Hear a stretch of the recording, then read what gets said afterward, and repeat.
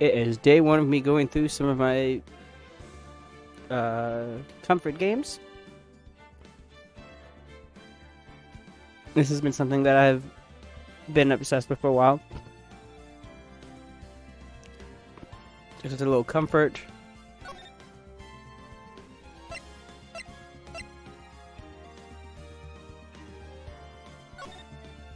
So.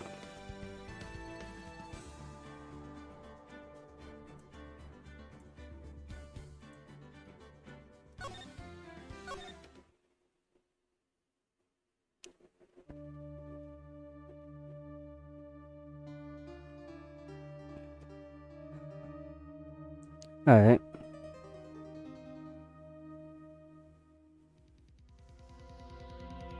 Let's go. Damn it. Why me? I can't get caught. Not like this. I gotta find someone to pin this on. Someone like him. I'll make it look like he did it.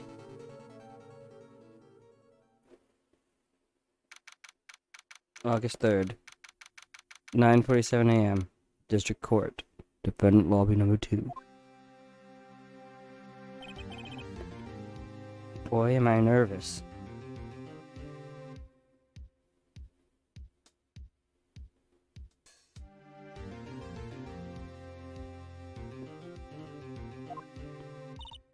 Right. Oh, hiya, Chief. Phew, I'm glad I made it on time. Well, I have to say, Phoenix, I'm impressed.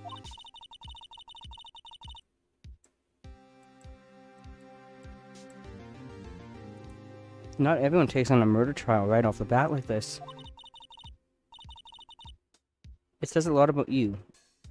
And your client as well. Thank you, Mia. Thanks.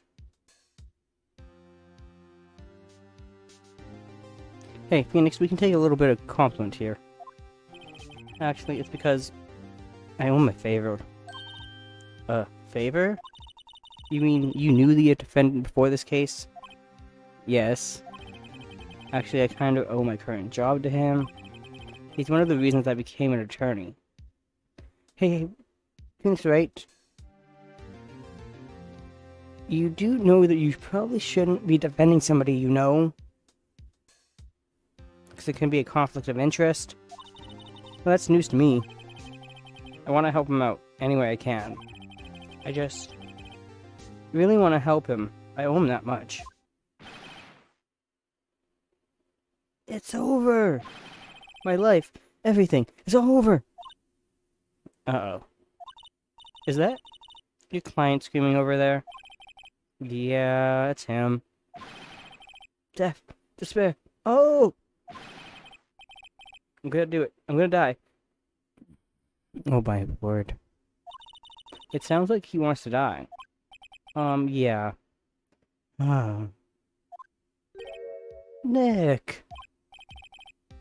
Hey. Hey there, Larry.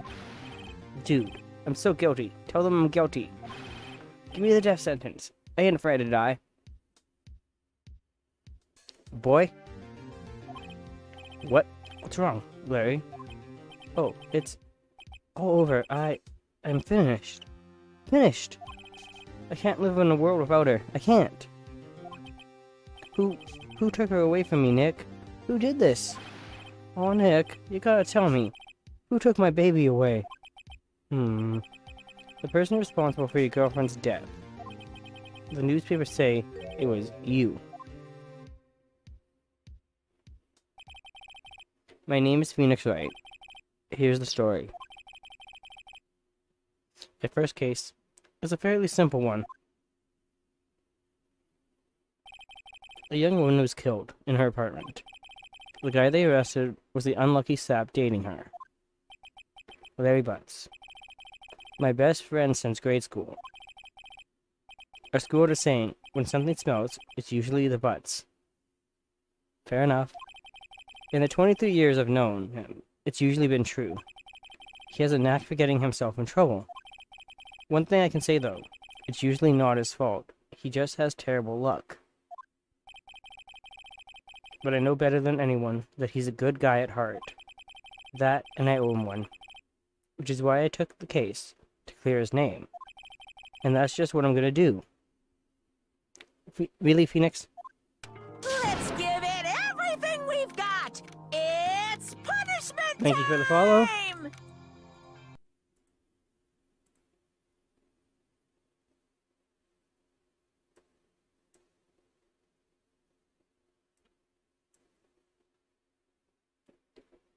Hello there. How's it going? Welcome on in.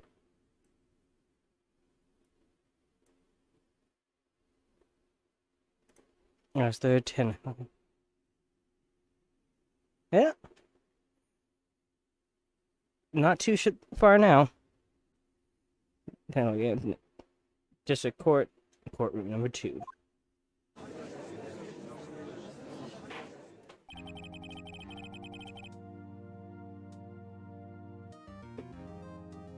The court is now in session for the trial. Mr. Larry Butts.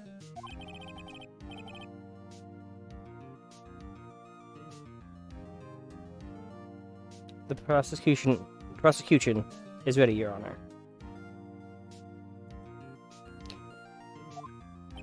The defense is ready, Your Honor. Are you sure you're ready there, Phoenix? Yes. Yes, he did. Mr. Wright? This is your first trial, is it not? Yeah. Yes.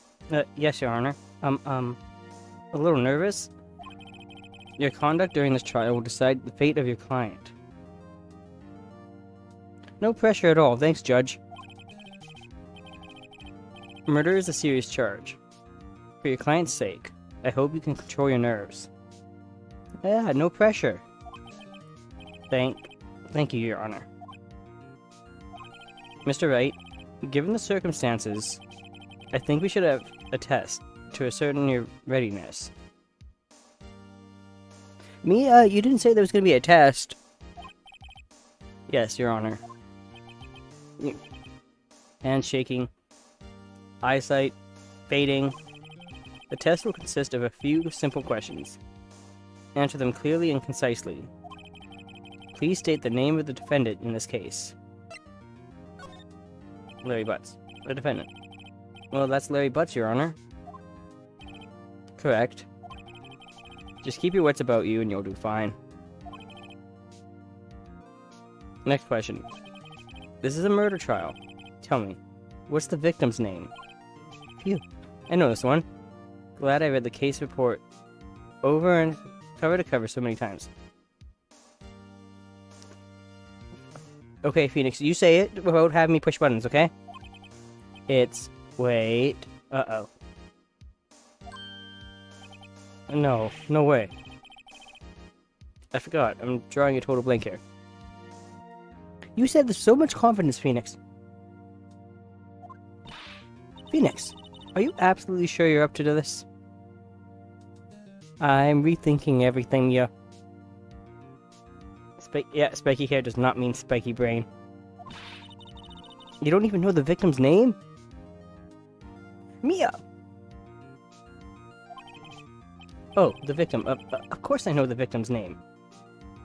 Then what is it, Phoenix? Don't make me do work. I, just forgot. Temporarily. Phoenix, you're making me do work. I don't like it. I think I feel a migraine coming on. Me too, Mia. Me too. Look, the victim's name is listed in the court record. Just press the R1 button to check it at any time, okay? Phoenix, don't ask what the R1 button is. That's for me, not for you.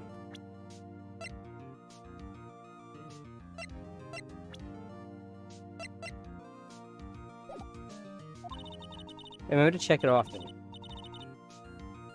Do it for me, please. I'm begging you. Mr. Wright, who is the victim in this case? Cindy Stone. The victim's name is Cindy Stone.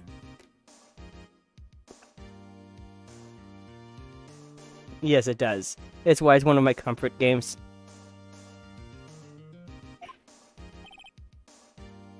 Correct. Now tell me, what was the cause of death? She died because she was hit with a blunt object. She was struck once by a blunt object. Ooh, very nice. Good. You've answered all my questions. I see no reason why we shouldn't proceed. Ooh. What do you think of it so far?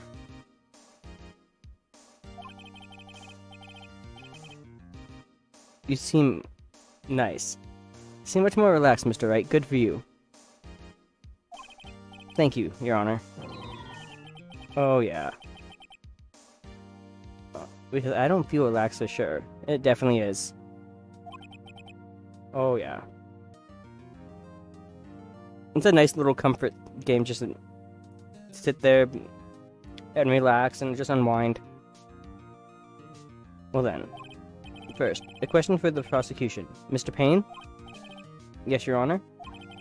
As Mr. Wright just told us, the victim was struck with a blunt object. Would you explain to the court just what that object was? The murder weapon was the statue of the thinker. It was found lying on the floor next to the victim. I see. The court accepts it into evidence. Statue. A statue in the shape of the thinker. It's rather heavy. Right. What now, Mia?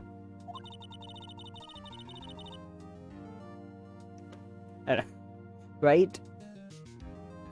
Give us Edgeworth. Be sure to pay attention to any evidence added during the trial. That evidence is the only ammunition you have in court. Use the R1 button to check the court record frequently.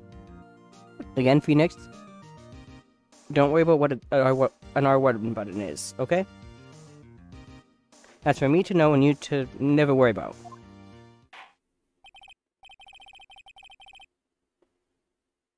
Mr. Payne, the prosecution may call its first witness. Yes, I am.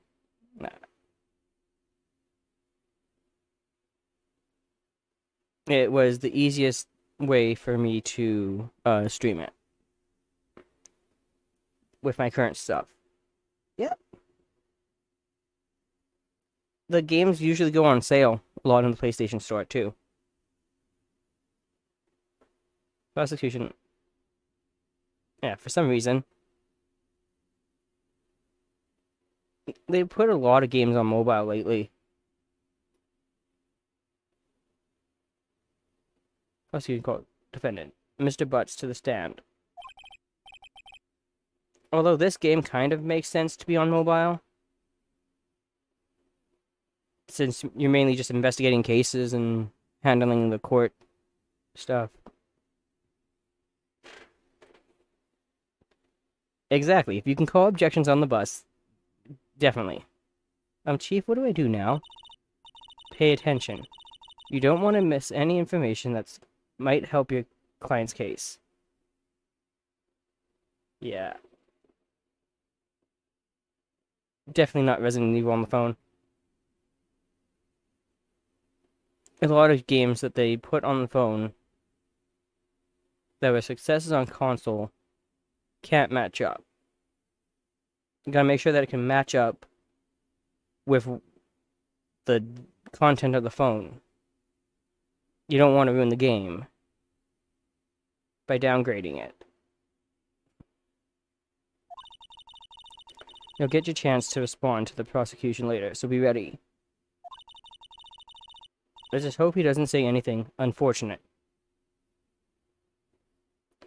Mia, did you just curse us? Or jinx us here? Right? Like... And it took some time for Call of Duty Mobile to even kick off. But not many people play it anymore. That I know. Uh-oh. Larry gets excited easily. This could be bad. Yeah. Some games just should not go onto mobile. Mr. Butts. Yep, it is.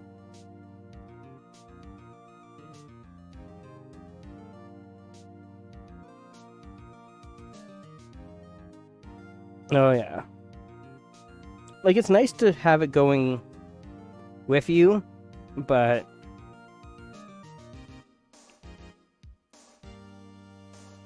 you don't want a big clunky game on your phone.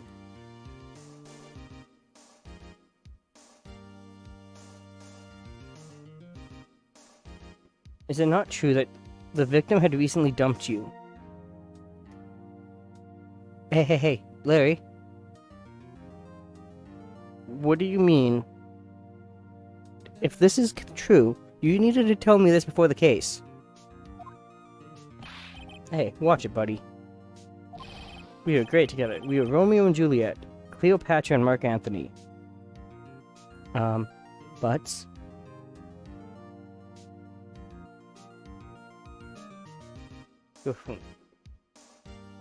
Yep. At least wait until they upgrade the phones more. But with phone companies constantly wanting you to get the new and better model each year, pretty much, that's going to be multiple years in the future before they can successfully run big games. Like, don't get me wrong, there's some games that actually work great, that are big. But not every game needs to be a clunky game going to a phone. Didn't they all die? That's what I was thinking, Phoenix. I wasn't dumped. She just wasn't taking my phone calls or seeing me, ever. Larry, I hate to break it to you, but I think that means you're dumped. What's it to you anyway? Butts, do not yell at the prosecution.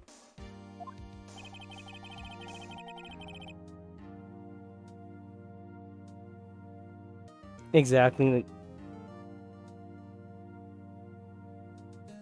Gotta get a game phone that's not gonna overheat on your phone when you play games. Ooh. Yeah. Mr. Butts, what you describe is generally what we mean by dumped. In fact, she had completely abandoned you and was seeing other men. How do you know she was seeing other men? She's dead. Oh, that's good. At least, it's not just your phone. She had just returned from overseas with one of them the day before the murder. What do you mean, one of them? Lies, all of it, lies. I don't believe a word of it. Your Honor, the victim's passport. According to this, she was in Paris until the day before she died.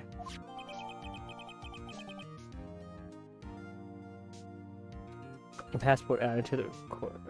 The victim apparently arrived home from Paris on 7:30.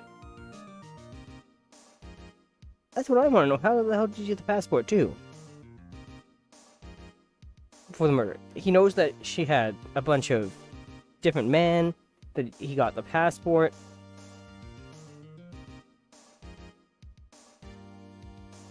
Like, apparently the detectives of the crime scene are doing a great job here. Indeed. She appears to have returned the day before the murder. Dude, no way. The victim was a model, but did not have a large income. It appears that she had several sugar daddies. Daddies? Sugar?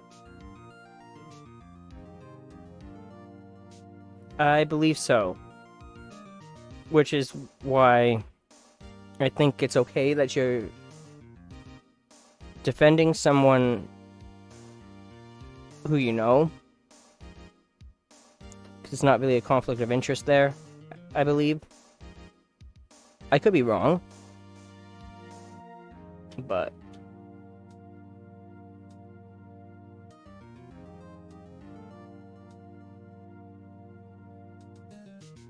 unless you can be unbiased. it's normally frowned upon to represent somebody you know.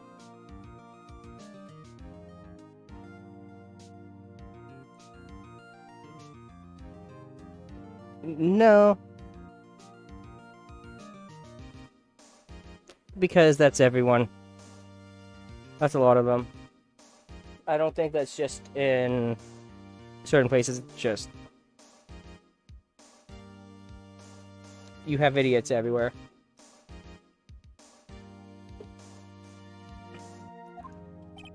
Yes, older men who gave her money and gifts. She took their money and used it to support her lifestyle. Dude. You can clearly see what kind of woman this Miss Stone was.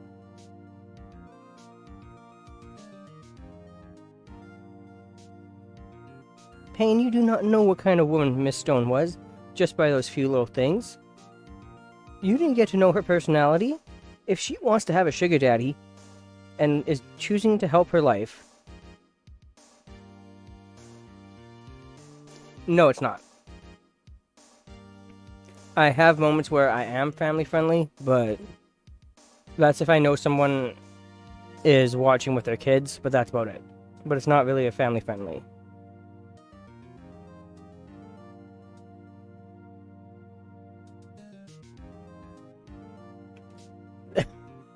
Because, yeah, I haven't changed some of my I have my settings up a little bit.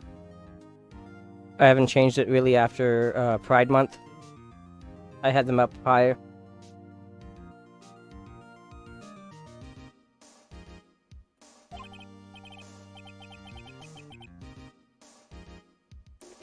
That reminds me that I gotta change my settings after stream. Tell me, Mr. Butts. What do you think of her now? Right. I don't think you want him to answer that question. But... Yes, I am.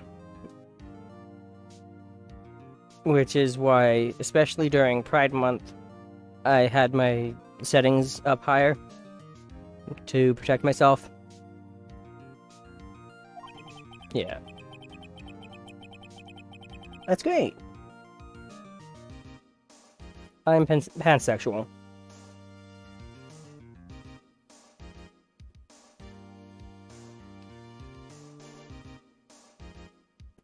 Oh yeah. Well, we tend to know what we want.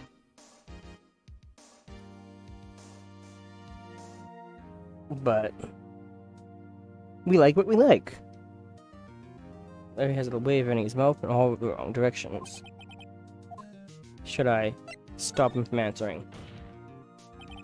My client had no idea the victim was seeing other men. That question is irrelevant to this case. Ooh.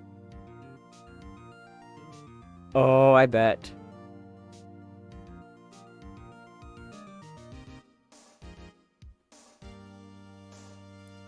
I think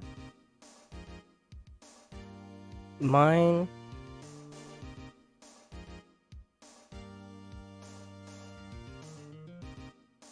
would have been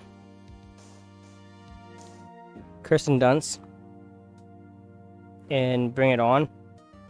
I had to watch that so many times as a kid, and then when I watched Burlesque with my family when it came out, I was like, hey, I like men, especially men in makeup.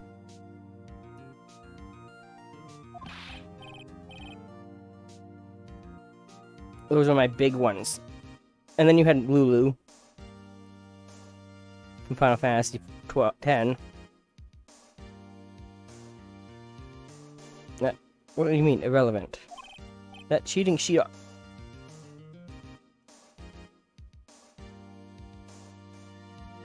don't think I had anyone from anime specifically. I'm gonna die. I'm just gonna drop dead. But calm down. Yeah, and when I meet her in the afterlife, I'm going to get to the bottom of this. But I told you to calm down. Let's continue with the trial, shall we? I believe the accused motive is clear to everyone. Right, yeah, I don't think that's how it works. Yes, quite. Oh boy, this is so not looking good. No, it's not. Next question. You went to the victim's apartment on the day of the murder, did you not? He was probably just wanting to visit after she came back from Paris. Well, did you or did you not? Well, maybe I did, and maybe I didn't. But, no, that's not how you answer the question. You answering it like that shows you have something to hide. Uh-oh. He went. What do I do?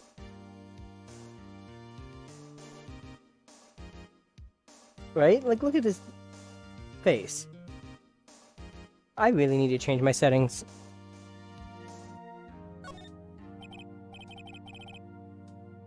I know, I'll give them a signal. Tell the truth. Yeah, I was there.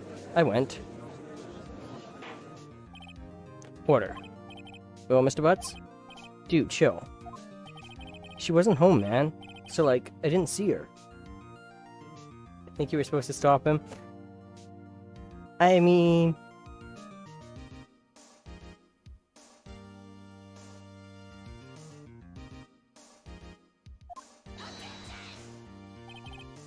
Your Honor, the defendant is lying.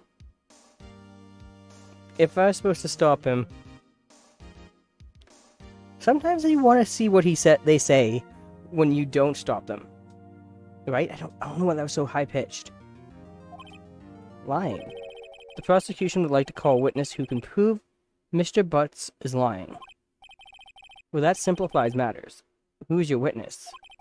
The man who found the victim's body. Just before making the gruesome discovery, he saw the defendant fleeing the scene of the crime.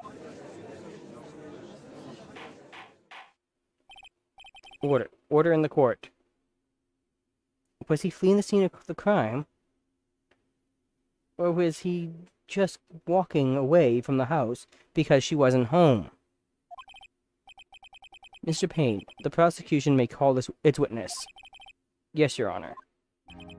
This is bad. On the day of the murder, my witness was selling newspapers at the victim's building. Why was he selling newspapers at the building? Please bring Mr. Frank Sawit to the stand. Right?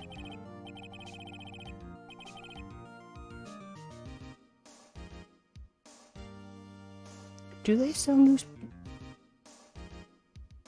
Do you get door-to-door salesmen for newspapers in Japan?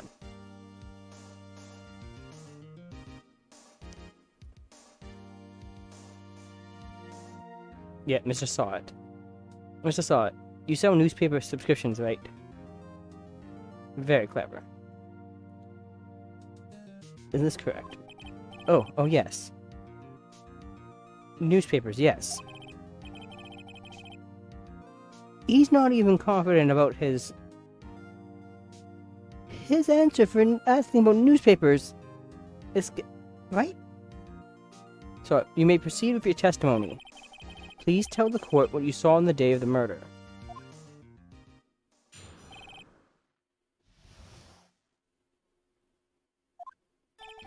I was going door to door, selling subscriptions, when I saw a man fleeing from an apartment. I'm adding words now. I thought he must be in a hurry because he left the door half open behind him. Thinking it strange, I looked inside the apartment. Then I saw her lying there, a woman, not moving, dead. I quailed in fright and found myself unable to go inside. Yes, there is. There's definitely a difference.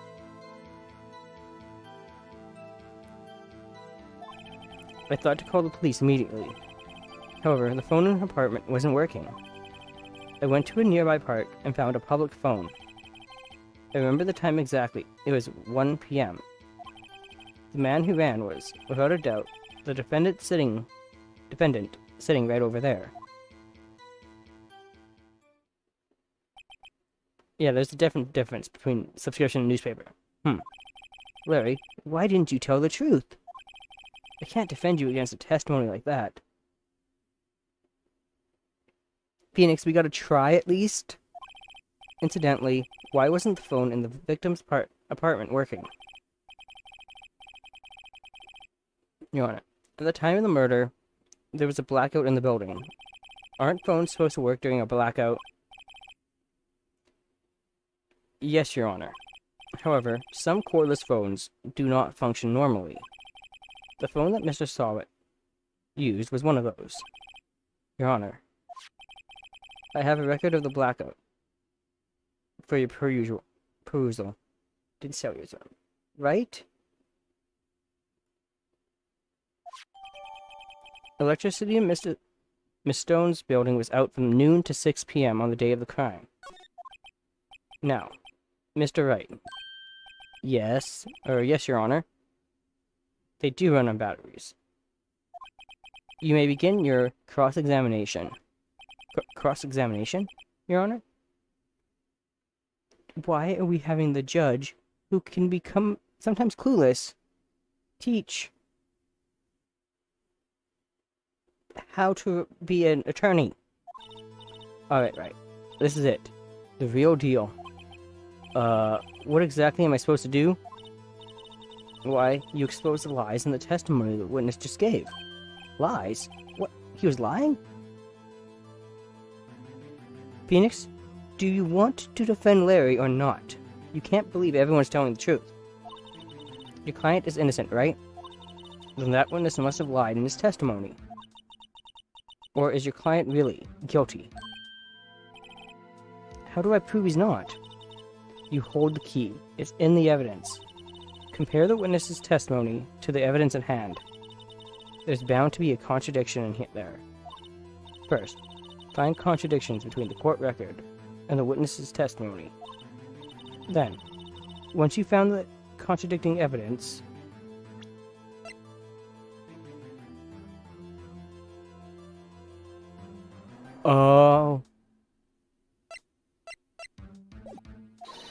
present it and rub it in the witness's face.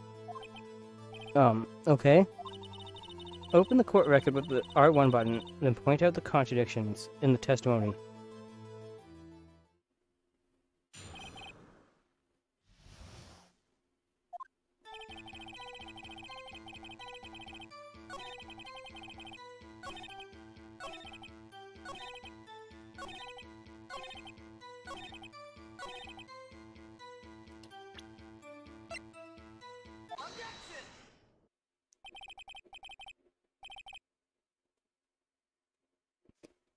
I should have done that. But I remembered the time, and that was sticking to my head. Found the body at 1 p.m. You sure? Yes, it was 1 p.m. for certain. Frankly, I find that hard to believe. Your statement directly contradicts the autopsy report. The autopsy report notes the time of death at sometime after 4 p.m. There was no body to find at 1 p.m.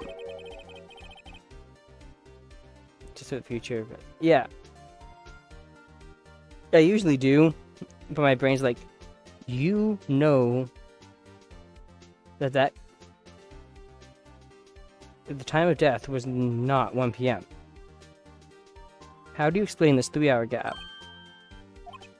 Oh, that. Oh,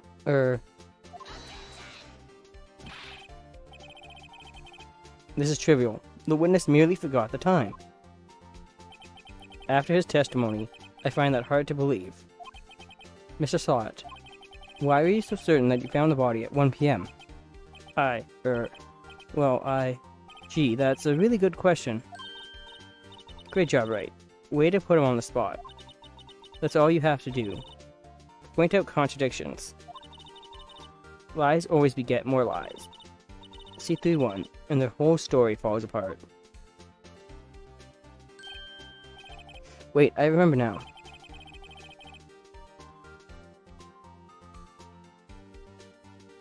Exactly.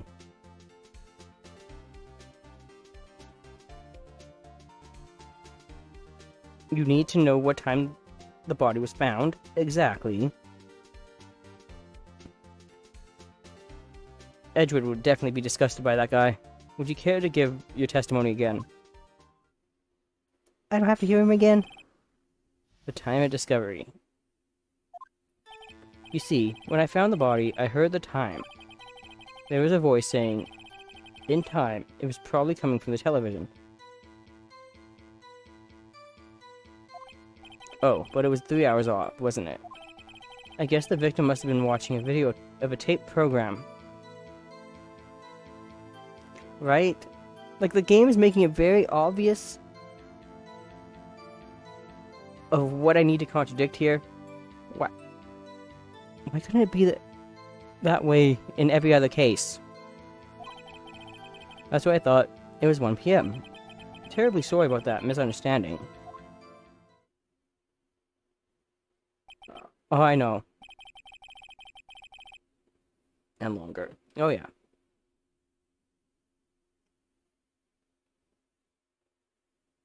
I see. You heard a voice saying the tape on a tape program. Mr. Wright, you may cross-examine the witness. Right.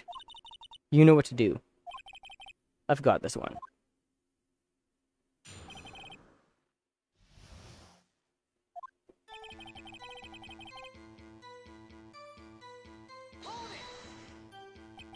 You said heard, not saw?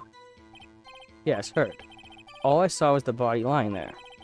I didn't think to look at anything else, least of all my watch. Isn't that a little strange? Yeah, why wouldn't you look at your watch? So you're saying you heard something. But if you're so shocked by the body, you wouldn't hear anything at all.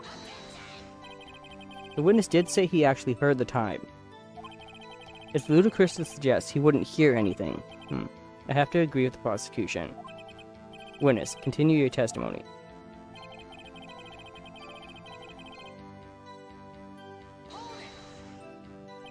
Are you sure it was a television and not a radio? Well, no, I guess it might have been a radio. Incidentally, there was no radio on the premises. There was only one large television. Right. I can't put my finger on it, but something about this seems fishy. Something about hearing the television. Yes, Mia, I know. The witness has testified he had heard the time. Oh, but it was 3 hours off, wasn't it?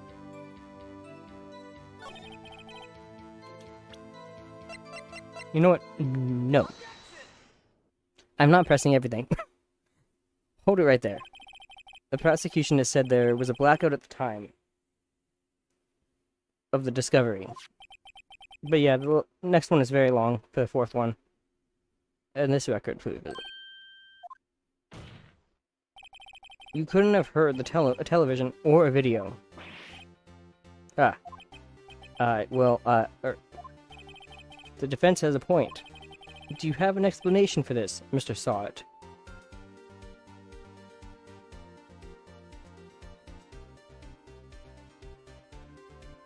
Yeah.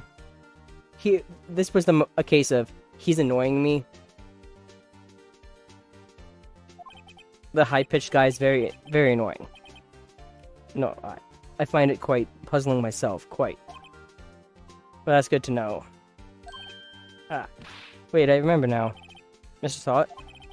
The court would prefer to hear an accurate testimony from the very beginning. These constant corrections. Your Honor, he's guilty because I don't like him. Right? Are harming your credibility. And you seem rather distraught. My apologies, Your Honor. Right? Something Edgeworth would say. It must have been the shock of finding the body. Very well, Mr. Sawit. Let's hear your testimony once more, please. How many times do I have to hear his testimony? Actually, I didn't hear the time. I saw it. Make up your mind. Did you see it, or did you hear it? There was a table clock in the apartment, wasn't there? Yeah, the murder weapon. The killer used it to hit the victim. That must have been what I saw. You saw a clock. I guess that would explain it. The defense may cross-examine the witness. Gladly.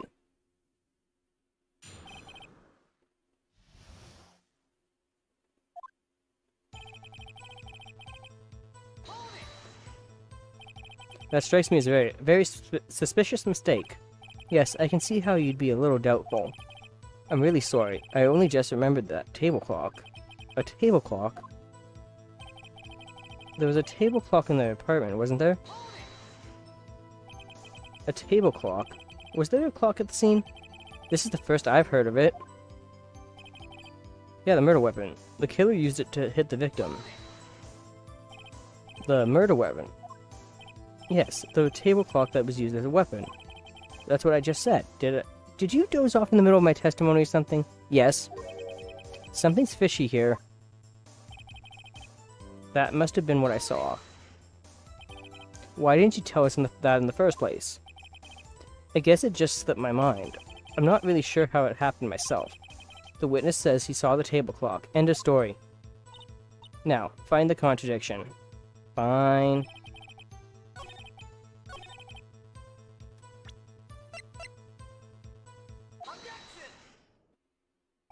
Wait, just a moment.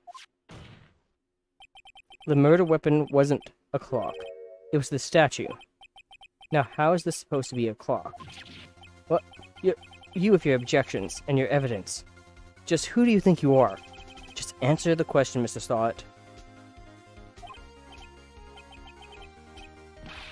How long ago? A few years. I believe. I saw it there. Okay, that's a clock. Your Honor, if I may? Yes, Mr. Payne.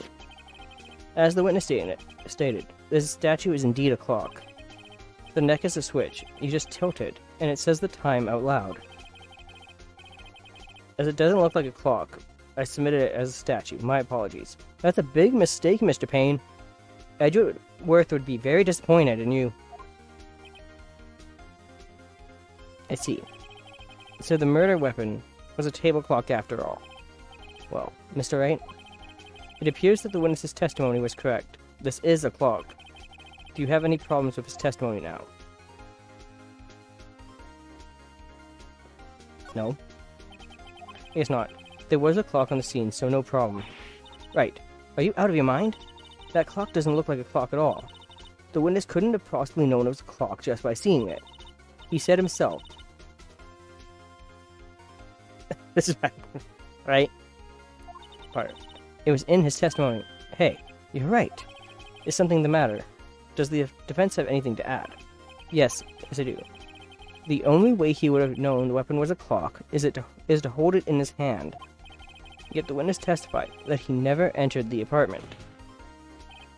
Clearly a contradiction. Indeed. The witness knew it was a clock because he went into the apartment. You're lying. You were inside the apartment on the day of the murder. Oh yeah? Prove it. Prove I went in there. I'll do better than that. I can prove you're the one who killed her. Okay, Phoenix. Can you tell me how you're doing this? I think his hair did just jump. You struck her with the clock, and the shock of the blow triggered the clock's voice. That was the sound you heard. Order in the court. Intriguing. Please continue, Mr. Wright. Yes, Your Honor. Mr. Stott. The sound must have left quite an impression on you. Understandable, since the murder weapon spoke, just as you hit the victim. That voice is burned into your mind. That's why you were so concerned about the time. Yeah, Mr. did it. What's the meaning of this? This is all baseless conjecture. Baseless. Just look at the witness's face. Would the witness care to elaborate? Did you strike the victim with a clock? That day, I never... Look, the clock, it hurt. No, I mean, so. Oh, goodbye to the hair. Shut up. up. I hate you. It was him, I tell you. I saw him. He killed her, and he should burn. Burn. Give him death.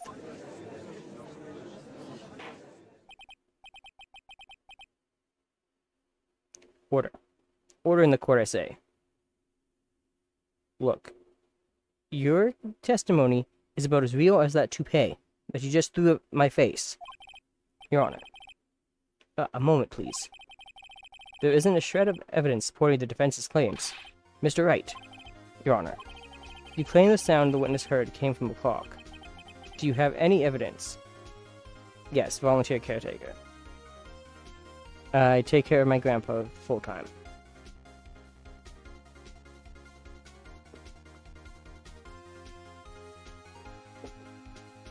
Yeah, the whole case is riding on this. Oh yeah. He's in denial that he needs help and everything, so that's why I stream. To give him some of his independence. Right. I think it through carefully. Your Honor. Oh yeah. That sound Mr. Sawit heard was definitely this clock. A fact which is clear if you simply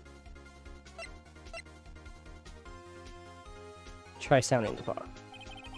Let's sound the clock here in this court. Your Honor. May I have the clock? Right? We all are a little bit stubborn. I asked the court to listen very carefully. I think it's 8:25. That certainly is a strange way to announce the time. Well, he is the thinker, after all. So we've heard the clock. What are your conclusions, Mr. Wright? Mr. Payton, can you tell me what time it is now? It's 11:25. As you can see, this clock is exactly 3 hours slow. Precisely the discrepancy between what Mr. Sawit heard and the actual time of death. So, Mr. Sawit, try to talk your way out of this one. Ha, ha, ha. You forgot one thing. Uh-oh. What's he talking about now? Well, it may seem like the clock is running 3 hours slow. It proves nothing. How do you know it was running 3 hours slow on the day of the murder? If you can't prove that, you don't have a case. He's right. How am I going to prove that? Damn, I was so close. Mr. Wright, it seems you lack the critical evidence to support your claim. Yes, Your Honor. This means I cannot let you indict the witness. Unfortunately,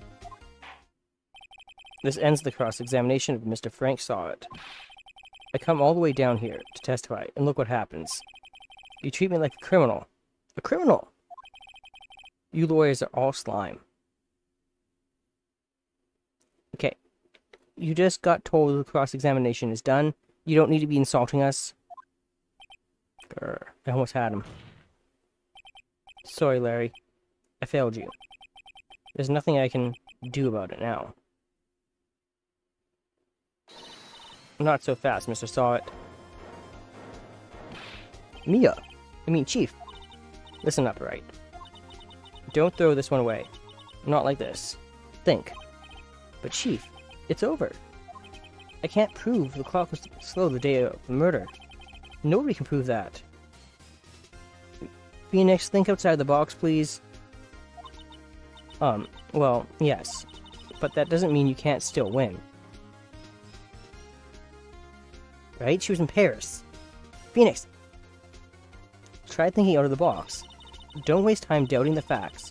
Assume the clock was 3 hours slow and think through it. Ask yourself, why was the clock 3 hours slow? Figure out the reason and you'll have your proof. Right? Right? Can you think of a reason as to why the clock would be 3 hours slow? Yes. Wait. Maybe I can prove it. You must have evidence somewhere that can prove it, right? Find it and let them have it. Well, Mr. Wright?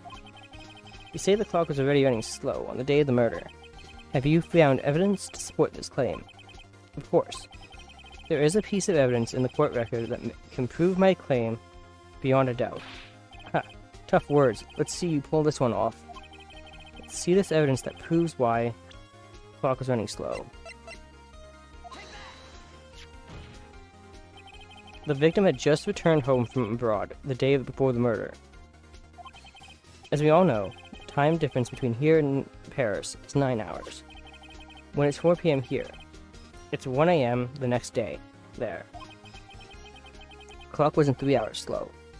It was 9 hours fast. The victim hadn't reset her clock.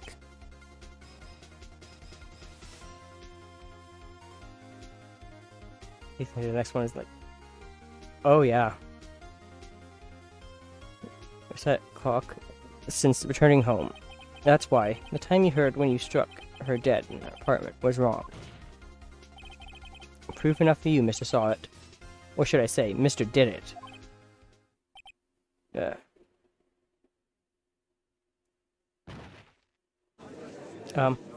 Mr. Solid? Right. Order. Order, I say. Well, this case has certainly turned out differently than we all expected. Mr. Payne, your witness. He was arrested and has been taken away, Your Honor. Very well. Mr. Wright? Yes, Your Honor. I have to say, I'm impressed.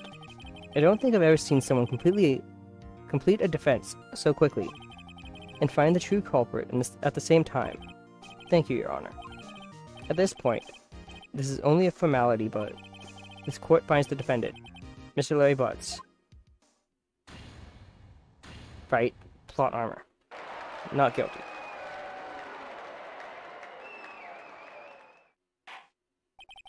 And with that, this court is adjourned.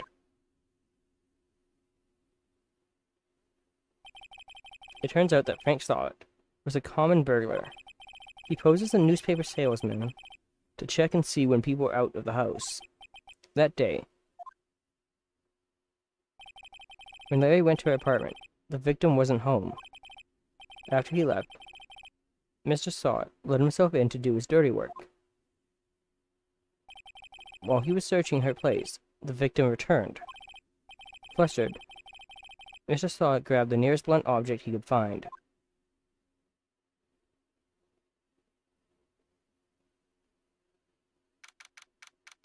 August 3rd, 2:32 p.m. District Court, Defendant Lobby Number 2. Phew. I still can't believe we won. Right. Good job in there. Congratulations.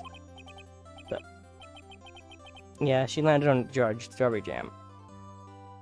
And she's completely fine. Thanks, Chief. I owe it all to you. Not at all. Not at all.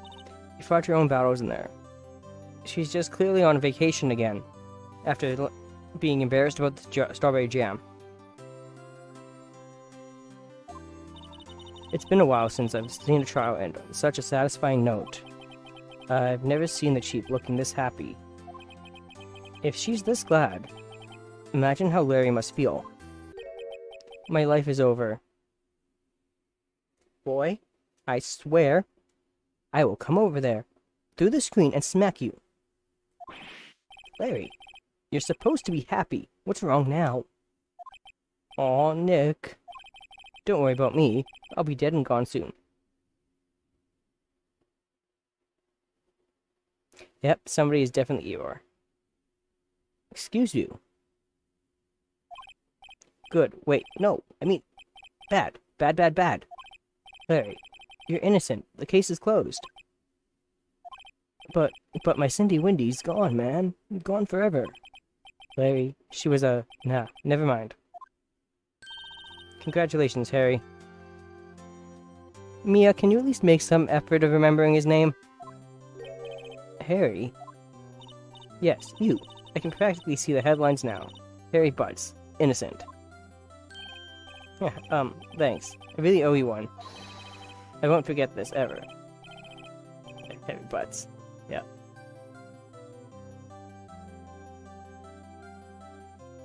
Let's celebrate. Dinner. Movie. My treat? Oh no, I couldn't. Hey, I was the one who got you off the hook. Oh, hey. Here, take this. It's a present. A present? For me? Wait, wasn't this the evidence that... Actually, I made this clock for her. I made one for her and one for me. Really? You? You made this? Well, thank you. I'll keep it as a memento. Yo, Nick. Can you believe it? I was so into that chick. And she was just playing me for a fool. Don't that make you want to cry? Just cry. And she kept it. Exactly, she kept it. And she took it with her to Paris. Larry. Are you so sure? Excuse me? I think she thought quite a lot of you, in her own way. Nah, you don't gotta sympathize. I can read, I swear, with me. It's okay. Oh, I'm not just sympathizing. Really. Isn't that right? Right. Can you stop saying right? Don't you have something to show your friend? Something that proves how she felt about him? Huh? Oh yeah, right. What the heck is she talking about?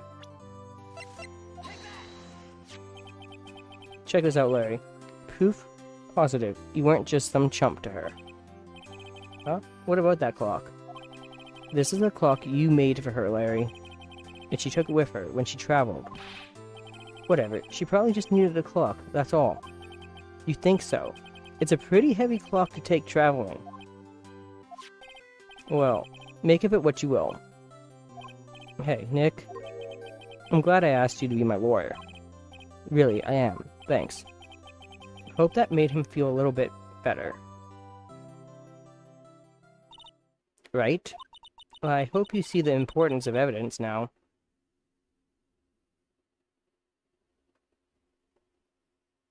Maybe. Also, hopefully you realize, things change depending on how you look at them. People too. We never really know if our clients are guilty or innocent. Hey there, premium spectator, welcome on in. All we can do is believe in them. And in order to believe in them, you have to believe in yourself. Right. Listen, learn. Grow strong. Never let go of what you believe in. Never. Well, I think our work here is done. Shall we be off? Yeah, I guess so. Say, how about dinner? On me. We'll drink a toast to innocent butts. Yeah. Oh, speaking of Harry, you were saying part of why you became a lawyer was because of him. Or yeah, part, at least. You'll have to tell me more about it sometime. Maybe over drinks?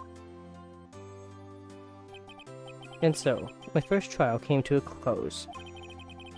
Larry slapped me on the back and said, "Gee, Nick, it's good to have friends. But I'm pretty sure he's not going to pay us. Unless you count the clock he gave Mia." Oh. I didn't know it then. But that clock was soon going to be at the center of another incident. And my promise to tell the chief about me and Larry would be one promise that I wouldn't be able to keep. The end.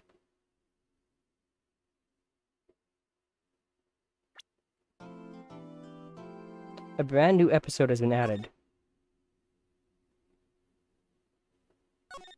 You know, I probably should save.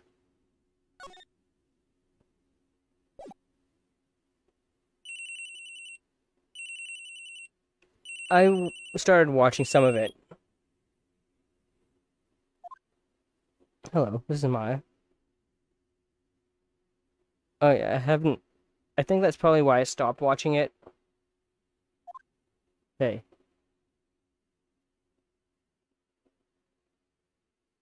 Exactly. Mia, what's up? You haven't called in a while. Yeah, definitely finish the game first.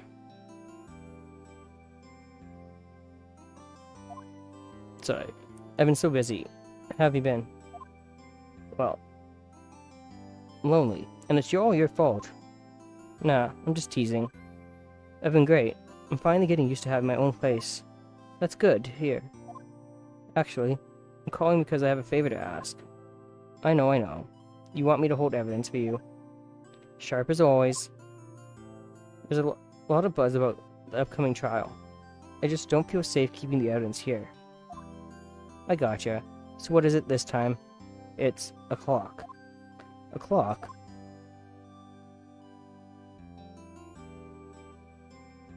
Ooh. I didn't get that far into it. Yeah, it's made me to look like a statue. Thinker, I tell you the time. Exactly, like, but definitely finish the game first and then give it a look. Otherwise, you're gonna know who did it and all that.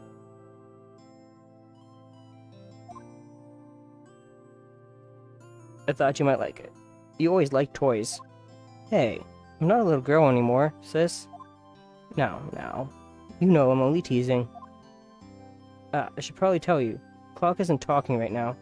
Huh? It's not working. That's lame. I had to take the clock workout. Sorry. I put some papers inside it instead. Papers? Is that the evidence then? Well, there's a possibility that it might turn out that way, yes. Can you come by the office tonight, say 9 o'clock, to pick it up? I'll be in a pre-trial meeting until then. Yeah, clock ain't clocking anymore. Okay, sis. But I expect dinner, something good. Mia could just said she didn't know how to change the clock back to its correct time. She didn't need to take out the whole entire clockwork stuff. Like, burgers. I could really go for a good burger. Okay. We'll hit the usual joint. Alright, it's a deal. Okay, sis. See you soon. Yep. I'll be waiting. Maya. Conversation recorded. September 5th. 9:27 a.m. Right? Out of all the Japanese, he chose McDee's. September 5th, 8:57 p.m. Faye & Co. Law Offices. Now, Miss Faye. I'll take what's mine. The papers. I'm sorry, but I can't give you what I don't have. Miss Faye, you are a poor liar. Why, I see it right over there. That must be the thinker that swallowed those papers. How could you know? Oh, you are not coniferous of my background. Gathering information is my business, you see. I should have been more careful. Ho. My dear Miss Faye, I am so very sorry, but I am afraid I must ask you for one more thing. Your eternal silence. Farewell, Miss Faye. You leave Mia alone.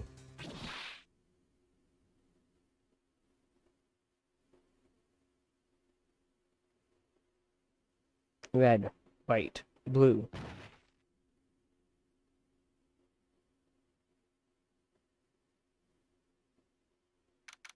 September 5th, 9:08 p.m. Faye & Co. Law Offices. Yeah, they really don't. Uh-oh, I'm late. Huh? That's strange. Guess the chief left without me. She said her sister was coming over, so we should all go out for dinner. What's that smell? Blood? Mia! Maybe she's in her office.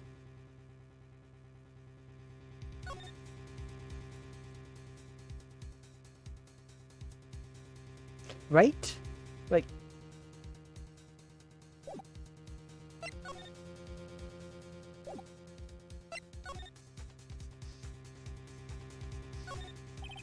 I smell blood and that can't be good. I have to check and see if it's good.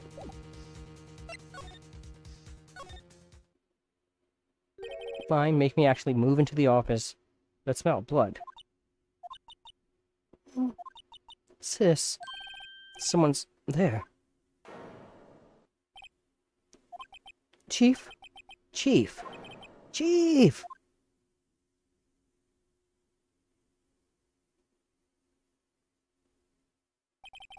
Who are you? A strange girl dropped out of the cold. I left her lying on the office sofa.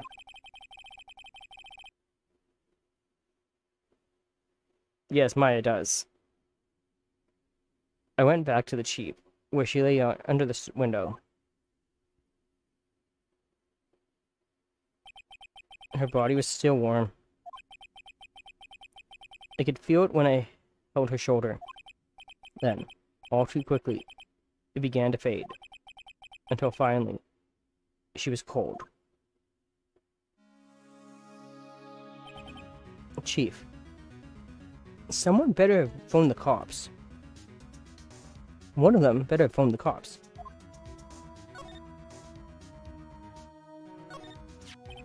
It's encrusted with dried blood. How ironic that this became the murder weapon, again. Spoke too soon, mate. I meant one of them. Chief, it's hard seeing her like this. But if there are any clues here, she was struck on the head with a blunt object. Like, why didn't... Can you please not put the loop on her boobs? I'm sorry. She probably died instantly.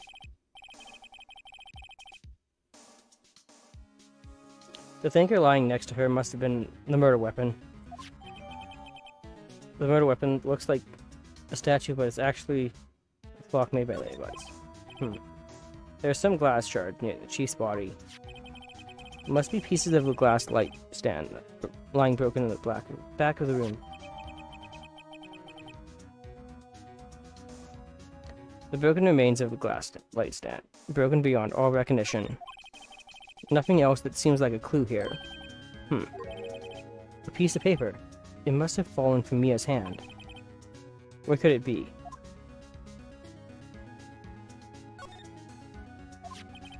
A word is written in blood on the scrap paper. Maya. Did Mia write this?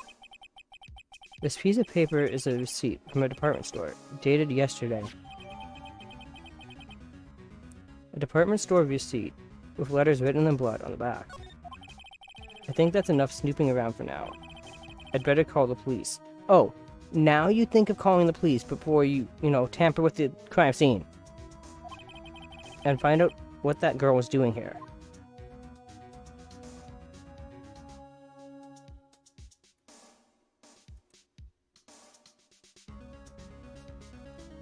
Right?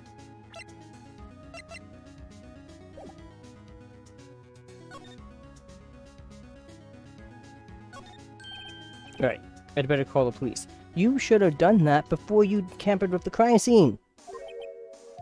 That's funny. A few of the screws in the receiver are missing. It looks like someone was halfway taking it apart. Please. Please, come quick. What was that? Someone screaming from outside the window. She's staring right at me. She's holding a phone in her hand.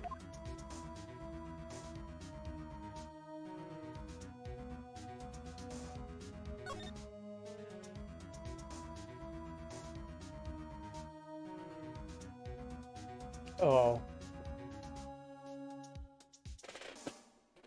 Unfortunately, there's a large building right across from the office.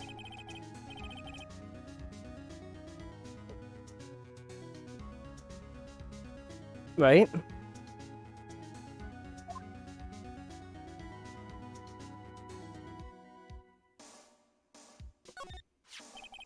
So I'm sure...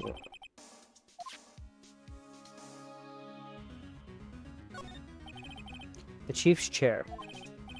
A simple, functional design feels pretty good to sit in too. Phoenix, now is not the time to sit.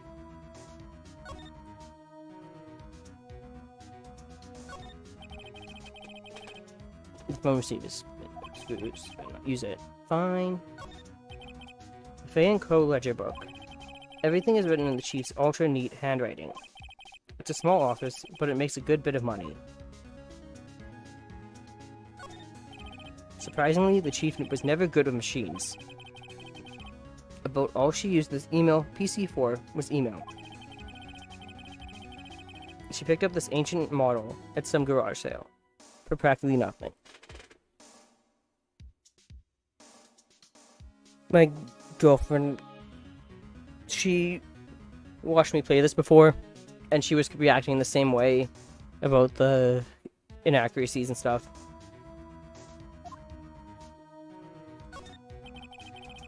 Right. All the chief's important documents are packed in here.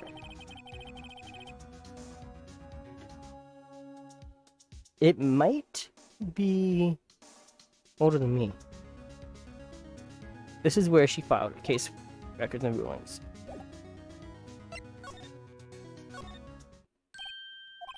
That girl just now. Where'd she go? I put her right there on that sofa. Uh-oh. I hope she didn't run on me. Yikes. Don't scare me like that. I am definitely not 23. I'm older than that. Excuse me, but who are you? Nope. It's okay. I work here. Maya. Maya Faye. Maya. Faye? Maya. So Mia was writing this girl's name. Still wrong. Maybe I should show her the receipt. I'm in my 30s. I never thought there'd be evidence like this outside the courtroom. I know. A lot of my family, we don't look our age.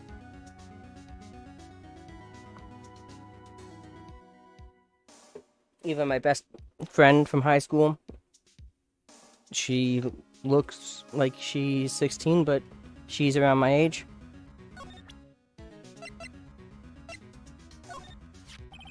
Before Mia died, she wrote a message with her own blood. She wrote it on the back of the receipt. This receipt. That's my name. Yes, it's your name. Why would she write my name? Please, just calm down. Why would sis write my name? Uh-oh.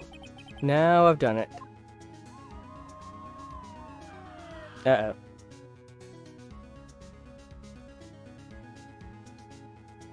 I mean, if you look at Danganronpa, the people have used the blood to write dying messages before. But yes, she was hit in the head. I know.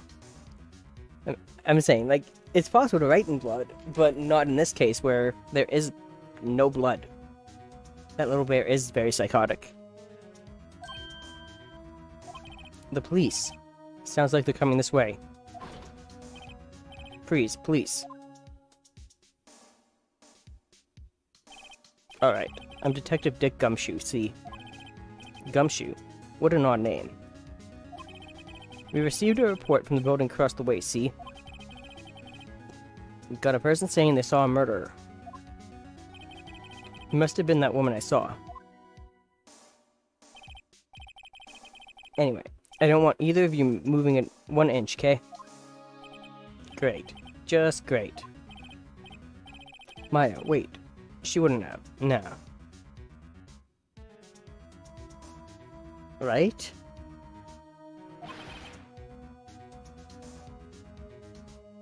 What? Whoa. Excuse me. This word Maya, here, mean anything to you?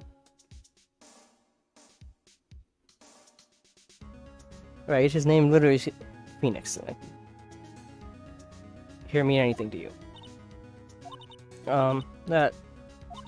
That's my name. What? The victim drew this here, note in her own blood, see? With her dying breath, she wrote down the killer's name. Hey, Gumshoe, can you point out in that crime scene where the blood is from that she could have done it with her hand? Killer, I'm not. Case closed. You're coming down to the precinct, ma'am. What? Right? Like, how do you write? Mia's younger sister, Maya, was arrested on the spot. I was taken in for questioning. I didn't get out until the next morning. My eyes were heavy, but I couldn't sleep. I sat around, waiting for visiting hours to begin at the detention center. I had to talk to Maya as soon as possible. September 6th, 9:07 a.m. Detention center, visitor's room. Well, they have poor Maya locked up like a criminal. Oh.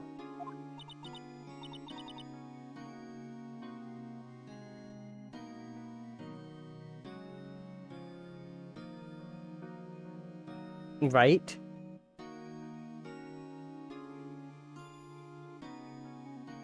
I'm the same way. Just try and stay cool as much as possible.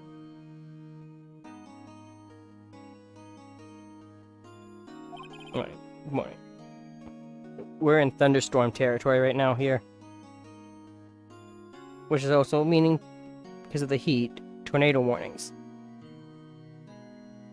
Good morning. She looks so tired. Are you going to be my attorney?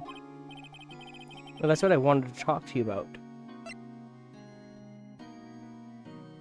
It's up to you. I'd better give it to her straight. Ooh. Yeah, stay safe. It's up to you. Up to me. Might as well. Yes. I don't think this is something I should decide. After all, you're the one in trouble here. They're never gonna believe me, are they? Even you, when you found me in the office, you looked at me like I had done it. Did I look at her like that? You probably did, Phoenix. No, I never thought. It's okay, I understand. And I've also heard about you. Heard? Heard what about me? I was talking to my sister on the phone the other day.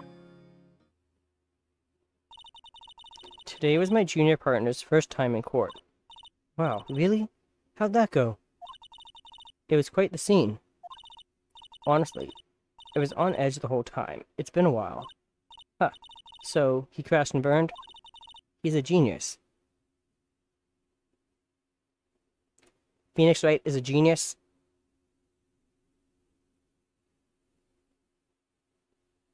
And puts tears and potentially hairs on the victim's body, so you might have to join again. Might as well. One of those strike fear into the hearts of evil types. Are we talking about the same Phoenix here? The only thing he's lacking is experience. Huh? Sounds like it was fun. Well, I know who to go to if I ever get into trouble now. I don't know, Maya. I think you might want to wait. Give him 3 more years. That is, unless you want to be found guilty. Wow, Mia. Wow. That's what she said. Yep. Lacking experience and potentially a couple of screws.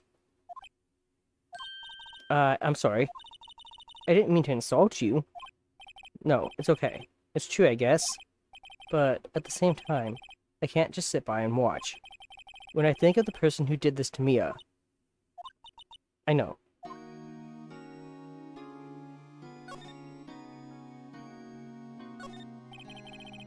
This guard monitors the visitor's room. He hasn't moved an inch. A real pro, this guy. Very much can, Phoenix. You're a private attorney. Yep.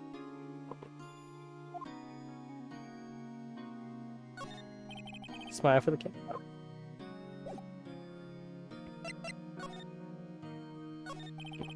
There's something I've been wanting to ask you. Yes. What's with that outfit? Oh, this? This is what all acolytes wear. It's my uniform, you could say. Acolytes? Like, people in religious training? What is it that you do? Oh, it's nothing strange, really. Right?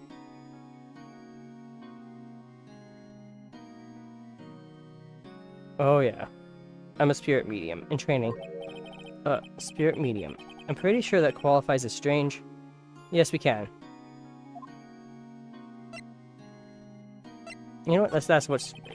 So you're an acolyte. Medium in training. That's right. The Fae family, especially the women, have always been very sensitive to the spirit world. Wait a second. You said the Fae family. So Mia was into this stuff too? Of course. She left the mountain to follow her career, she said. Her powers were first class too.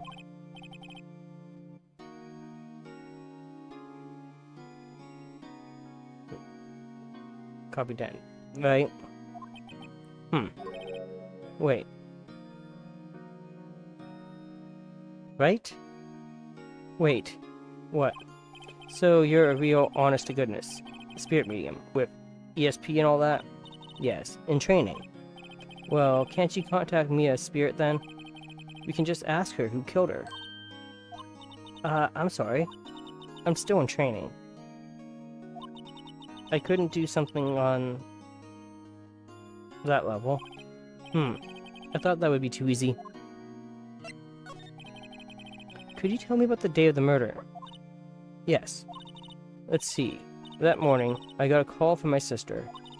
She wanted me to hold on to a piece of evidence for an upcoming trial. Evidence? Yes. That clock shaped like a thinker. The one Larry made. How could that have been evidence in a case? Right, like... ask about who killed her. Give her some time to, like, grieve and process the death. She said something about that. Yeah, real smooth. I remember. Do you want to hear it in her own voice? Her own voice? Yes. I'm pretty sure a conversation is on my cell phone. You recorded it? Yeah. I forgot how to delete those things. So you say you have a conversation with your sister on your cell phone. Let's hear it.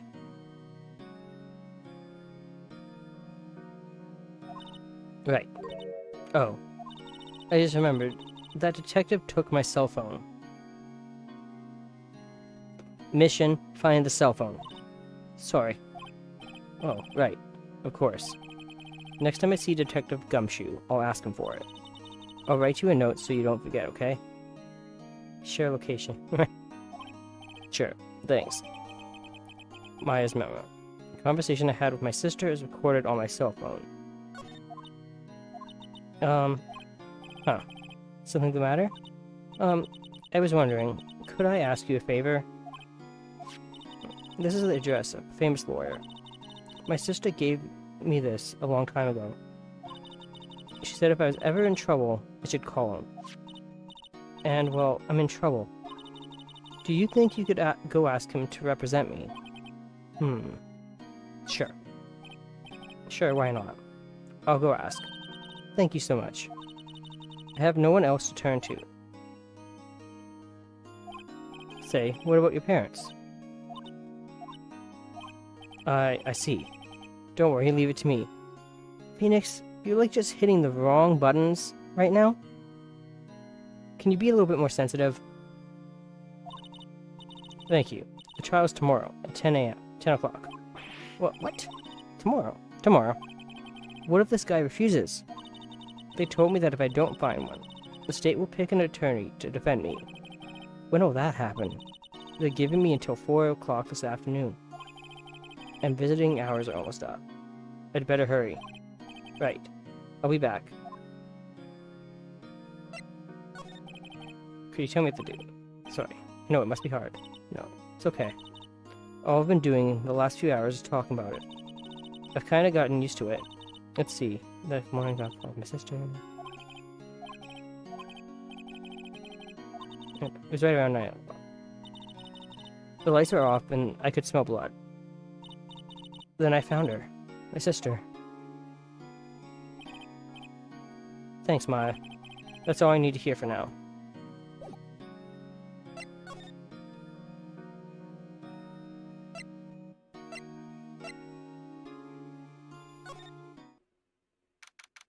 It's number 6, Grossberg Laws. Yep, Phoenix might be a shark, and so might Maya. According to the receptionist, the big boss is out. She couldn't say when he'd be back. It must be hard to keep track of everything when you're a famous lawyer. Not to mention, run an office like this. I guess I'll just have to come back later. Or we examine everything. A table for clients. An elegant ebony case. And if I'm not mistaken, that lighter's made of solid gold. Even I can tell someone here's got money to burn. An expensive potted plant. No idea what kind of plant it is. Yep, it ain't trespassing if nobody's there to see it. That's probably the most expensive one available. That painting has been bugging me ever since I stepped in here. The oil paint is so thick, it's practically giving me a stuffed nose. I'm sure the price is nothing to sneeze at, either for that matter. Expensive-looking mahogany bookshelves filled with expensive-looking books. Funny. They don't look like they've ever been read. Solid mahogany desk.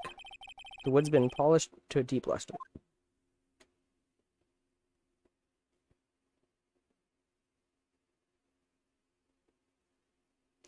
Anything else that I can examine here?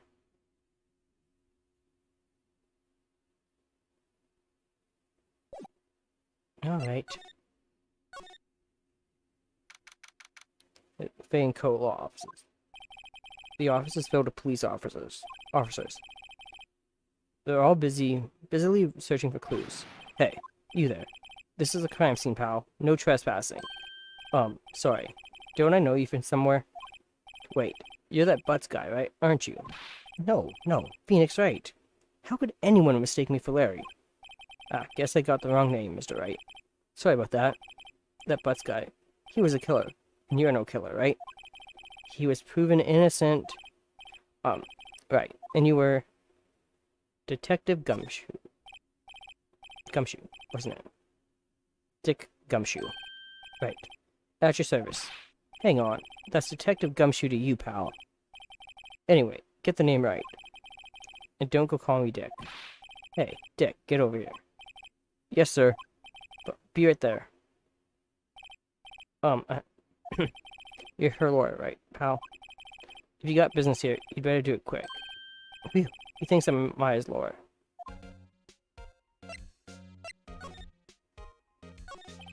About Miss May. Did you do an autopsy? You want to know the results, okay? Now, don't you look at me like that, pal. It's no use.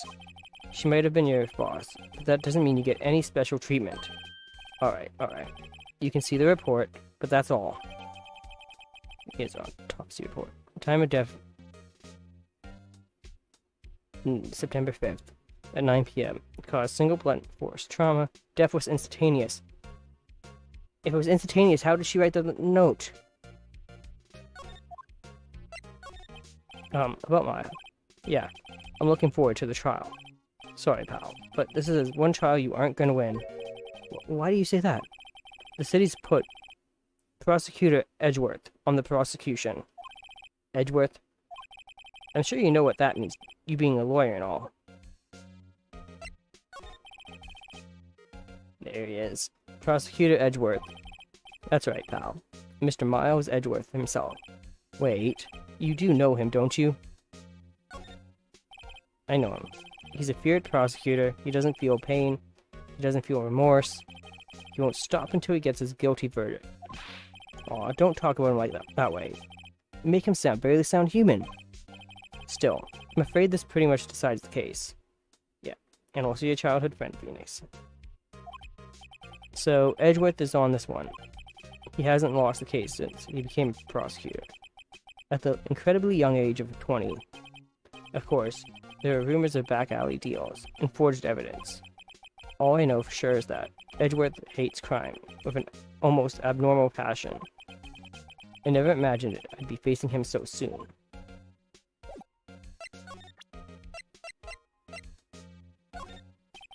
I was wondering, did you see Maya Faye's cell phone? Oh, that. I have that. Do you think you could give it back? Sure. I mean, wait a second, pal. Tricky lawyer. Uh-oh.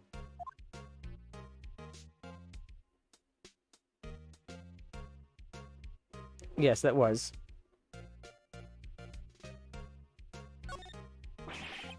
If I tell him why I want it, there's no way he'll give it to me. Something the matter. Oh, no. It's just, you know, detective. Oh, I know nothing, pal. That cell phone has a lot of numbers on it, like her boyfriend's. Can't wait for them to kiss. I bet. The cell phone holds all little girls' sweetest and spiciest secrets. You're trying to confuse me. Sorry, pal. I already checked all the numbers in memory. Impressive. You're quite the detective. Uh-huh. Oh, here. You can have the phone back. There weren't any suspicious call records in there, after all. Seems he didn't notice the recorded conversation. It holds a conversation between the chief and Maya. Check the court record to hear the recorded conversation. I guess I've asked all the questions I need to. You all done, pal? Yes. Thank you. I'll be heading out now. Oh, wait. One more thing I wanted to mention to you. I don't suppose you're planning on talking to that witness. Anyway, you'd better not. No influencing the witness with your lawyerly ways, pal. Well, now I want to talk to the witness. You told me not to. Come to think of it, I had completely forgotten about her. The witness? Yeah, Miss April May. I'm sorry about this, but I can't tell you anything about her. Well, you just told me her name. Miss May, huh? So you sent her home already, then? Haha, you're trying your lawyerly tricks on me now. She's not to go outside her room until the trial. So, she's still in the hotel, across the way. I guess I should know better than to try to get a detective to leak information. You got that right, pal. Time to pay a visit to Miss May. Yep, most creative name.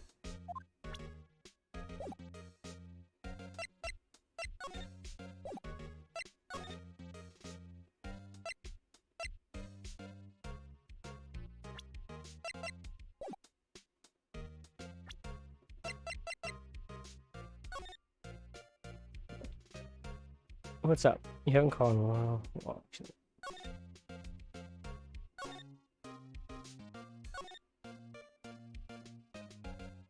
Right.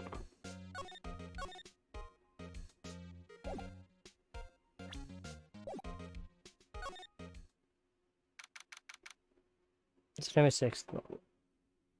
Room 303. Well, hello there, handsome. Hi. Francesca von Karma. Yes, it is. Hi. Smooth, right? Real smooth. You're the lawyer, aren't you? The detective told me. He said, don't say anything to that lawyer, pal. Hee.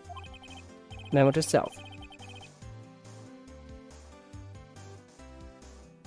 Von Karma. Yeah. Thank Detective Gumshoe for making my job harder. Gee, this is all like something out of a movie. It's all so exciting I can hardly contain myself. Can you please put your hands down, April? Ooh. Let me go freshen up so I can look the part of the beautiful eyewitness. I pity the lawyer that has to cross-examine this one.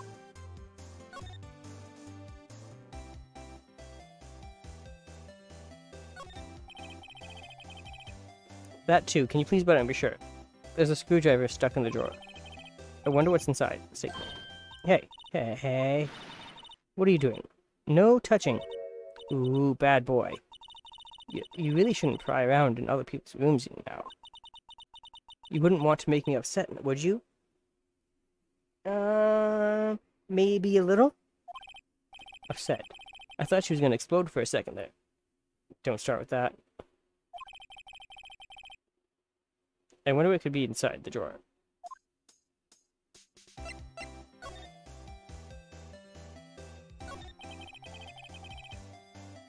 Do you think you could tell me something? I need you to describe what you observed at the time of the incident. Ooh, observe. Incident. You sound just like a lawyer in the movies. I like a man with a big... Might make you go fetch something. Right? Man with a big vocabulary.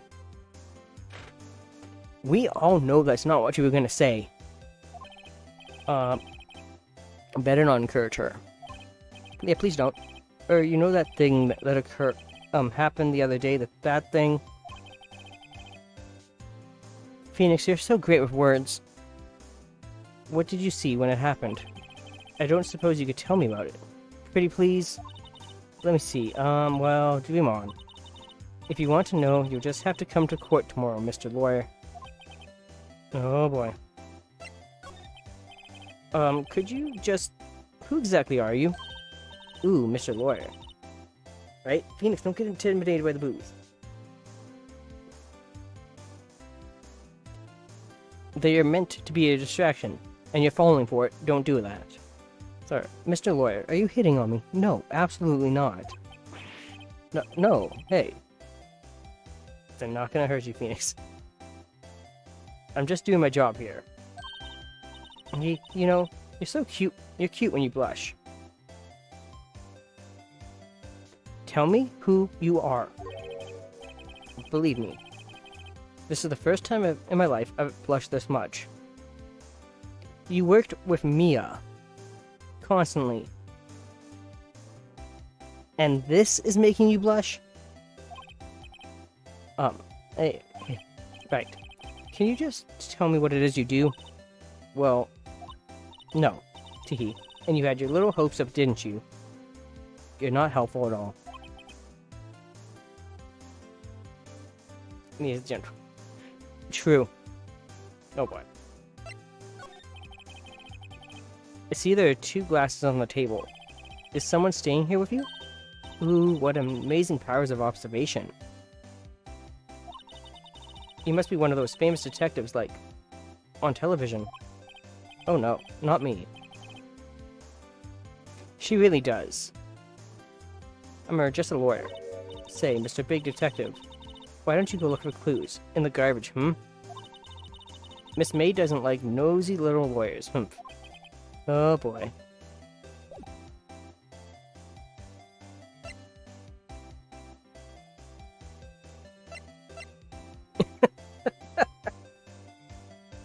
I mean, I'm there.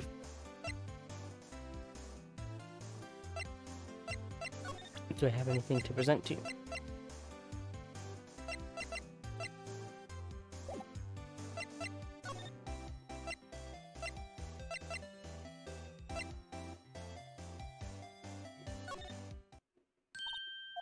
Oh, what is it?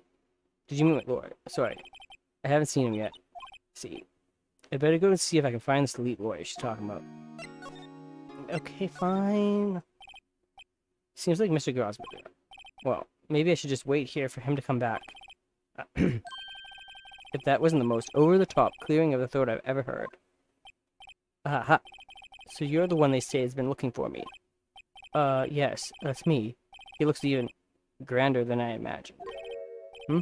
That badge on your collar. Ah, so you're a lawyer, are you now? Yes, well, yes. And what do you want? I'm not particularly busy these days. Please, proceed. Not busy? Then how come no one could get in touch with you? So, right? Something the matter? You came to see the one and only Marvin Grosberg. Grosberg, did you not? Well, here I am. Boy, what do you want? Outfit. Well, sir, actually, it's about Maya Fey. Ah, yes, Maya Fey. Go on. Yeah, it might. Cha. I'm really quite busy here, son. I can't go taking cases on a day's notice. No, it's quite impossible. But wait a second. How did you know the trial was tomorrow? Anyway, I'm afraid it's entirely impossible for me to represent her, sorry, in a discussion. What's going on? He refused me before I even got a chance to ask him. I think the mustache is answering for him. What do I tell Maya? How can you just refuse like that? Please, tell me why you won't take the case. Well, you see, it's just, I'm busy, you see. You just said, like 5 seconds ago, or so, that you weren't busy, very busy. But the client is Mia Fey's sister.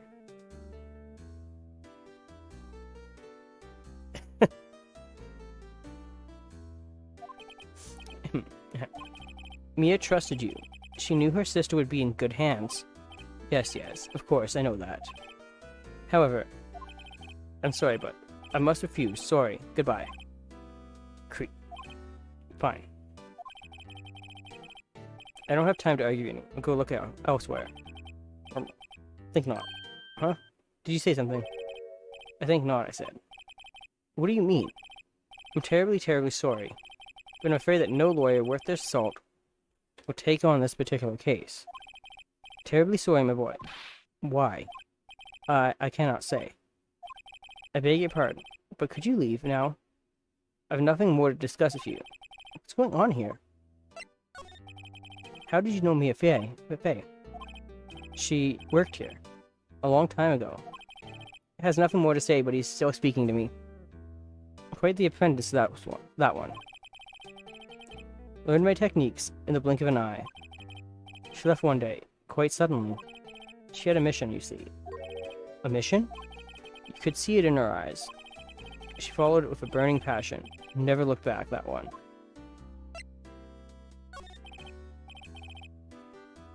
Okay. That's quite a painting. You noticed. It's my pride and joy. Impressive, isn't it? Wait, well, isn't it? The color of the sky, the hue of the sea, the weave of the straw hat. It's worth at least 3 million. I have no intention of parting with it, of course. No, I won't sell it. Not even to you. I wasn't interested. It's not for sale. I wasn't interested. I'm not buying. Jeez.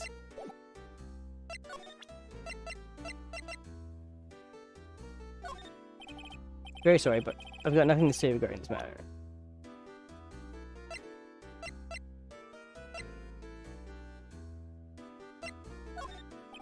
Very sorry, but...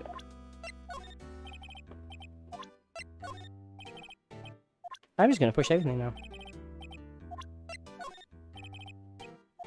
Okay, fine. I'm walking away from you. September 6th, 3:42 p.m. Detention Center. Visitor's room. Hi. Oh, you're back. Did you find the lawyer? Well, what do I tell her? Well, see, just be honest, Phoenix. I really don't think you should use that guy. He didn't seem healthy. He was all skin and bones. What really happened? You don't mean he refused to help? Well, I see. I've been abandoned then. No, Mia. Maya. Mia, bye. Maybe skin and bones of a dinosaur. What about you? Family? I only had my sister. My father died when I was very young, and I don't know where my mother is. Don't know.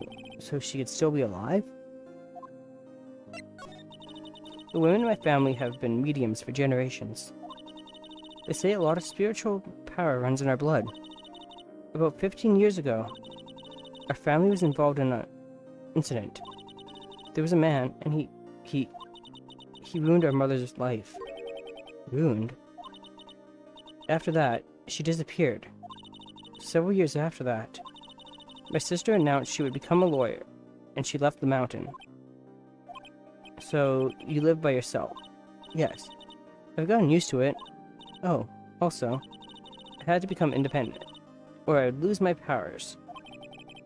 I feel bad for her. All by herself, up on that mountain? So who was the man who, ruined your mother? About 15 years ago, there was an unusual murder case. It made quite a stir. Everyone was talking about it, apparently. The police were running out of leads, and they were getting desperate. Wait, they didn't use the spirit medium, did they? The police convinced my mother to try to contact the victim. Wow, so what happened? The case was solved. We thought. You thought? The man my mother helped police capture was innocent. The police's consultation with a medium had all been carried out in secret, of course. But a man found out about it and leaked it to the press. He told all the papers that my mother was a fraud, and the media jumped on it big time. My mother, became the laughingstock of the nation. Exactly. It's not her fault. See. Wait. Excuse me. White? That was his name. My sister told me. White. Just a little longer now, before the state-appointed lawyer comes, I guess. 4 p.m. Time's up. What should I do? Do I just leave her and go home? You're not going home. I've made up my mind. I'm going to defend you, whether you want me to or not. Why? Why? Well, I can't abandon you. No one is as sad as a person without any friends. I know, I've been there a long time ago. Why did I become a lawyer in the first place? Because someone has to look out for the people who have no one on their side. Maya, I won't abandon you. You can count on me. That's so kind of you.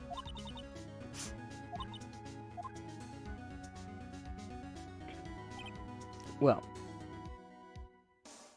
because you wanted to say, don't lie to yourself, Nick. Alright. Let's fight this one and get you out of here. Right. Thank you. Phew. She smiled at last. She looks like an entirely different person. One last question. You are innocent, right? Yes. And I trust you. So you trust me too, okay? It's a deal. So what next? There's something that's been bugging me. Just what was inside that strange woman's drawer? It was when I tried to look into the drawer that she got all defensive. There has to be something in there.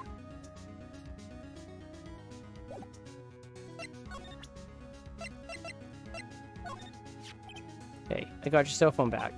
Oh, say, can I listen to my sister's voice? Maya's eyes closed. She listened to every word with such intensity. Before long, tears began to roll down her cheeks. Thank you.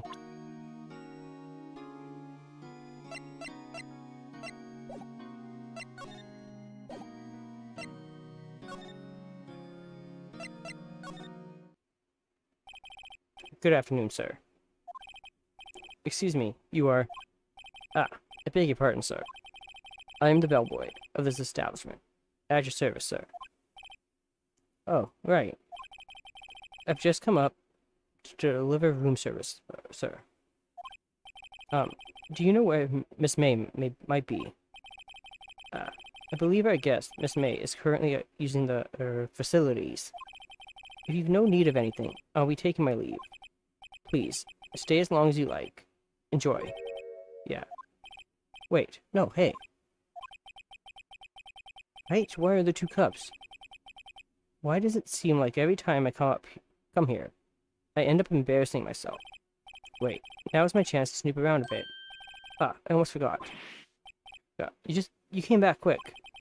Might I ask you to inform Miss May that there is a message for her? Please tell her that Mr. White of Blue Corp phoned.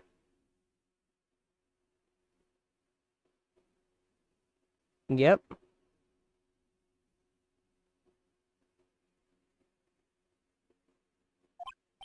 Oh, right. Sure. Mr. White of Blue Corp. Where have I heard that name? White. That was his name. My sister told me. Wright was the name of the guy who ruined Mia and Maya's mother. Could it be a coincidence? Bottom 2 glasses on the table. Somebody must be staying with her. Ah, still scene painting. Wait, should that be still life? Whatever. One of those is hanging on the wall.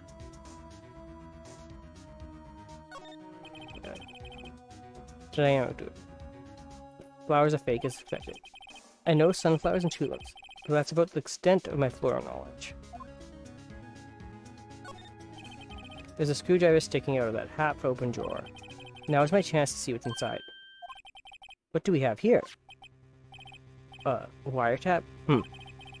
What would a woman like her be doing with a thing like this? Found in Miss May's hotel. There is definitely something suspicious about this. Miss May. Why would she have something like this in her hotel room? There's a story behind all this. I know it. Alright. I'll be using this bit of evidence at tomorrow's trial. That's for sure. For Maya's sake. I'll get to this woman's bottom. Wait, I mean, you know what I mean. You're gonna get... Do we know what you mean, Phoenix? Oh, bellboy. Still there? Uh-oh. Time to scram. I look forward to tangoing with you tomorrow, Miss May. In court. To be continued.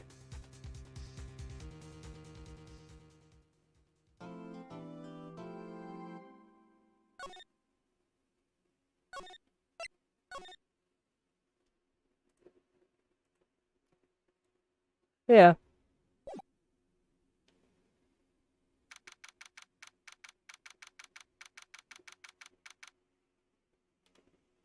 So, 10 a.m. District Court. The courtroom number. Oh, hi, Edgeworth. Court is now in session for the trial of Miss Maya Fey. The prosecution is ready, Your Honor. The defense is ready, Your Honor. Miles Edgeworth. I'd better not show any signs of weakness today, or he'll be on me in an instant. I think he would like that too much, but okay. Yeah, edgy boy. Mr. Edgeworth, please give the court your opening statement. Thank you, Your Honor. The defendant, Miss Maya Fey, was at the scene of the crime. The prosecution has evidence she committed this murder, and we have a witness who saw her do it. The prosecution sees no reason to doubt the facts of this case, Your Honor. I see. Thank you, Mr. Edgeworth. Let's begin then. If we may call our first witness, Your Honor. The prosecution calls the chief officer at the scene, Detective Gumshoe.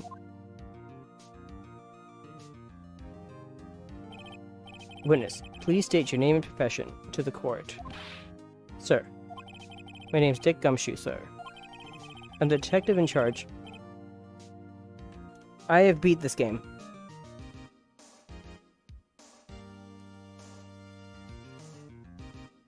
Through all three. And I was doing the Great Ace Attorney Chronicles. Oh yeah. Homicides down at the precinct. Thank you. Detective Gumshoe. Please describe for us the details of this murder. Very well, sir. Let me use this floor map of the office to explain. The body was found by this window here. And the cause of death? Lots of blood due to being struck by a blunt object, sir. The murder weapon was a statue of the Thinker, found next to the body, sir. It was heavy enough to be a deadly weapon, even in a girl's hand, sir. The court accepts the statue as evidence. They're still calling it a statue. The murder scene's the Fey... Murder scene. Fey and Co. law offices.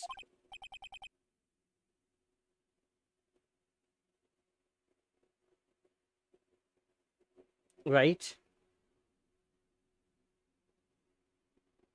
Now, detective.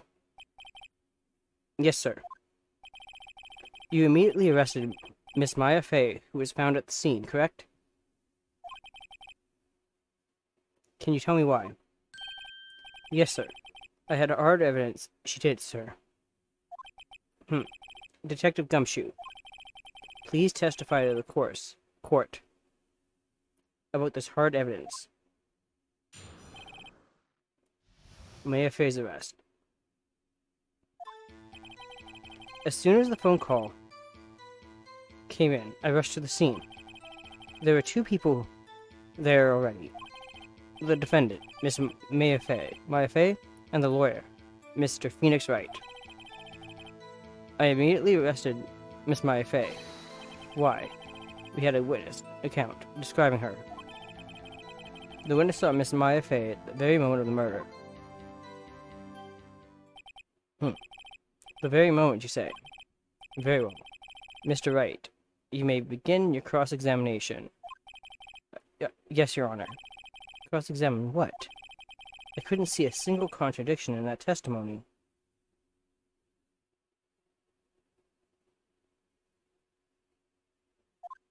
Whoosh. Hey. Maya just threw something at me. What's this? When my sister couldn't find any contradictions in a witness's testimony, she would bluff it and press the witness on every detail. The witness always slips up and says something wrong. It worked lots of times. I should have expected Maya would know some of her sister's tricks. Alright, let's give this a try. Something the matter? No, Your Honor. I'd like to begin my cross-examination.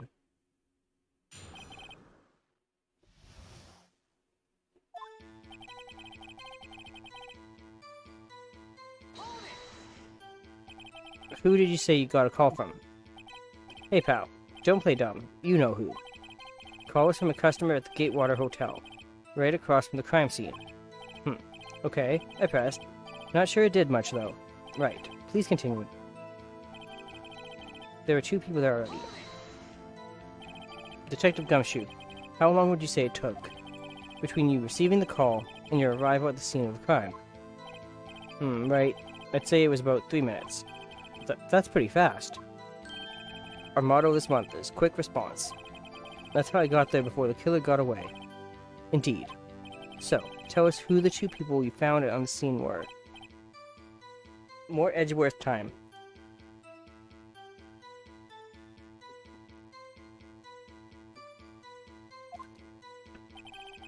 The defendant, Miss Faye, and the lawyer, Mr. Phoenix Wright. I'm just pressing anything now. Are you absolutely sure it was us? Listen, pal, your dumb act will only get you so far. With her funky hippie clothes and your spiky hair, you two stand out like suspicious people at a crime scene. Okay, fair, you got that point there. Well, he does have a point about her. She is pretty unmistakable.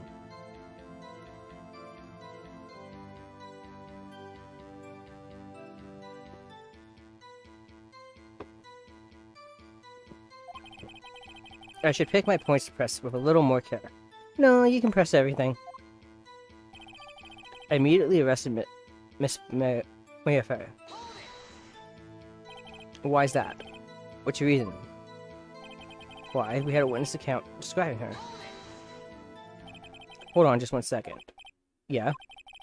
If I heard correctly, you said you arrested her because you had hard evidence she did it, correct? Huh? Did I say that? Me? Yeah, might as well.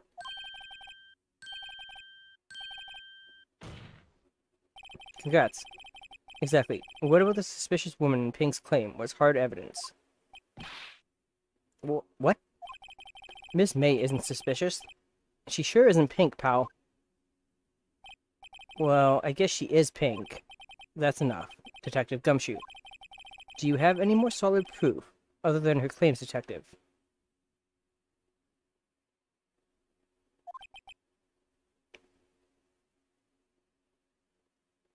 There's a little bit of a cooldown for that. I guess pressing can have its advantages. Yes. Right. So, I got the order of things mixed up in my testimonial, sir. There's something I should have told you about first, Your Honor. Very well. Detective, let's hear your testimony again. Hard evidence.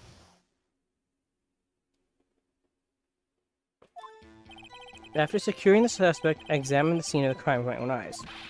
I found a memo written on a piece of paper next to the victim's body. On it, the word Maya was written clearly in blood. Lab test results showed that the blood was the victim's. But still, how? The injuries on the back of the head. Also, there was blood found on the victim's finger. Before she died, the victim wrote the killer's name. But, how do you like that? That's my hard evidence. Before we begin cross-examination, I have a question for you, Detective. Your Honor? Right, how did she write the name if she died instantly? Why didn't you testify about this vital piece of evidence the first time? I know. I'm real embarrassed. I forgot about your Honor, sir. Try to be more careful. Very well. The defense may begin its cross-examination.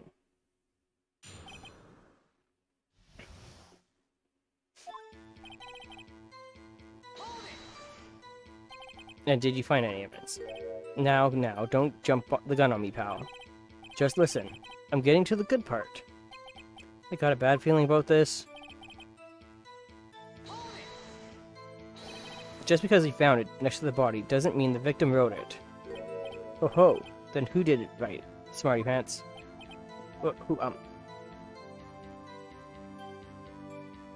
The killer.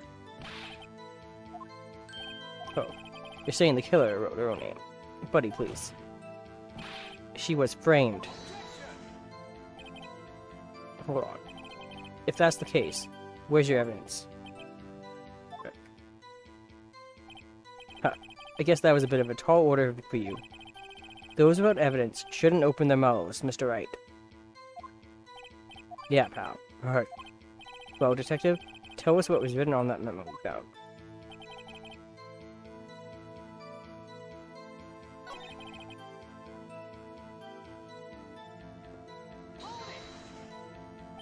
What kind of tests were these again? Huh? What kind? Well... Here they take the little bits in the blood, then hemoglobin.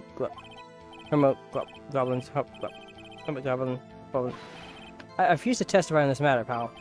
I'm no expert on blood tests. Yes, that was quite clear. You may continue with your testimony. Thanks, pal. I mean, Your Honor, sir. Detective Gumshoe. Yeah. I look forward to your next evaluation, as should you. Oh. That was a mess. Right. Where was I?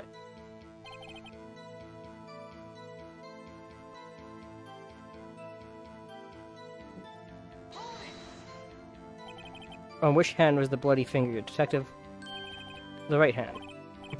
She was right-handed. Nice try. I guess it wasn't too hard to see what I was getting at there. Before she died, the victim wrote the killer's name.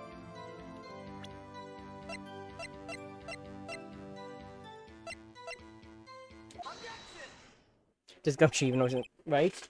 Detective Gumshoe, there's one thing I want you to clarify for me here.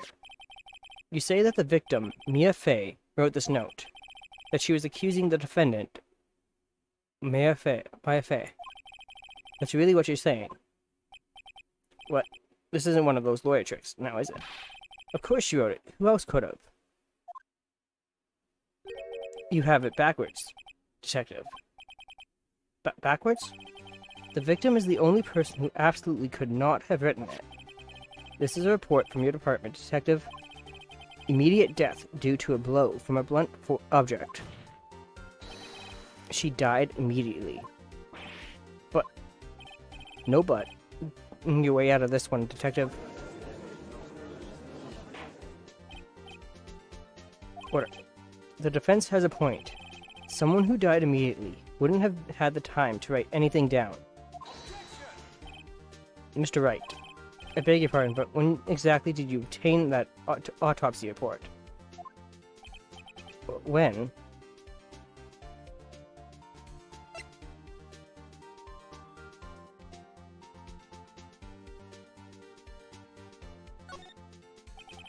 The day after the murder. The prosecution's point being that autopsy report is outdated, Your Honor. What? A second autopsy was performed yesterday at my request. Death was almost immediate due to a blow from a blunt object. Yeah, perfect sense. But there is a possibility the victim lived for several minutes after the blow. I received these results this morning. No way. Your Honor, it's quite easy to imagine that the victim did have time to write Maya. That is all. I see. Damn you, Edgeworth. I should have known you'd have something like up your sleeve. Why, Mr. Wright, you look shocked. Something you want to say?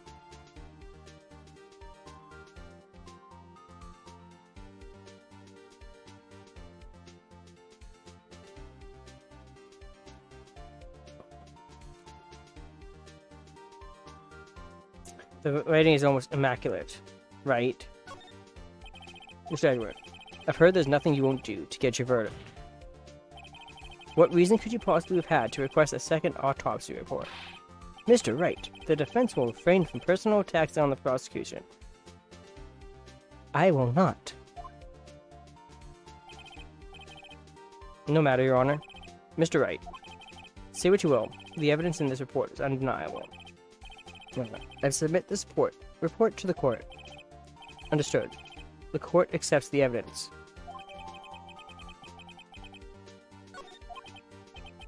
Well, Your Honor, the evidence strongly suggests the victim was identifying the killer. I suppose that's the obvious.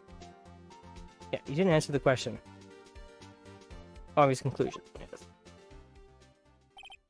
Darn, this isn't good. The prosecution would like to call its next witness. This poor, innocent girl saw the murder with her own eyes. I don't want to talk to her. Let the witness, Miss April May, take the stand. Exactly what part of her is innocent? Oh boy. Witness, your name, please. April May, at your service. You don't need to do the bouncing about the... No, stop it.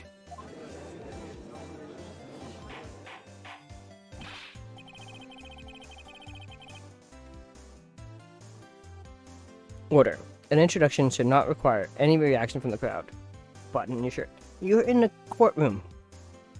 Be more professional.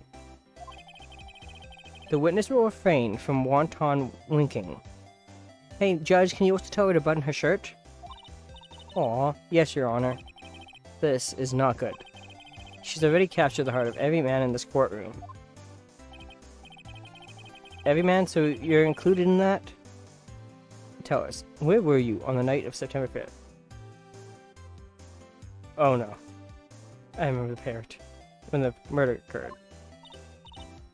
Oh, gee. I was, like, in my hotel room. Teehee. I checked in right after lunch. And this hotel is directly across from the Fay & Co. law offices? That's right, big boy. Please do not flirt with the prosecution. Please testify to the court about what you saw.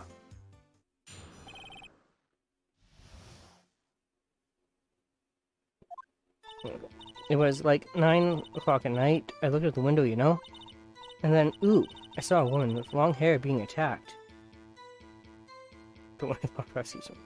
Fair enough. The one attacking her was the mousy girl, sitting in the defendant's chair. Then the woman, like, dodged to one side and ran away. That girl, she caught up to her and she hit her. Then the woman with the long hair, she kind of slumped. The end. That's all I saw. Every little bitsy witsy. Stop winking.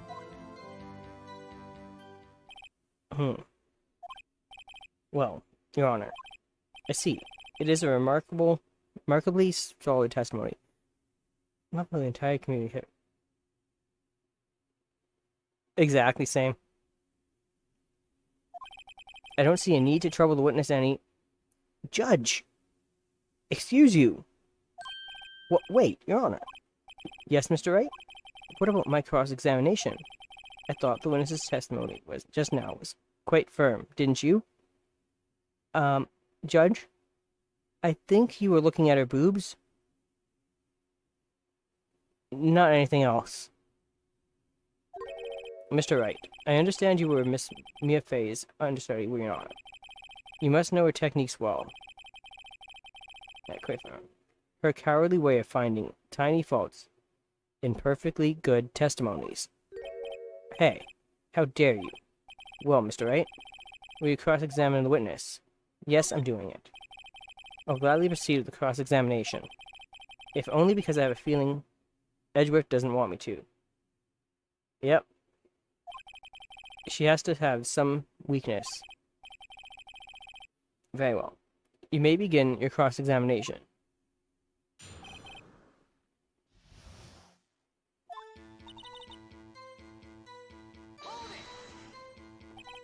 Why did you do that? Huh? Why? Her weakness is apparently undersized clothes. Like, why what?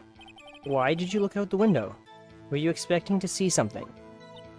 Oh, well, gee. What, that's it? She can't get out of this question this easily. Sort of, I had a feeling.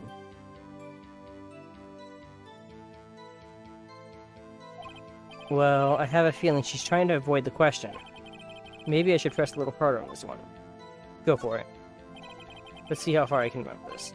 Surely you must have had a reason to look out your window at that time of night. Ooh. Mr. Wright, I will not have you badgering my witness. If you ever feel attracted to her, just look at her forehead. Fair enough. You insist on needling her with these trivial questions. But she's avoiding the question! I really don't think it should be allowed. Yeah, stop him! The poor girl. Order. Mr. Wright, you have been warned. Poor girl? What about poor me? You looked out the window. What did you see next? And then, ooh, I saw a woman with long hair being attacked.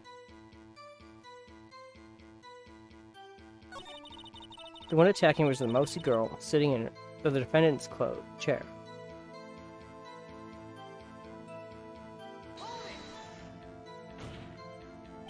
How do you know she was the defendant? Huh? Well, she had a girlish physique. Women know these things. Look, I just know, okay? There was only one person at the scene of the crime with a short, girlish figure. The testimony is bulletproof, Your Honor. He's right.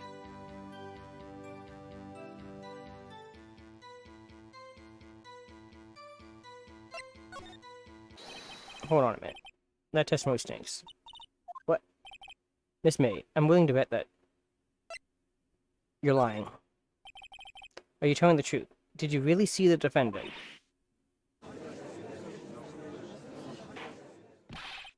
Mr. Wright, what's the meaning of this? Yes, what is the meaning? Somebody tell me because I'm clueless. About this, I mean. Okay.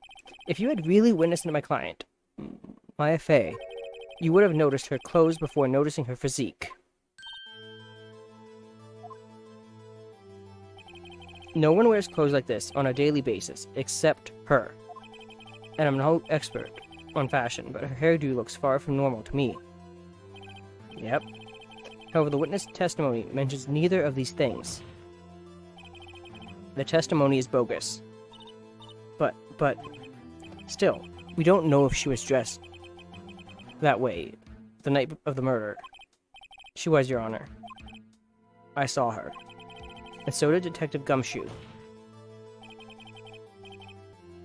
Okay, let's see. Can't even. Right? Same. What did you say to that, Miss May? What are you trying to say? You mean lawyer? I saw what I saw. I just didn't think all that trifling little details were necessary, darling. Miss May, The court would like to remind you to please omit nothing in your testimony. I'm sorry, Your Honor. I'll be a good girl. I promise. Stop with the winking. Stop it. Your testimony again, if you would. Damn. I almost had her. What is the count? I did see everything. I did. The victim, the woman dodged the first attack and ran off to the right. Then the girl in the hippie clothes ran after her. Boys who found the original. Here you go, right? That clock. That kind of statuary clock. The thinker, I think. Well, does that the accuracy of my report not startle you? I see. I only wish you had been so... how does she notice the clock? Wish you had been so detailed from the beginning. Please begin the cross-examination, because everyone's calling it a statue.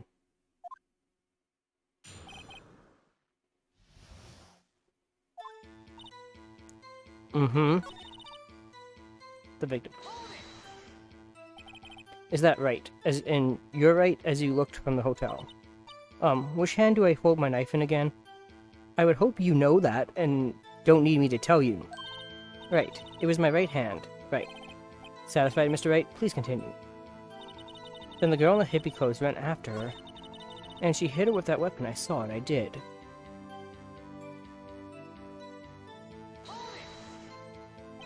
Where did this weapon come from? She picked it up from the desk. I see. What sort of weapon was it? That clock. Clock. Didn't this come up in another testimony recently? Well, don't look so sour, Mr. Lawyer. You can't win them all. No, but I have a feeling I'm onto something now.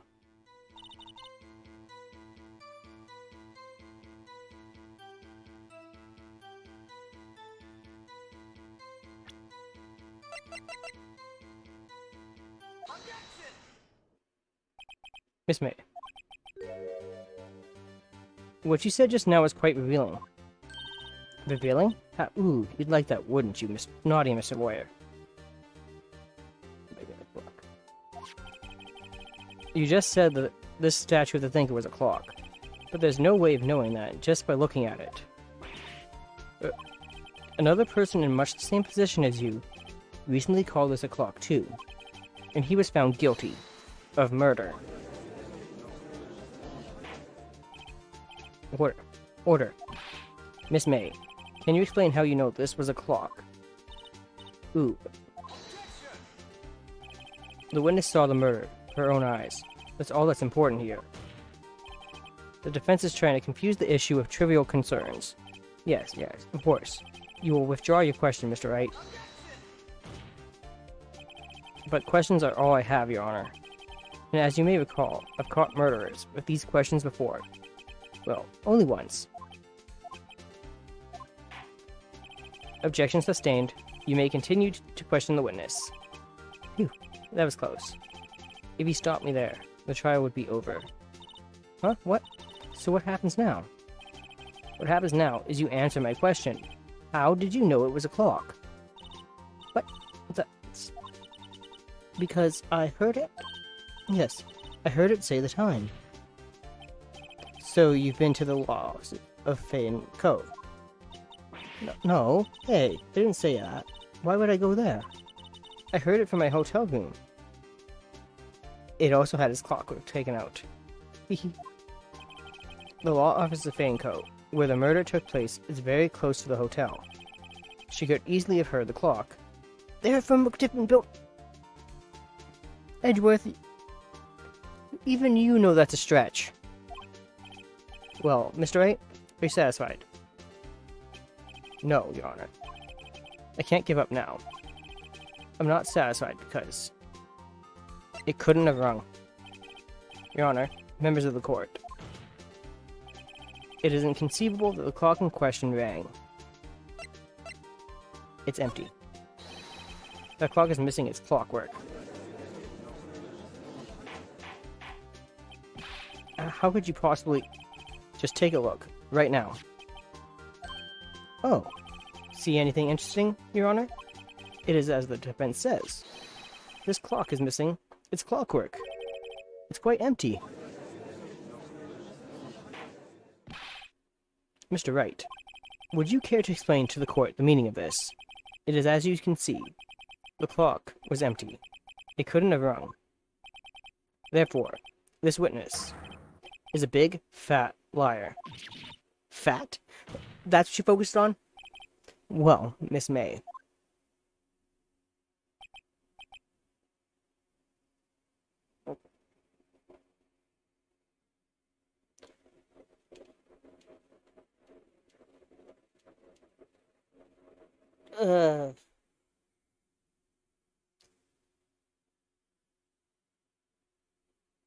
My brain sometimes struggles with it, so maybe if I'm obviously struggling, but just make sure to refrain from any spoilers, because sometimes the viewers on my VODs haven't played the game before. Quite a show you put on for us, Mr. Wright. He knew the clock was empty. Somehow, he knew. I'm afraid you've forgotten one thing, however.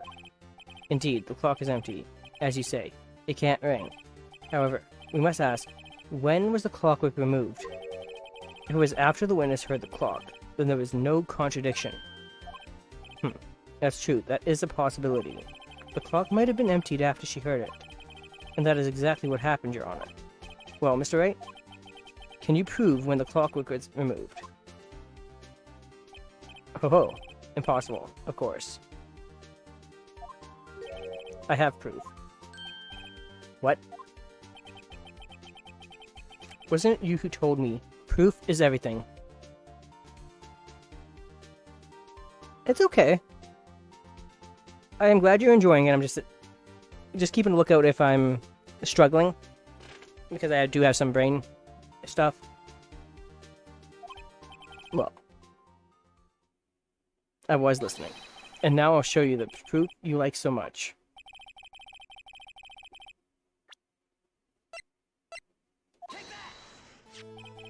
Take a look at this. That's a very cute cell phone. Ooh, you have a girly phone. Wait, this isn't my phone. Listen, this is the defendant's cell phone, and it contains a recording. A recording of a conversation she had with the victim on the day of the murder. Order. The defendant's cell phone? This wasn't brought to my attention. Perhaps Detective Gumshoe overlooked it. The good detective better remember he's up for evaluation soon. I gotta say, I'm starting to feel bad for the big fella. Let's hear the conversation. So you just want me to hold on to the thinker for you, then? If you could.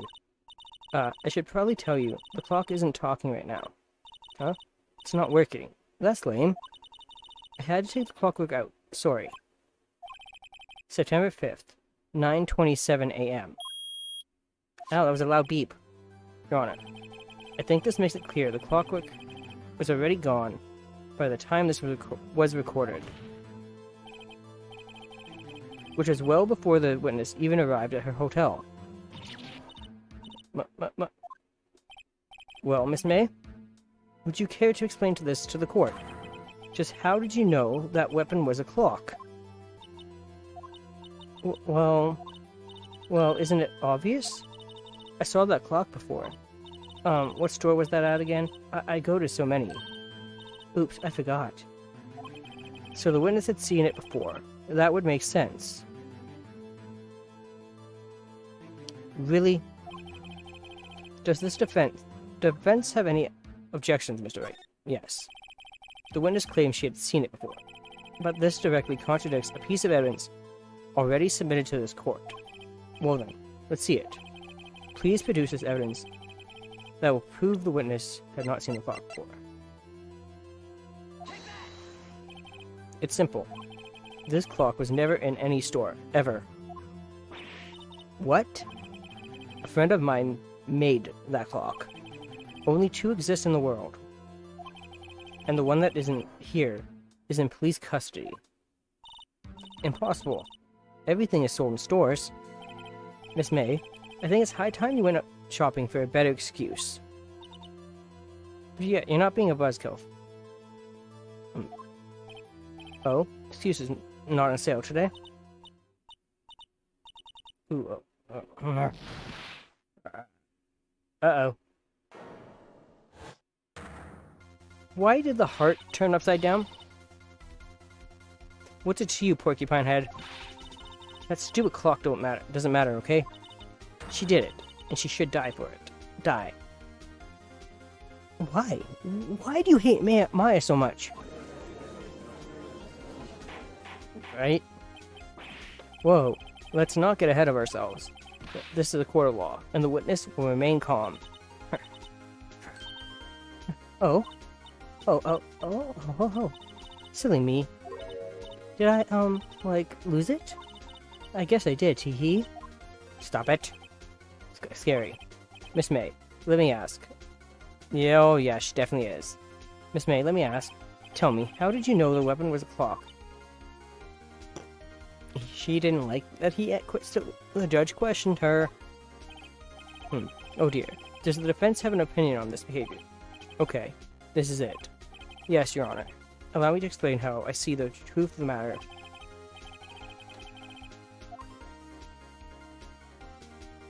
Miss April May, you knew the weapon was a clock because you had heard about it.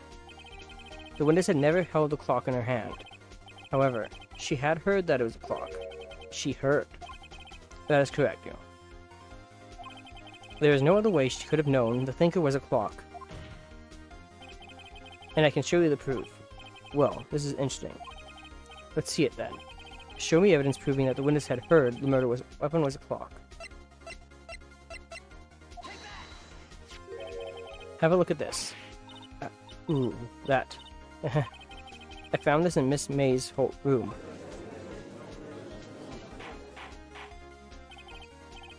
Mr. Wright, please explain to the court what this is. Miss April May, you were tapping the victim, Miss Mia Fay's phone, weren't you not? Ooh. Your Honor, this is irrelevant. She could. Because he didn't have a warrant. Your Honor, this is irrelevant. I'm not entirely sure that it is. Objection overruled. It troubles me that a witness was in possession of a wiretap. This is outrageous. Does the defense truly claim that the witness was tapping her phone? Absolutely. Even if that was the case, which it's not, you still have to prove one thing. Did the victim ever say that the weapon was a clock on the phone? Can you prove that? I think not. Oh yeah, I think I can. Simple. What? Okay, you two, come on. Here's my proof. You just waltzed in her without a permission, stole a wiretap, even though it's illegal. It's still her possession. Yep. The proof that the victim said on the phone that the weapon was a clock is...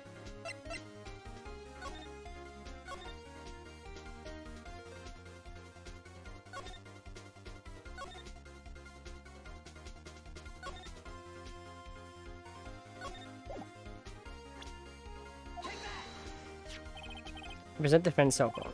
Yes, we've seen that. Listen once more to the conversation between the defendant and the victim. Mia, what's up? You haven't called in a while. Well, actually, there's something I want you to hold on to. Again, what's it this time? The clock.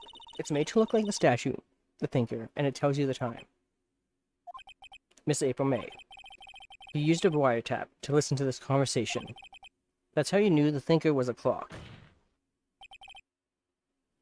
Am I wrong? Your Honor, this is ridiculous. Your Honor, look at the witness's face. Does she seem amused to you? The defense demands an answer. Well, it tells you the time. Yes, Mia. I think that's how a clock works, right? Witness, answer the question. Did you tap her phone? Miss May. Shut up, all of you. What gives you the right to talk to me like that? You lawyer.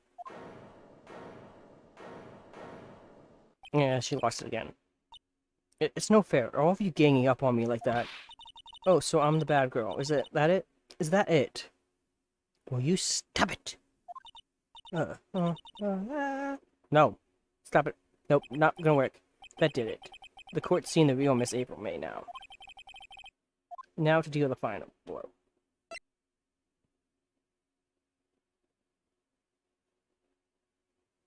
Why the Wright? Why did you tap her phone?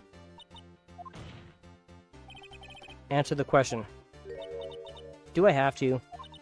Isn't this a murder trial? Isn't tippity tapping irrelevant? She's saying exactly what Edgeworth wants her to say. Miss May, you are tapping the victim's phone. I hardly call that irrelevant. While this court does not condone the defense's tone of voice, he has a point. Well, Miss May, do you have an explanation for the court? Can you prove you had nothing to do with this murder, even though you tapped her phone? Ha. I'd like to see her pull that off. Mr. Lawyer, I saw that evil grin. You were probably thinking, I'd like to see you pull that off, weren't you? Damn, she's good. Well, you're not the first man who's thought that. And of course, I can and will. Yep, a wiretap is still a violation. You can't be serious. No way. Wait, I say. Wait. Oh, and I assure you I'm serious, Mr. Lawyer. Exactly, it's not really relevant at all. Okay, so the killing happened around 9 o'clock at night, right? Right, that's just when I was getting room service from that sweet bellboy. Room service. Iced coffee, I believe it was. Iced coffee, you know, like normal coffee, but cold. If you don't drink it quick, the ice melts and then you have regular, cold coffee. Iced coffee. Think I'm making this up? Ask the bellboy. Ago, the witness was not on the scene at the time of the murder. Thank you for telling me what iced coffee is, and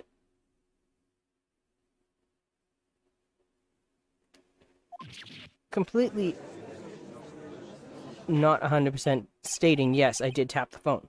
So where does that leave us? It is my great displeasure to inform you, but the witness appears to have been tapping the victim's telephone. Right? Might as well give us the recipe, too. However, that is a separate crime with no bearing on the current case whatsoever. Her testimony stands. She saw the defendant, Maya Fey, commit murder. No, they're gonna let her just walk away. There's no way I can win this unless I tie Miss May to the murder now. Well, does the defense have anything to say? Well, come on. Think of something. Call the bellboy as a witness. The defense would like to call the hotel bellboy as a witness. There's something suspicious here, and I'm gonna get to the bottom of it. I think you've sunken quite low enough already. I object to calling the bellboy. Why? She's still involved in the murder, Edgeworth. Yep. What's the reason? Because I hold that wiretapping had nothing to do with the killing. However, if you agree to one condition, I'll consent to calling this witness. Condition. If Miss April May's alibi is not called into question after you examine the bellboy, then you will recognize that Miss April May was not the killer, thus she is innocent. And thereby you must also accept the verdict of guilty for Miss Maya Fey. Right? That is my condition. What? I'd better find something suspicious in that bellboy's testimony. Otherwise, Maya will be declared guilty on the spot. What should I do? Accept the condition. You have no choice. You give up, she gets found guilty. I've got nothing to lose, except for... oh, everything. Understood. Accept your condition. Huh. Fool. You fell right into my trap. Uh-oh. Wait. Very well. The court calls the hotel bellboy to the stand. I believe we're ready for the witness to testify. He certainly does look like a bellboy. Yes, sir. I received your summons in the middle of work, sir. I'm happy to be of service. That tea set looks rather heavy, so without further ado, the witness may begin his testimony.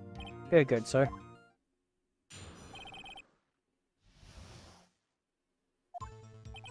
I am the head bellboy at the fine Gatewater Hotel, in business for 4 generations. I believe I received a call after 8 o'clock in the evening from our guest, Miss May. She asked for an iced coffee to be brought to her at 9 o'clock on the dot, sir. I brought it to her at precisely the requested time, of course, and I delivered the iced coffee to our guest, Miss May herself. I see. The defense may begin its cross-examination. Right, I'm ready. I hope. This is it. If I can't prove Miss May was involved with the murder now, Maya will be finished.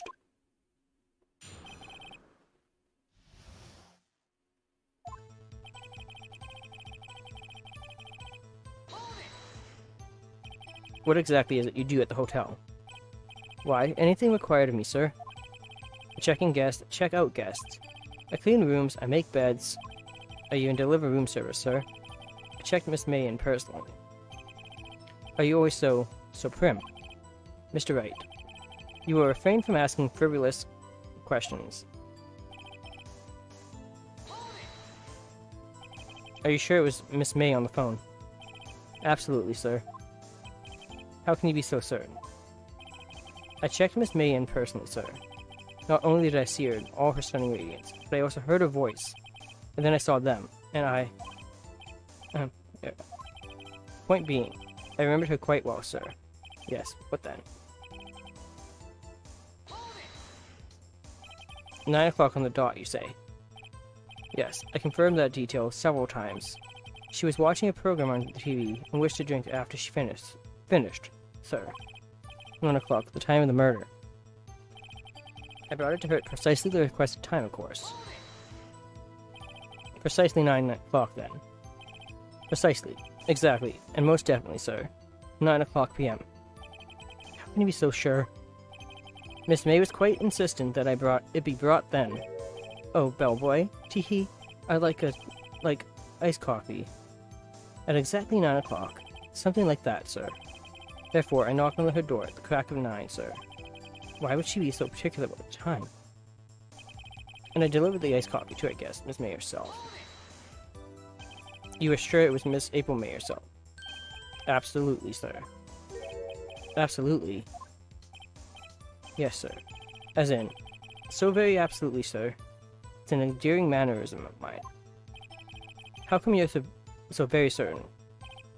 Well, when I brought the room service, sir, the guest, sir, favored me with, an embarrasser, sir. Embarrasser? Is that French for embrace? It's French for kiss, sir. But not a French kiss, sir. More of like a peck on the cheek. But why would she have done that? I believe perhaps she was momentarily swayed by my prim demeanor, sir.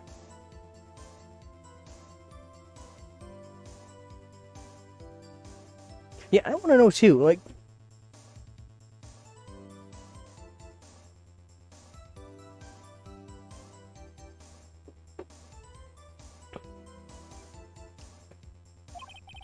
It was a moment I shall never ever forget, sir. So, it was a typo in the translation.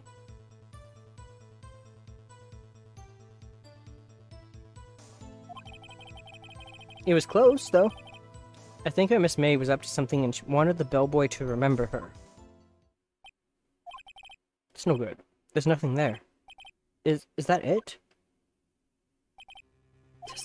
Finally, you understand. This bellboy has absolutely no reason to lie. Now, if you have any decency, you will end this rather tedious cross-examination here. It was a bit tedious. Or maybe.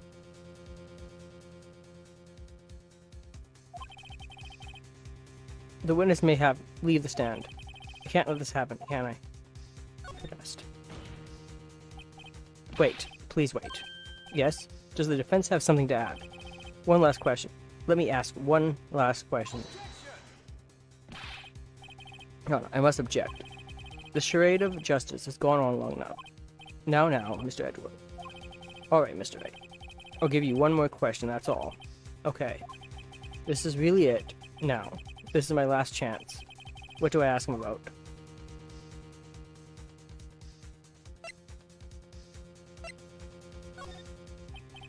Tell me the second. Tell me when you checked in Miss May. Alright, very well, sir. My first thought was that she was a beautiful, beautiful person. She's just my type of girl. So is it disappointment, really? I see. Excuse me, what exactly was a disappointment? Well, I am not without charm, sir, but even I'd have a little chance with her lover. With her lover there. What did he say? What did you say? Oh, or rather quite... Bellboy, tell us the truth now. Did Miss May check in with another person? I object. That was objectionable. Objection overruled. The witness will answer the question. Yes, I see. Why did you not mention this in your testimony? Well, sir, you are... Yep. You didn't ask. Nice try. That's the sort of thing you're normally supposed to mention. Yes, quite. Indeed. It was the, good barista there, Mr. Edgeworth, who... He asked me not to mention if I wasn't specifically... I can speak. Come on, hide. Ah, sir. Oof. You fool. I've done it. I've won. Don't say that yet. You haven't proved anything yet. Miss April May checked into a twin room with a man. Correct? Yes, sir. Then, when you brought the room service, you didn't see that man in the room? That's right, sir. Your Honor, we have just learned of another person involved, who may have been the murderer. In light of this new fact, I hold that it's impossible to judge the defendant. Wouldn't you agree, Mr. Edgeworth? And who, Mr. Wright? Who is this other person? Simple. It was... the man with Miss May. The man who checked in with Miss May. Your Honor, as has been previously revealed, Miss April May was tapping the victim's phone. Yet Miss May herself has an alibi at the time of the murder. However, that does not clear the man that was with her. The bellboy saw no one else in the room at the time of the murder. What a convenient little setup, but it's too late. Too late? I suppose you'd like it if it was too late, wouldn't you? After all, it was you who hid the presence of the other man from this court. Oof. Upstart. Amateur. These accusations are ludicrous. Enough. The court acknowledges the defense's argument. I expect the prosecution and defense to look into this matter fully. Am I understood? Yes. Yes, Your Honor. That is all today for the trial of Maya Fey. Court is adjourned.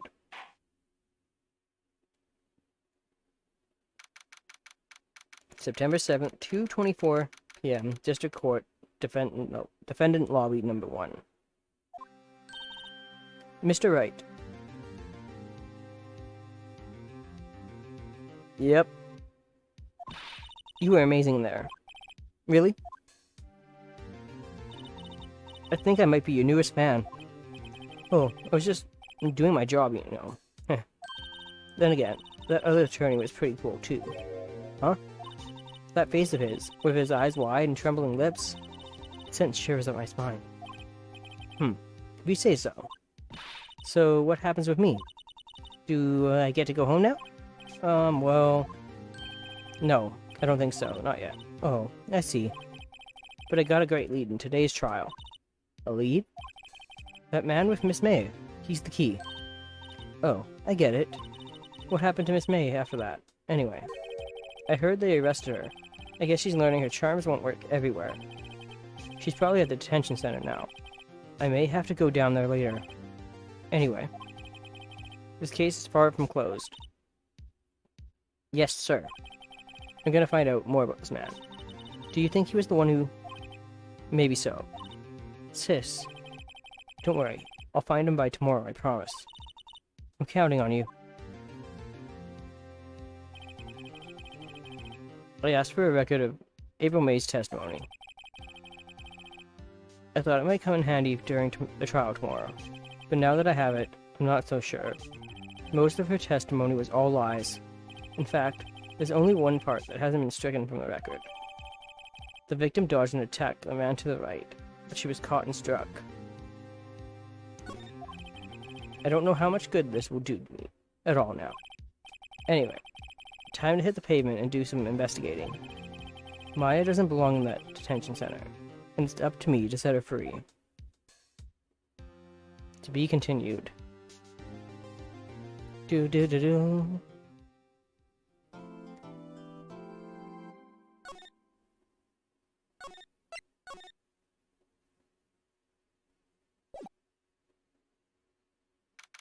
September 7th, 3:11 p.m. Detention Center, Visitor's Room. Well, hello. I didn't expect anyone to visit me in such a dank place as this. It's really quite moving. Not. You stinking lawyer. I hope you die. Okay. Calm down. I'll be out of your hair in like 5 minutes or so. I just need to talk to you, but... Have you come to laugh? Yes, laugh at the fallen Miss May. No, not really. There's something I wanted to ask. Unfortunately, there's nothing I want to be asked. Haven't you done enough questioning, you spiky head? Here we go again. Please, you're scaring the security guard. So, what is it you wish to ask me, then? For starters, how did you get to be so totally whacked? Phoenix, I don't think that's the appropriate question to ask. And you can't use that on record.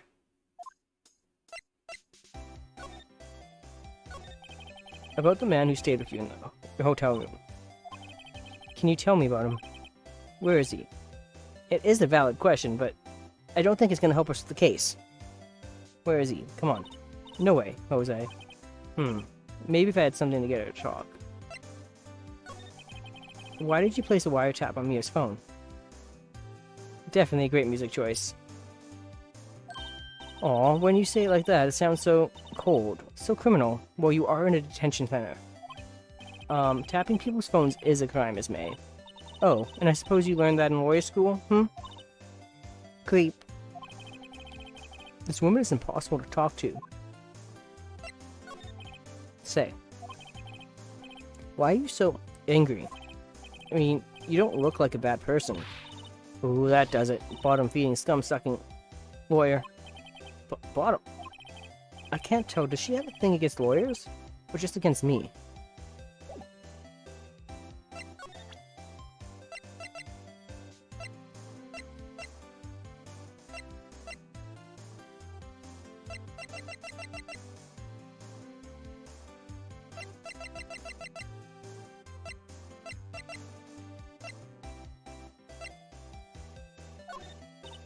Hey, guess what? Actually, I, really hate your guts, so get lost. Because I'm not cooperating. Thanks, I noticed.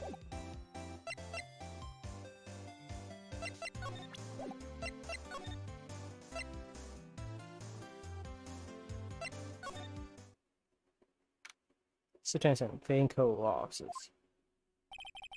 Looks like Forensics is taking the day off today. Yeah, at least she's honest about it. Detective Gumshoe's nowhere in sight. The police really gave this place a working over. I doubt there are any valuable clues left. I suppose it can't hurt to take a look around, though. Mia's favorite pot plant. I guess I'll have to water it now. The sky's blue and so am I. There's that hotel, right across the way. An old movie poster. Apparently this was the first movie that made Mia cry when she saw it. I'll have to check it out one of these days. Mia's desk, perfectly clean as always. The only thing that's missing is Mia. You couldn't cram more legal books in here even if you wanted to. All the cases that Chief worked on are filed here. Are some of the files missing? Nah, I'm imagining things.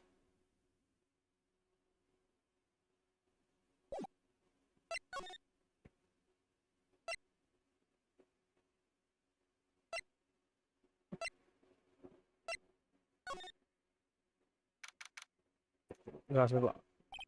Looks like Graswick is out again. Yep. Yep. Maybe he's avoiding me for some reason.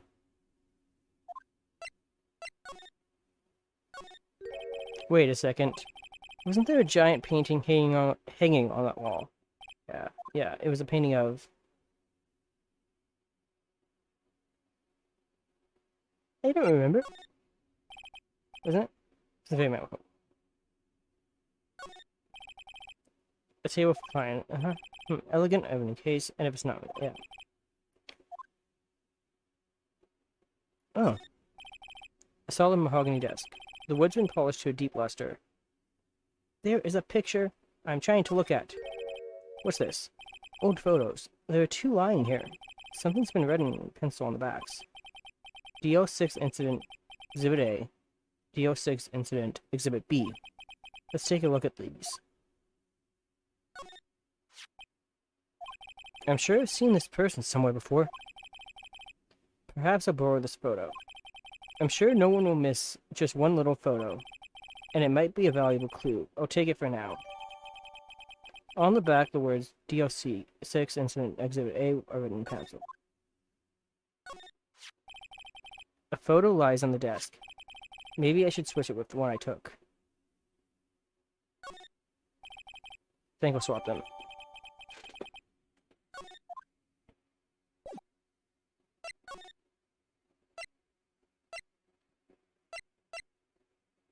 I don't know. Ah, welcome, sir. Quite the performance today, if I dare say so myself. Oh, thanks. Sorry for putting you on the spot like that. No, not at all, sir. Your efforts today can only help the Gatewater's rep, as they say. Yeah, he's got some purple. Huh? Yeah. Yes, our reputation will swell as the hotel where the murderer used a wiretap. We can charge a premium for this room, of course. It'll be great for business, sir. Whoa. Miss May hasn't been charged with murder. I, too, will become famous. The bellboy who brought the murderer an iced coffee. Why do I feel like we're both stuck in the same bad dream? So, you are an honored guest. Please let me know if there's anything I can bring you. I don't think so either.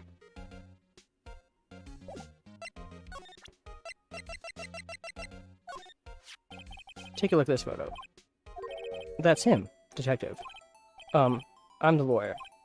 Oh, I know that. I just wanted to say detective once. You know how it is. No, I don't. Nice butt chin, yep. Without a doubt, that is the man who checked in with Miss April May. How about I write an affidavit, swearing that's him. An affidavit? This guy is way too excited about this. Yeah, sure. Well, sure. Why not? Yes. I've always wanted to write an affidavit. David, sir. From henceforth, I will be known as the bellboy who swore the affidavit. This bellboy is going to give me a headache. Just hurry up and write it. This guy is the man who stayed with Miss May at the hotel on the night of the murder. Not even Miss May can play dumb to this. About Miss May. Oh, her? Sir, not to boast, but I knew the moment I saw her. She'd do it, I said. Do what? I'm starting to think that the most suspicious person here is this guy. I wanted to ask you about the man who was with Miss May. Ah, yes.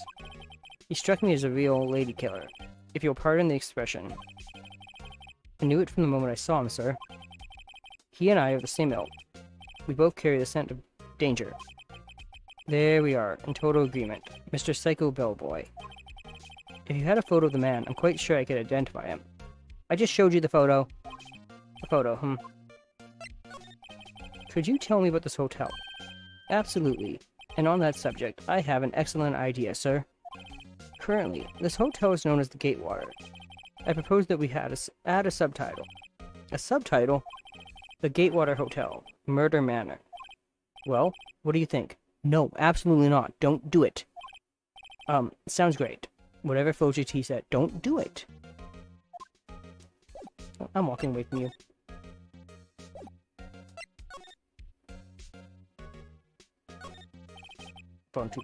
Why hasn't he cleaned these up by now? I beg your pardon, sir, but... Aw?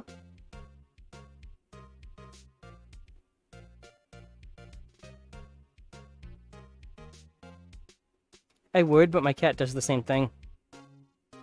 But if you could please refrain from touching those. It's part of the decor, I call it. The last drink before murder. Well, we'll be famous. The talk of the hotel industry. Oh yeah, definitely.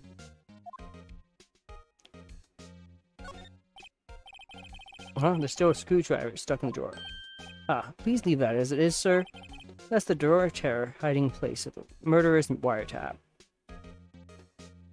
I gotta feed my cat and, like, at the next break. I'm set to become one of the most popular attractions here. This guy's serious. I don't believe it.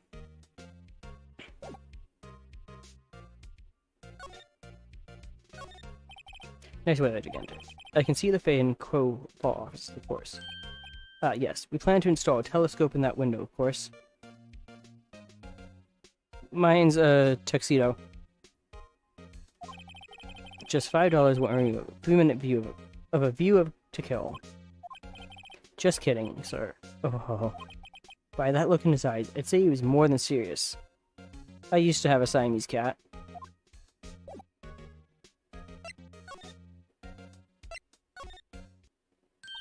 You again? Can't you take a hit and stay gone?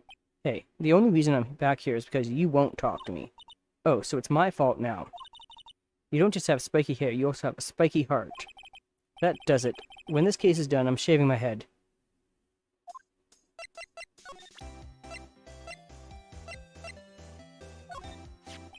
Have a look at this. Look, I've said several times I'm not telling you. Where did you... Aha, a reaction. This is him, isn't it? What? Who? When? Why? It is him. This is the man who stayed in your hotel room the night of the murder. No, that's not right. Nice try, Miss Cooperative. Mine's boots.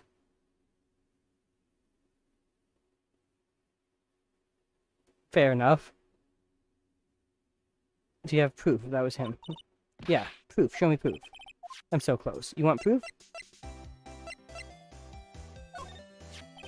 Could you have a look at this? What's that? The bellboy's affidavit.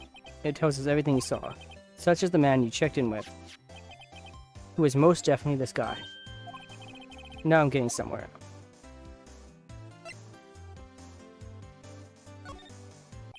This is it. All or nothing. Time to do a little blow. No use playing dumb. If, indeed, that's an act. If you don't talk, I'm taking this info to the press. What? Even though he should have been witness to a murder, your little friend was missing. I'm sure the press would have a field day with his reputation. Ooh, fine. I'll talk.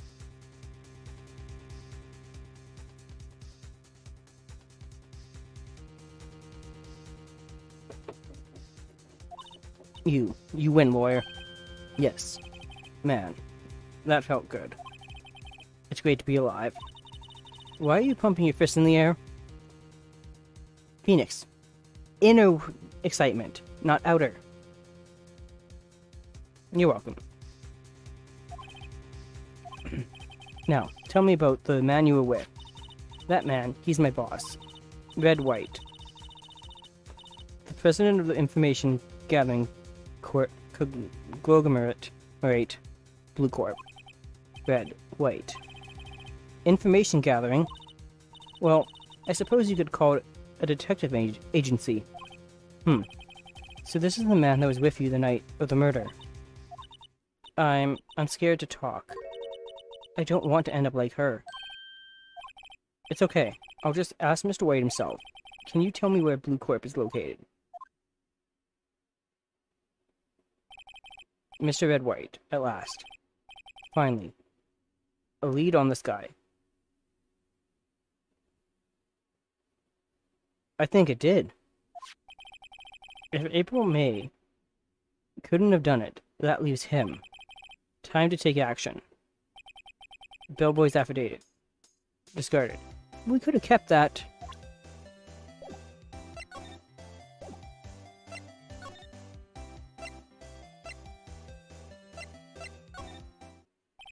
Alright, this is getting ridiculous. Where the heck is that loafer?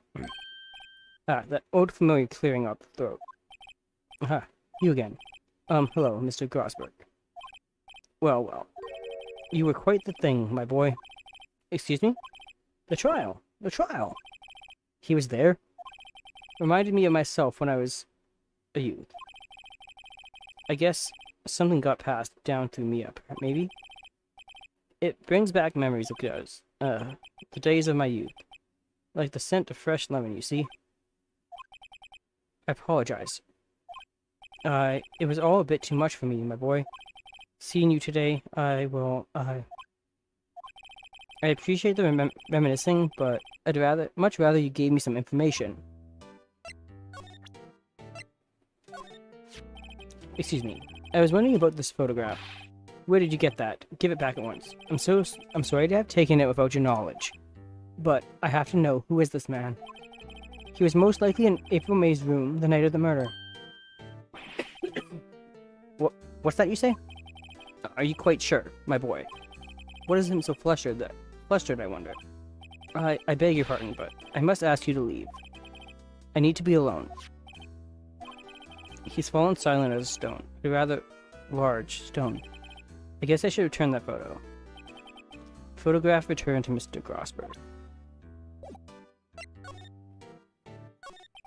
Mr. Grosberg. My apologies. I need to think about things alone.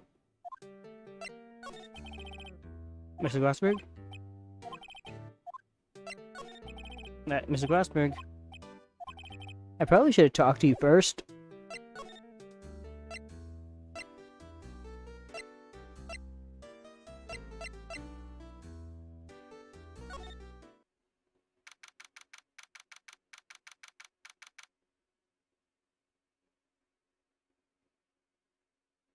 September 7th, Blue Corp Inc.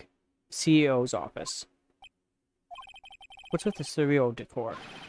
Welcome. Please furnish me with the title of your personage. What the? Your name. What's your name?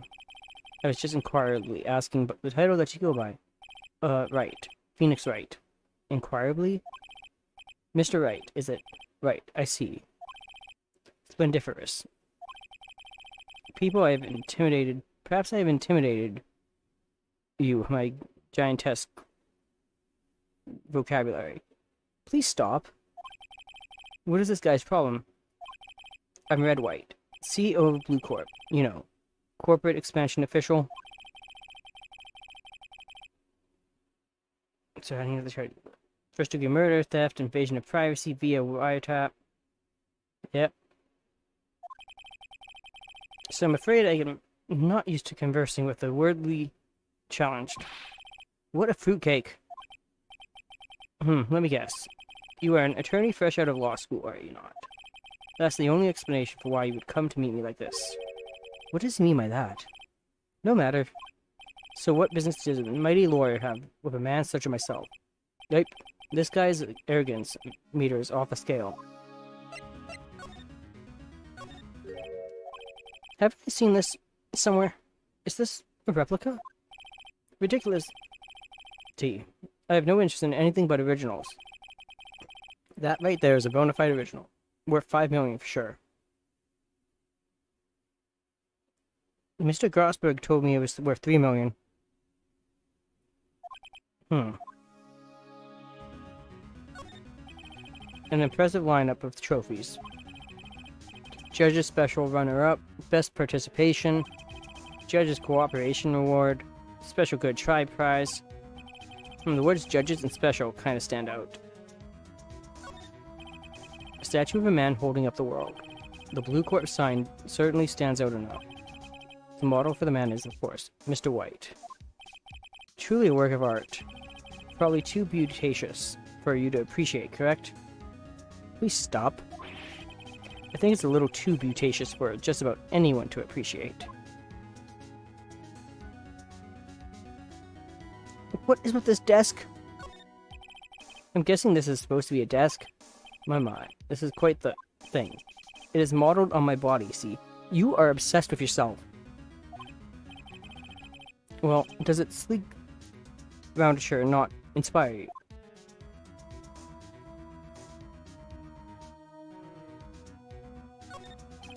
This is the top floor of his 20-story building. The view is quite presidential. Okay, fine, I'll talk to him. Miss May is an employee of Blue Corp, is she not? Correct. She was my secretariat. What a shock it was to hear what she has done. What she has done? You mean the wiretap? Indeed. She is paid to answer phones. Tapping them is not in her job description. She does gather information for us as part of her duties, but I assure you, we do not condone illegal methods. It is ineffable that she would do this. It sounds like he's trying to turn Miss May into a scapegoat. On the night of the murder, were you in April May's hotel room? Who can say? I seldom pay attention to the mundane details, such as time and place. My motto is, don't worry, be happy. Oh boy.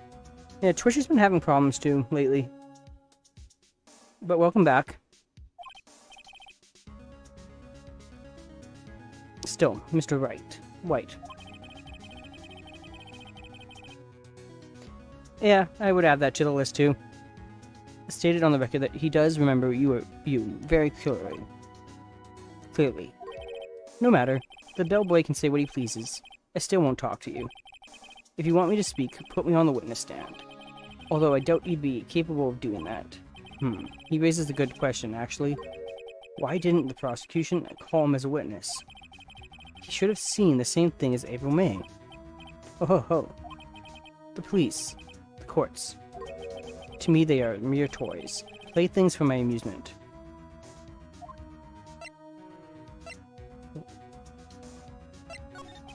What kind of company is Blue Corp, anyway? Excellent question. We buy and sell various kinds of information. We are a company of the future, you might say.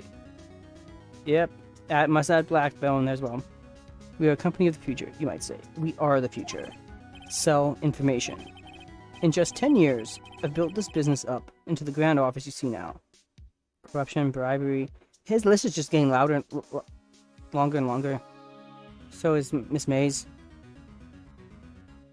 If I can't prove that all Mr. May is guilty of is wiretapping, potential money laundering, just 10 years. In case you were wondering, Blue Corp was named after the color blue. But I see nothing blue in here. I read White of Blue Corp. As founder and CEO named it so. And why, you ask? Because I like the blue, of course. Oh, there's the blue. Thank you for pointing that out. Oh, and some polka dots on his tie. Fantabulistic, is it not? Now I'm thinking you're just making up words. There's been something that's been bothering me. Yes? What might that be? That big painting on the wall. Over there. I've seen it before. You know, I've actually seen that painting before. Oh? Just yesterday, actually. Your point being? My point is simple, or rather, my question is simple. Why is that painting hanging on your wall? Mr. Wrong, was it? That is true. It does look like more like those. Right. It appears you do not fully grasp your position here. I ask again, who are you? Lawyer? No. My feeble friend. A mere lawyer. Worth nothing. Zilch. Zippo. Nada. Just like that sorry excuse for an attorney, Grody Burger. What? Ugh. Oof. He punched me. He definitely now gets assault added to his list. Well, Mr. Lawyer, what will you do, eh? Charge me with assault? Charge away. I welcome it. For it is you who will be found guilty. What? Heed my exposition. The police, the courts, they all do my bidding. So you say. But I wonder, is that kind of control really possible? I don't expect you to understand. It is a world beyond your compensation. You came here from Grody Burgers, I presume. Mr. Grossberg's, yes. Then you must ask him, why is it that this painting of his hangs here? Perhaps then he will tell you. Perhaps he will explain how a man can live life purely for personal profit. Go now. Skedaddle. There's nothing more to discuss. Yeah, I'm done.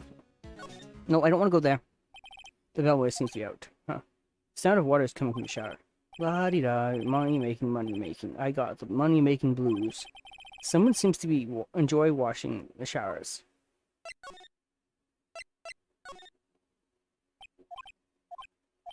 Huh?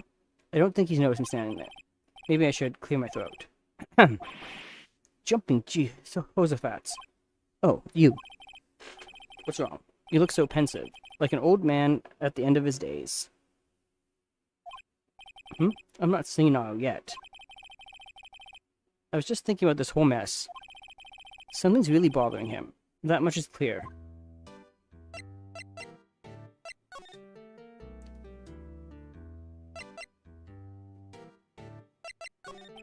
So you came to see the trial? Yes, I did.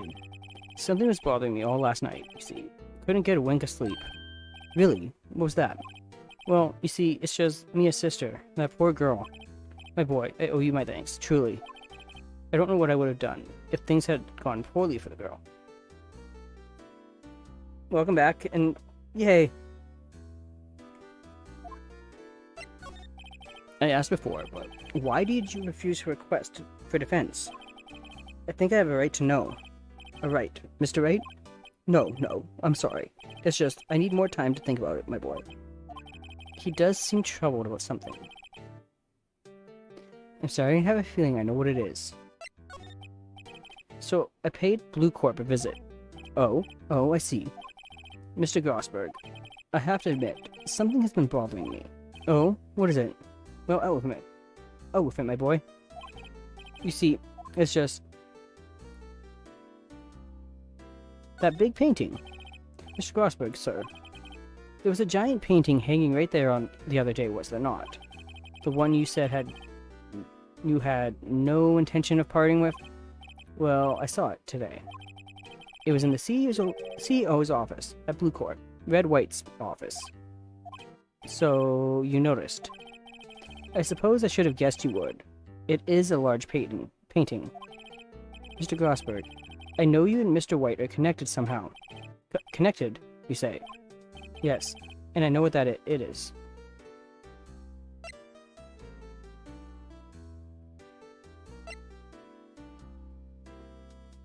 He's giving you information. You're his client. He's giving you information. What's that now? You've been protecting him all along. You protect him because you need his services. You gave him that painting in exchange for some valuable information, didn't you? Utterly ridiculous. Me, his client. I would never willingly deal with that man, never. Huh? Did I get it wrong?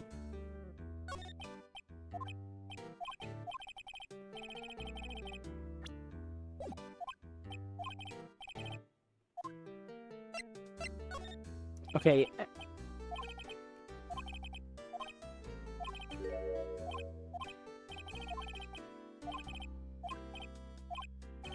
Okay, I'll give the proper answer. He's blackmailing you. Mr. White has something on you, doesn't he? Blackmail. I think that painting is fairly gaudy proof. Very well. This may be the chance I've been waiting for. Maybe it's time to get this off my chest, so I can finally rest easy again. After all, you were me as understudy. Perhaps it was fate. What's he talking about? Red White is a man who makes his living through intimidation. Blue Corp is a company that excels in finding people's weaknesses. I'm afraid. I've been paying them for 15 years now. 15 years? All because of the DL6 incident, as you may have guessed. The name on the back of those photographs. As you suspected. I could not stand in defense of Maya because of this. White would have destroyed me if I did. So that's the connection. It is hard for me to tell you this, my boy, but arresting Red White will be nigh on impossible. Impossible? Why? He has information on everyone. It gives him an iron grip.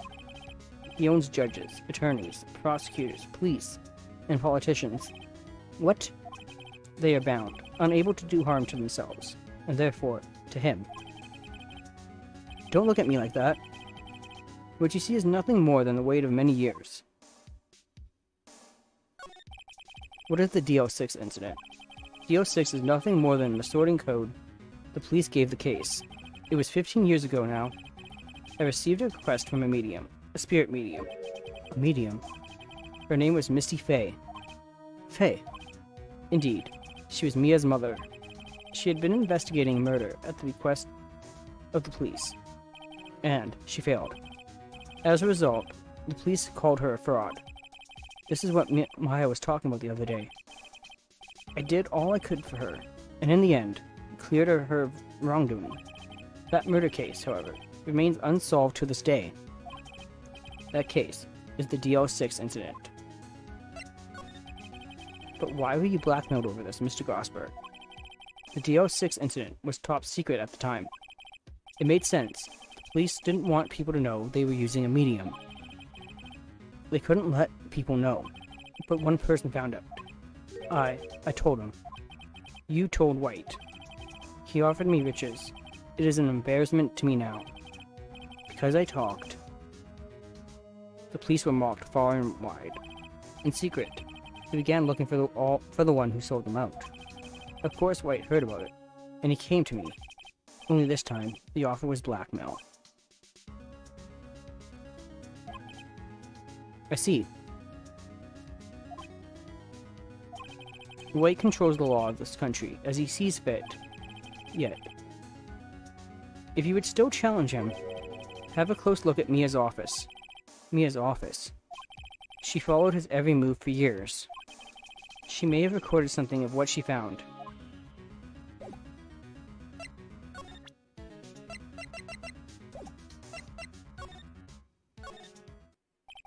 It's funny. Looking at this room, it seems so normal. Hard to imagine a murder took place here. Mr. Grosberg said there would be clues. Maybe I should have another look.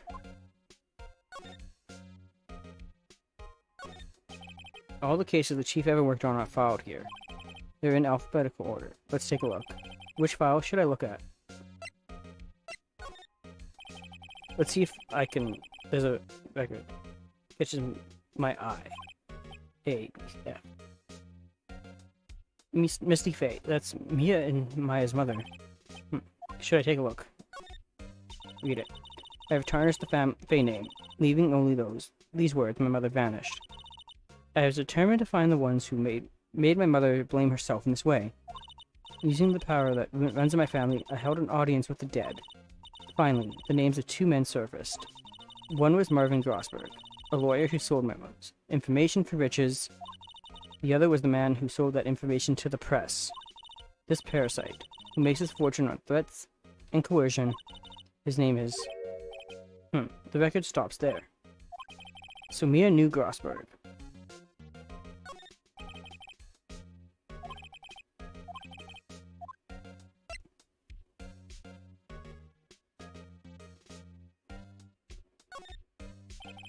Let's see. Nothing much in here. Well, no harm in flipping through a bit, yes. The biggest part here is at the end. It's ew. She has a collection of suicide reports. There's politicians, policemen. There's writing on most of these in pencil. White. This is Mia's handwriting. Wait, I get it. Mia thought he was involved in these suicides. White drove them all too. I can use these newspaper clippings. Let's find the most disturbing one. Why the most disturbing one? Article about a petition suicide. The word white is written in pencil at the top.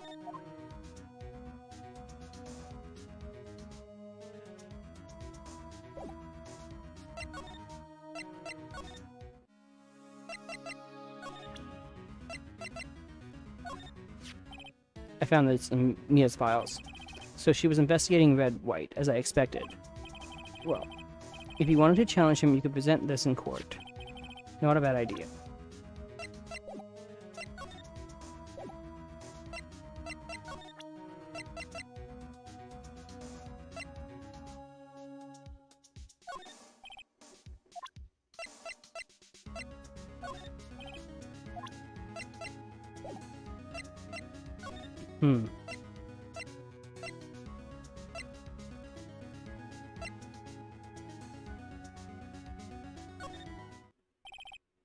Apparently it's amazed and questioning.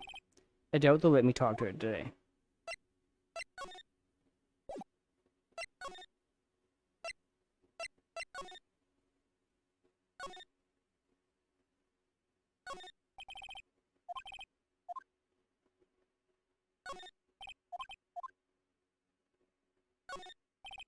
Assemble bed. It's been recently made in the room.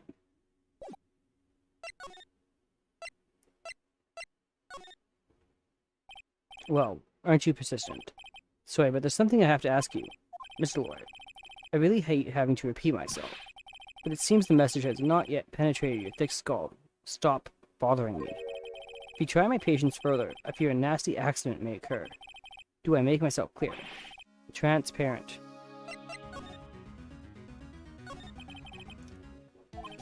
I've got to put...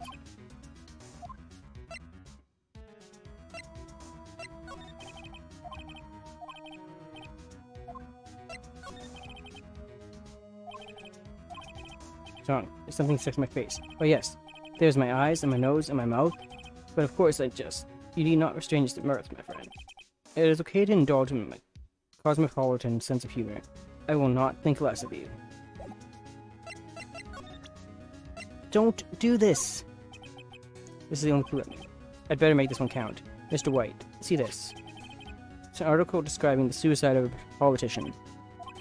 He was embezzling secret government funds. Then, one day, word got leaked to the press. The very next day, he took his own life. And this concerns me how. I found this article in Mia's office. Miss Mia. She had a file filled with articles like this.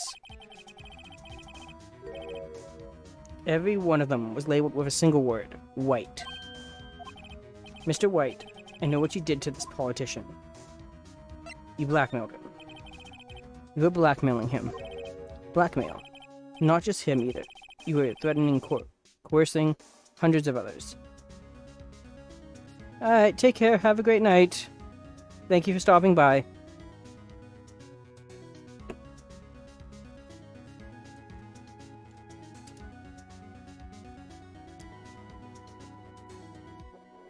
That's right there. Yeah, no problem. Good night. Not just me. You were involved in all of the suicide cases that Mia investigated. This company's built on blackmail. I'm right, aren't I? What a bizarre accusation. Mr. Wrong, what is it that you should be doing right now? Investigating me? No. I think not. You should be searching for the one who killed Miss Mia. Secretary's office. Hello. Mr. Wrong will be leaving now. Yes, sir. I'll send someone right away.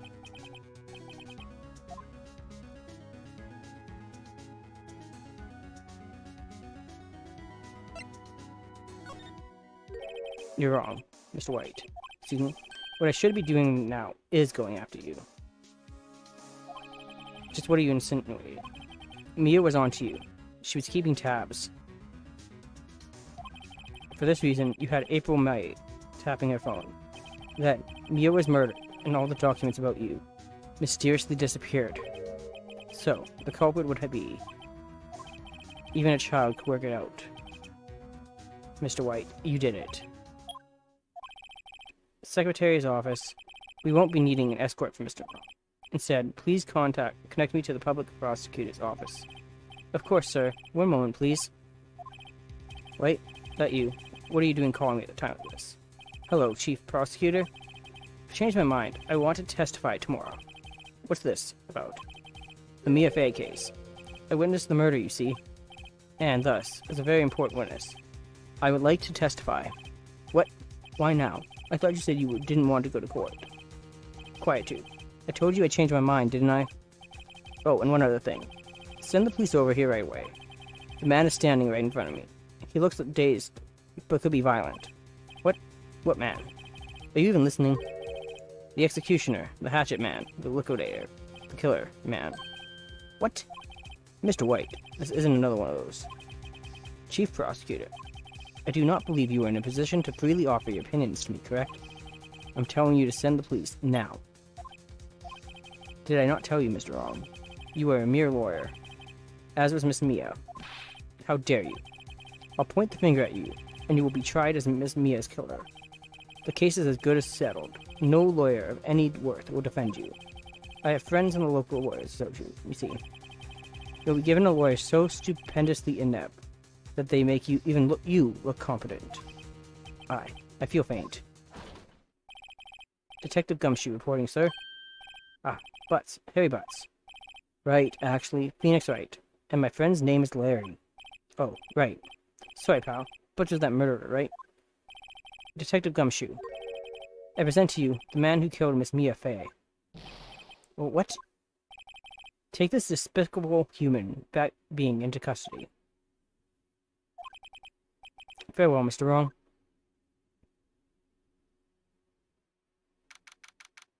September 8th, 3:37 p.m. Detention Center, Visitors Room. I can't believe it's only been a day since the first trial. My trial begins tomorrow. White's gonna set a trap for me, and the prosecution will be in on it, of course. Edgeworth included. An attorney was assigned to me by the state yesterday. I refused. I had an idea. Right. Mr. Wright. Oh, Maya. Great. They'd let you out of detention. Just now, yes. It's all thanks to you. Huh. Now I'm afraid we've switched places. What? You mean you? I explained what had happened to Maya. I don't believe it. How many people does that man need to destroy before he's satisfied? My mother? My sister? And now you? This has gone too far. Mr. Wright, please tell me, is there anything I can do? Well.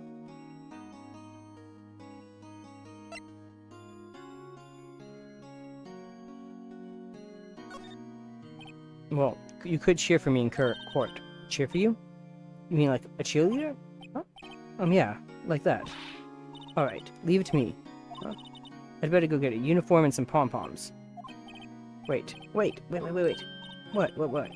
I'm kidding. It was a joke. No way. No, really, I was kidding. But thanks. It's good to know you're on my side. And there really isn't anything you can do for me anyway. But I can't just sit here and do nothing. I've got to give that man a piece of my mind. Just a piece? Okay. Then, come to the trial tomorrow. Okay. I'll be there. I'll show them a thing or two.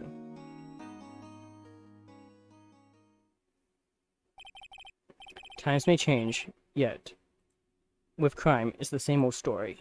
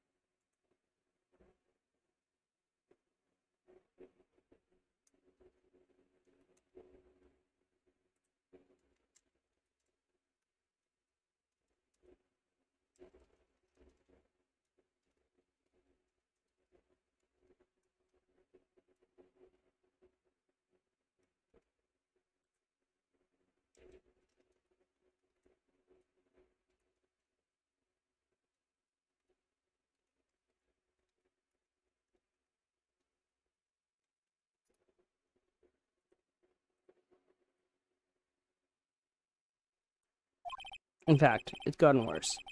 Lengthy court proceedings are no longer realistic. Beginning a few years ago, a limit of 3 days was put on initial court trials. Almost all finished in a day, most with a guilty verdict. I never thought I would end up in the defendant's chair myself for this case. With the true culprit appearing as the star witness. This is it. Tomorrow, it's me or him.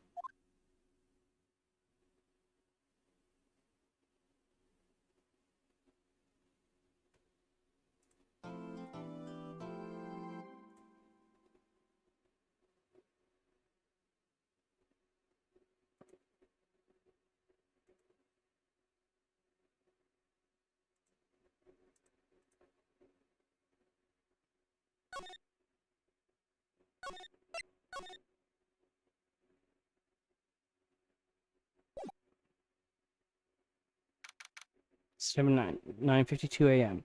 District Court, Defendant Lobby Number 1. Well, I guess this is it. Yeah. One way or another, this case gets decided today. Ah, but Phoenix, look! Prosecutor, Edgeworth. I received a call from the Chief Prosecutor's office yesterday. I was told that whatever Mr. White says today, it will be the absolute truth. No matter how you try to attack his testimony, if I raise an objection, I have it on good faith that the judge will listen to me. What does White have the judge in his pocket too? So you're saying I'm going to be guilty. End of story. I will do anything to get my verdict, Mr. Wright. Anything. Why? Why? How can you torment an innocent person like this? Innocent? How can we know that? The guilty will always lie to avoid being found out. There's no way to tell who is guilty and who is innocent. All that I can hope to do is get every defendant declared guilty. So I make that my policy. Edgeworth. You've changed. Phoenix, you know him? Don't expect any special treatment, Phoenix Wright. Phoenix. Well, court will be starting soon. What? But wait. Your defense attorney isn't even here yet. They're not. I'll be defending myself. What? Okay, let's do this. December 9th, 10 o'clock a.m. District Court, Courtroom Number 1. Court is now in session for the trial of Mr. Phoenix Wright. The prosecution is ready, Your Honor. The defense is ready, Your Honor. Mr. Wright, are you sure you're up to doing this? Yes, Your Honor. I will be defending myself. Understood. Very well, Mr. Edgeworth. Your opening statement, please. As the details of the event are already quite clear to the court, today we'll hear the testimony of a witness to the defendant's crime. I see. The prosecution may call its witness. That went far too smoothly. Why didn't the judge ask Edgeworth why his witness didn't testify before? It's like he already knows why. If anyone's going to raise an objection about this, I suppose it's me. Mr. Edgeworth, you owe an explanation to the court.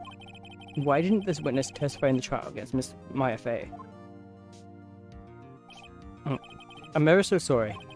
Mr. White is a busy man, and besides, at the time, I thought that Miss May's opinion was all that would be needed. Again, my sincerest apologies to the court. Excellent, Mr. Edgeworth. I appreciate your demeanor. Great. He gets to show off, and I get nowhere. I would like to call Mr. White to the stand.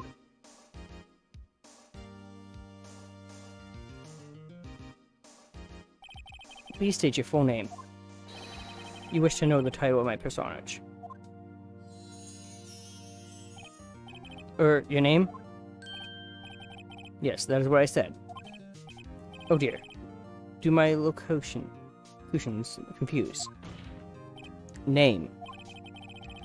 These two are great together. My name is Red White, but my friends call me Blanco Nino. And the CEO, and to use a more common term, the president of Blue Corp. Did you know the victim, Miss Mia Fey? That would be a negatory. No, I did not. You were at the Gatewater Hotel the night of the murder. Correct. And you witnessed the murder from there. Why, I tell you what you already know. Very well, Mr. White. You may begin your testimony. I can't rip this guy's testimony apart. I'm done for. Why do I always feel like it's the end of the world and I'm the last man standing? Oh. I hope you have made your peace with God, Mr. Lawyer. Let him have it, Mr. Phoenix. Okay. Let's see. It was about 9 o'clock, I believe. I was quietly reading to you some papers by the window. Then, I heard a bedlam coming from outside. Surprised, I turned to look at the building across the way. It was then I saw him. A spiky-haired man attacking a woman with long hair. Needless to say, that man was none other than you, Mr. Lawyer.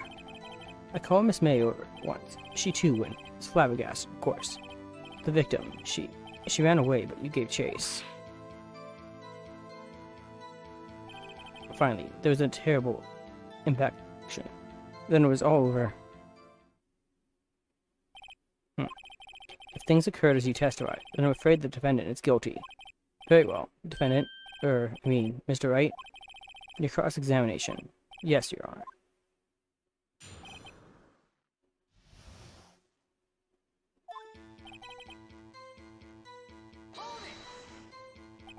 How do you know what time it was? Because I am always absolute positively perfect, you know. No. You're not getting away with that. You were so mistrusting, Mr. Lawyer. So, what was the proper term for secretary again? Anyway, Miss May ordered room service for 9 o'clock. It happened soon after the room service arrived. That's what Miss May said too. I don't see anything to gain by attacking you on this point any further. Okay, what were you doing at the time?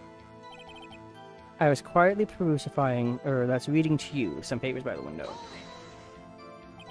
By window, you mean the one directly across from the Fay & Co. law offices? Correct. That is the only window you see. And there you were reading papers. Correct. The Gatewater is a businessman's hotel. And I am a busy man who had business to do. A bedlam. It must have been when you attacked, I assume. We see. Continue. Surprised, I turned to look at the building across the way. So you were reading your papers until you heard that sound. But of course, I'm no snoop peeping out windows at night. No snoop, yeah, right. You've made a career out of snooping. It was then I saw him. A spiky-haired man attacking long hair. So, spiky-haired. What you just said directly conflicts with Miss May's testimony. Miss May clearly stated that the assailant looked like a girl.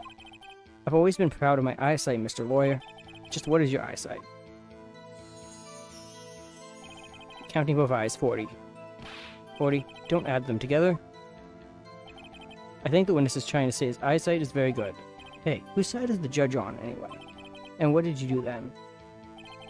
I called Miss May over at once. She too was surprised, of course. What was Miss May doing at the time?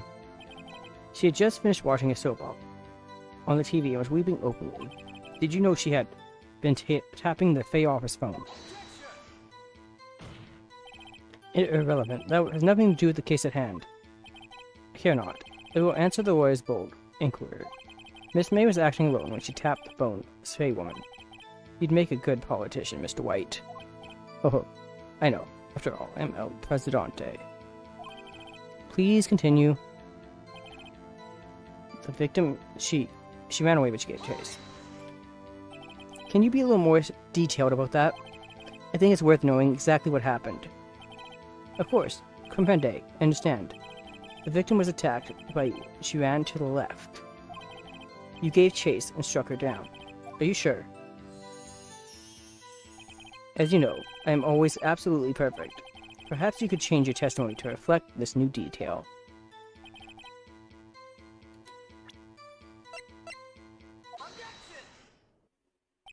Wait right there. Mr. White, you've dug your own grave. What is this?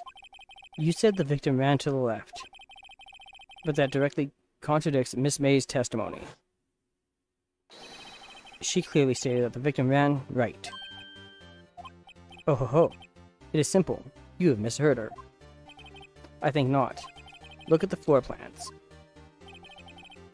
The killer was here, and the victim here. If the victim ran to the left as you claim she did, she would have been running directly away from the door. She would have been running into a dead end. Don't you find that odd? Very strange. I did see her run to the left. I did. Phoenix, look at his face. I don't think he's lying about this one. True. Maybe he really did see the victim run left. So he did witness the killing. Wait a second. Mr. Wright? Yes, yeah. Miss May says right. Mr. White says left. Can you explain this contradiction? Both are right. Both witnesses are telling the truth, for once. Huh, I doubt it. Or, rather, it does not clear up the contradiction. There is one scenario that would explain. They are conflicting accounts. What? Obviously, the witness who is not viewing the crime from the hotel. Mr. Wright, what do you mean?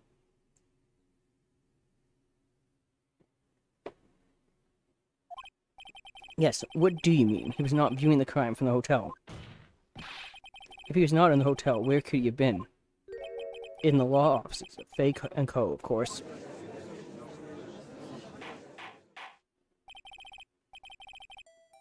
More specifically, he was standing here. Time to show the court where he's standing. This is where he was. Look. When the victim ran for the door, if he was watching from this point, to him, it would appear that she ran to the left. Please, this is no time for jokes and ill taste. That is where the killer was standing. Order. I will have order. Anyone disturbing the order of this courtroom will be held in contempt. Mr. Wright, what are you suggesting? Rapscallion. The postulations of the defense are in distortion. Truth, Your Honor. Indeed, they do seem a bit far-fetched. Ho ho ho. You provided us with so much entertainment, Mr. Lawyer. What now? He's laughing. The hilarity of the moment made me remember something. It appears I've been unclear, and for this, I apologize. Mr. Your Honor, might I be allowed to testify once more? Very well. Let's hear your revised testimony. Good luck. Can't fix a broken testimony, buddy. She ran to the left. Miss May's testimony was correct, as was mine. When you assaulted the girl, she first ran to the left. And then you hit her. Savagely. That is where I saw. Next, with the last of her strength, she ran to the right. You chased her and delivered the final blow.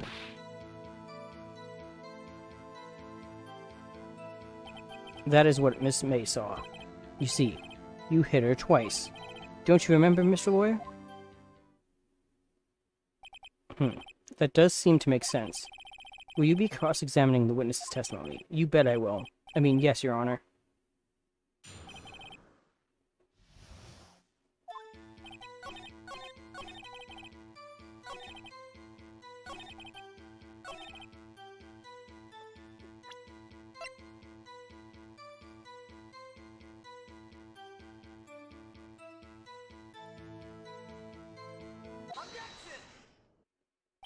Mr. White, the victim died from a single blow. What do you have to say to that? Now's my chance to hit him where it counts. Mr. White, wasn't it you who told this court you were absolutely perfect? I will refrain from using this phrase from now on.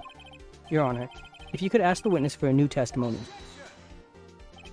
The witness is obviously confused, Your Honor. I would like to request a 10-minute break. Yes, quite. The witness is confused because he's lying.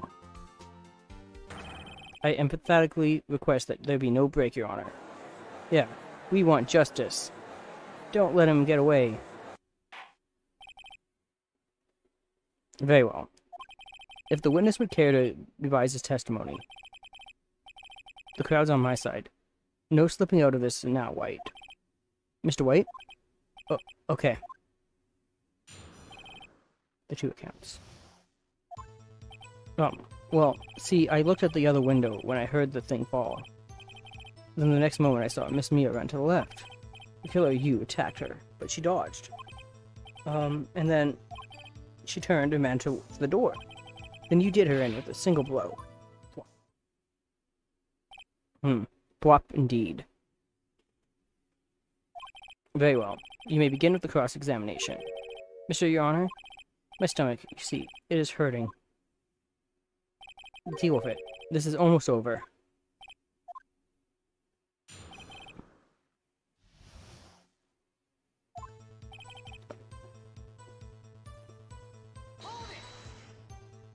You heard that thing fall. What exactly was that thing? Oh, the glass light stand. Right, the one that had fallen over at the scene.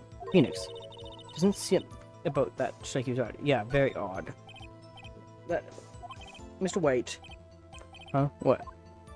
You're saying you saw the glass light stand? Yes. Then change your testimony to reflect that. Sorry, my bad. The witness will revise his testimony. Okay, of course. The stand was lying on the floor when I looked.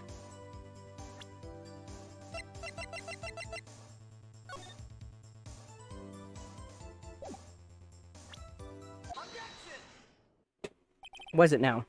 Mr. White. It was impossible for you to see the glass stand. What? Look at this. These are the floor plans to the scene of the murder, yes? Correct. Correct, Your Honor. Now, look. If you were to look through the window at the office, this is the area you would be able to see. Here. Well, note that the stand is not within the visible area. Well, Mr. White, what do you have to say to that? Ridiculousity. Mr. White, if you were in the Gatewater Hotel as you claim, you could not have seen the stand before it fell over. In fact, you wouldn't have been able to see it after it fell either. There's no way you could have recognized the broken shards as a glass light shard stand. So when did you see the stand, Mr. White? It must have been the moment that it fell. And the only place you could have seen that from is inside the Fey Law offices. In other words, you were at the scene of the crime when the murder took place.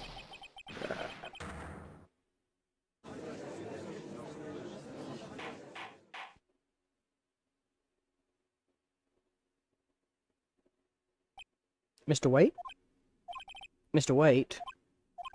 You did it, didn't you? Mr. Your Honor, I mismate you. Huh. Looks like we're about to get a verdict. That's far enough, Miss Phoenix, Wright? What? Ugh, I forgot about Edgeworth. Mr. White. I think the time has come. Shouldn't you confess your crime now? What? I said you should confess your crime. Ergo, confess that you placed the wiretap. The wiretap?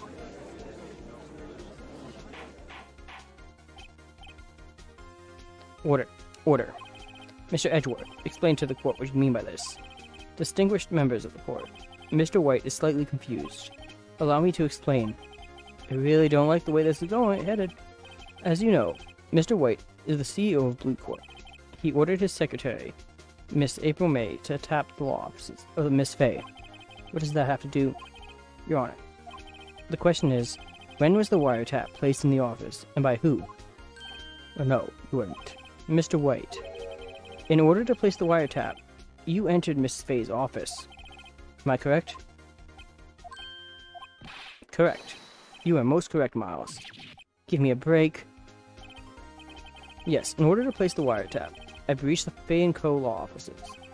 That is when I saw that cursed light stand. Okay. Now I'm confused. Please explain to the court what all this means, Mr. Edgeworth. Gladly, Your Honor. Mr. Phoenix Wright has made his position quite clear. He has determined that Mr. White knew the glass stand was in the office. He has shown that there was only one time where Mr. White could have seen the stand, at the very moment of the murder. Thus, Mr. Wright would like you to believe that Mr. White was the murderer. I see. However, it is a fact that Mr. White had been to that office well before the murder took place. When he went to place the wiretap, he could have seen the glass light stand then. Ergo, Mr. Phoenix Wright. Phoenix Wright's theory is revealed for the baseless conjecture that it is. Yes, I am adding words. Mr. White, you will testify to the court about this wiretapping. Leave it to me. I feel faint.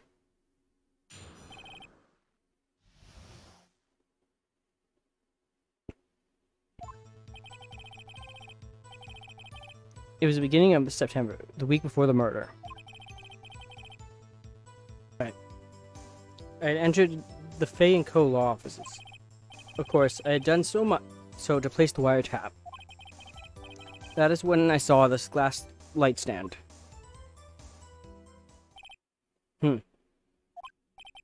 So you saw the stand before the night of the incident. And this is how you were able to identify what had fallen over by the sound. Correct. That is right. I see. Very well. Mr. Wright, you may cross-examine. What am I supposed to do now? Good luck, Phoenix.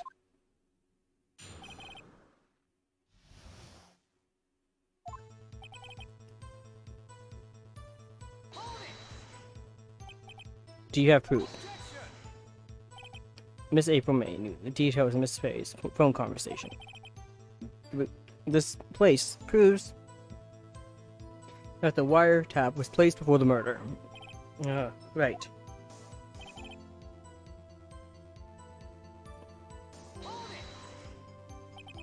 Was it really you that went to the office, or was it Miss May? Unidentified fingerprints, several days old, were found in the Fay and Co. law offices. Those are obviously Mr. White's, and if I know Edgeworth, he's already run a check on those prints. Now, Mr. White, tell us why you went to the Fay and Co. office. Of course, I had done so to place the wiretap. Why did you tap Mia's phone? This has no bearing on the current case, Your Honor. Blue Corp is a detective agency of sorts. We have a responsibility to protect client confidentiality.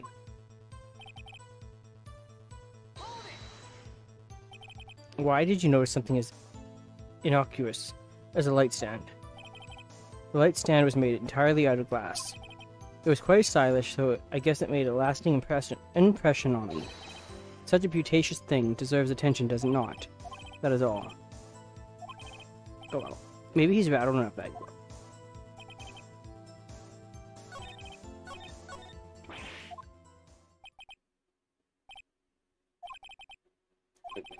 You fought. Honorably. No more. I can't take this anymore. Mr. Wright? Are you giving up? Yes, Your Honor. Phoenix. Phoenix, over here. I know that voice. Mia? Never give up, Phoenix. Mia?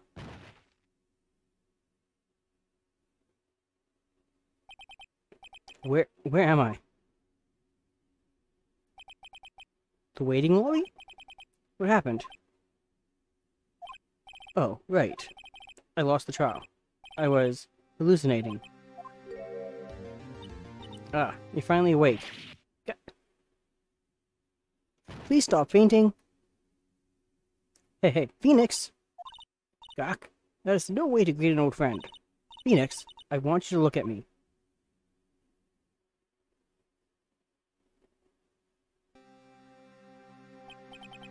You're... Maya? Didn't you know the Fey women have strong psychic powers? When you accepted your defeat in court, it appears that was enough of a shock to awaken Maya's true powers. So, Maya is channeling you, Mia. That's right. I am Maya, but I am also Mia. Now, I want you to listen to me, Phoenix. Maya never gave up. You can't either. That's what I came here to tell you. But we don't have much time, Phoenix. Now listen. You've already won. You have that receipt in the court record, right? Oh, yeah. The one you wrote Maya on. Phoenix. White wrote that, not me. So what do I do with it? Look at the front of the receipt. The front. It's a regular receipt. Looks like it's from a famous department store. $1,000. Wow, big spender. Item. Glass light stand. Date of purchase September 4th. September 4th? That's right, Phoenix. I bought that stand the day before I was killed. Well, now what did Mr. White say in his testimony? It was the beginning of September, the week before the murder. He said he saw the stand the week before the murder. There you go. I think the court is about to reconvene. Go do it, Phoenix. You know you're innocent, now you just have to prove it. Right. Seat updated in the court record. September 9th, 1:16 p.m. District Court. Courtroom note 1. Court will now reconvene for the trial of Mr. Phoenix Wright. Okay.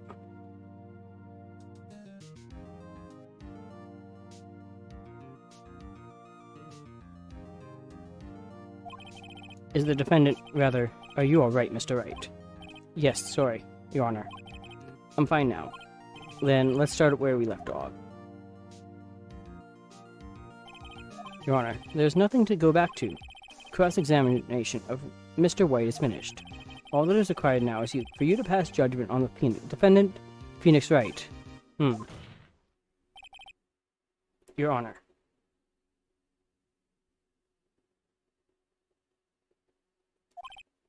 Please give me one more chance. I promise you, this is the last time I'll ask you. But, as Mr. Edgeworth has noted, the trial is more or less finished. But, Mr. Edgeworth, do you have an opinion on this matter? I say, let us give Mr. Phoenix Wright his last chance. Very well. You may begin your cross-examination.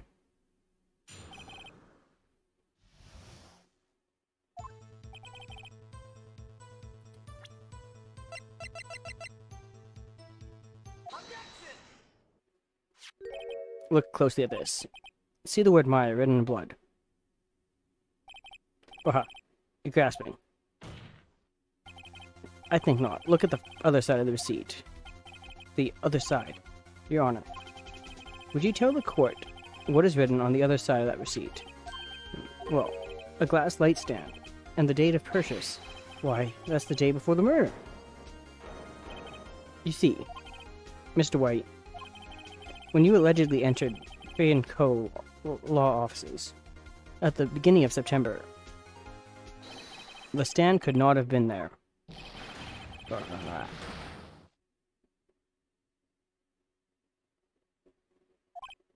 Well, Mr. Wright. White. Can't get out of this one, can you? No. It's impossible. Uh-oh. He's losing it. Well, Your Honor, I understand there must be quite a bit of pressure on you. But I think you'll agree, can't judge me guilty under these circumstances. Very well. Then that is all for the trial of...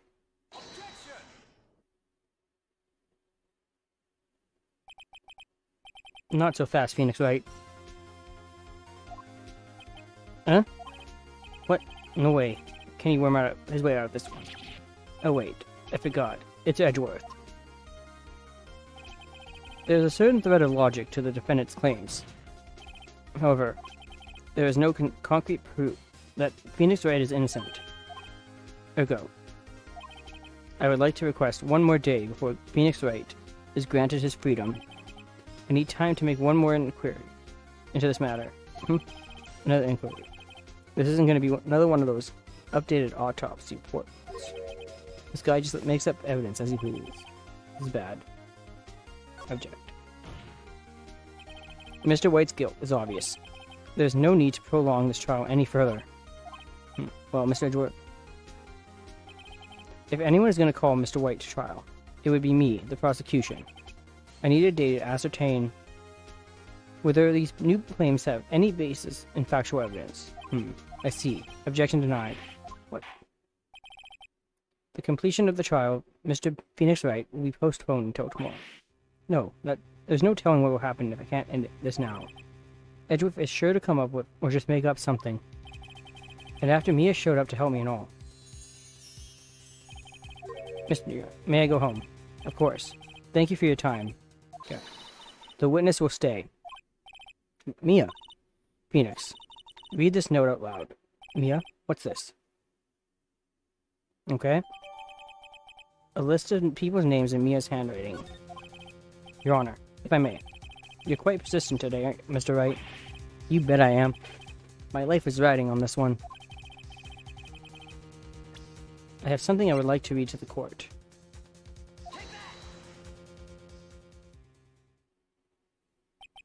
The memo Mio had given me was a list of names.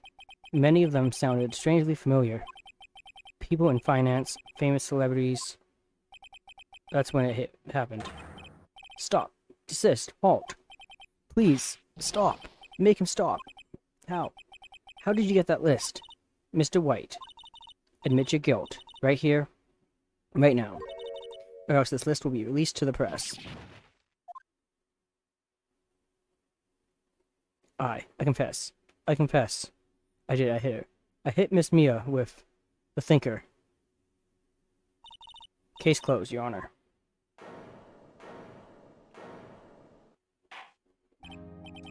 Well, I see no reason to continue this trial.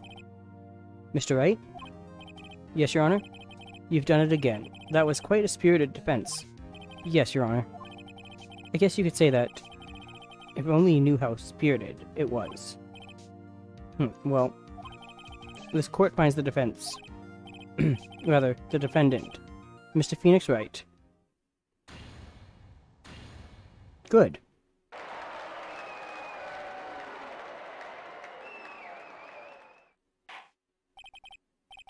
That is all. This court is adjourned. September 9th, 2:24 p.m. District Court, Defendant Lobby, number 1. Well, I never thought I'd be saying this again, but congratulations. You're lucky I was born a Fae. I'm lucky I had both you and Maya on my side. I'm glad you made it. Thank you, Phoenix. You risked a lot to help me, and Maya. I won't forget it as long as I live. As long as you live? My time here is running out. Huh? Maya's powers are still weak. I can't stay here that long. Well, no, there's still so much to say. Don't worry. I'm sure we'll meet again. Chief! I'm not the chief anymore. Phoenix? Can you come to the office tonight? Say 9 p.m.? The office? I'll see you later. Chief. Mia. 9:02 p.m. Faye & Co. Law Offices. Being here, it's hard not to think about that night. You came. Mia. I was kind of worried you might not. Huh? Of course I came. Well then. I'm pretty hungry. How about a burger? Mia? You should see your face. Mia. What are you talking about? It's me, Maya. Maya? What? Did I look like my sister? Look like? You were her. I might be able to use that. Oh, Phoenix. Go to the store and buy me lunch, would you? Maya? Why are you here? Because of this. See? Mia wrote me a letter. Take care of Phoenix for me. Take care... Huh? She means the office. This office. Someone has to help with the new Wright & Co. offices, right? And who better but me, Maya Faye, reporting for duty. Wait, no, on second thought, let's make this casual. Yo, Nick. Maya here, ready to get down to business. Please don't do that. You don't mind me calling you Nick, do you?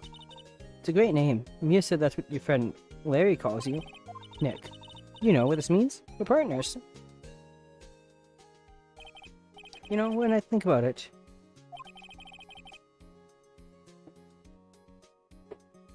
It is Maya's fault I'm here now. But, if it wasn't for her, I'd probably be in jail.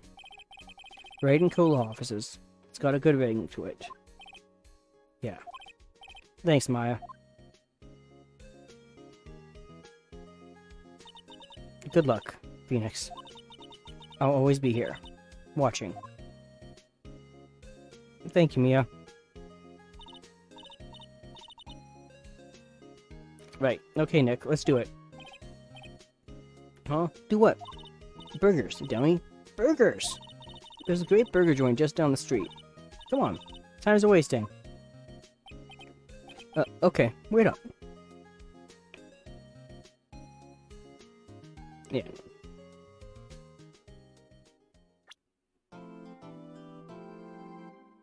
A brand new episode has been added. Yes, I would like to save up to this point.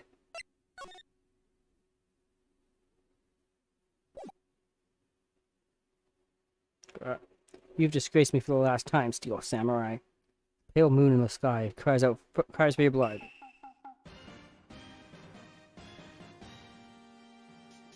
The moon? No. It is you who should gaze upon the moon, for it will be the last moon you will ever see.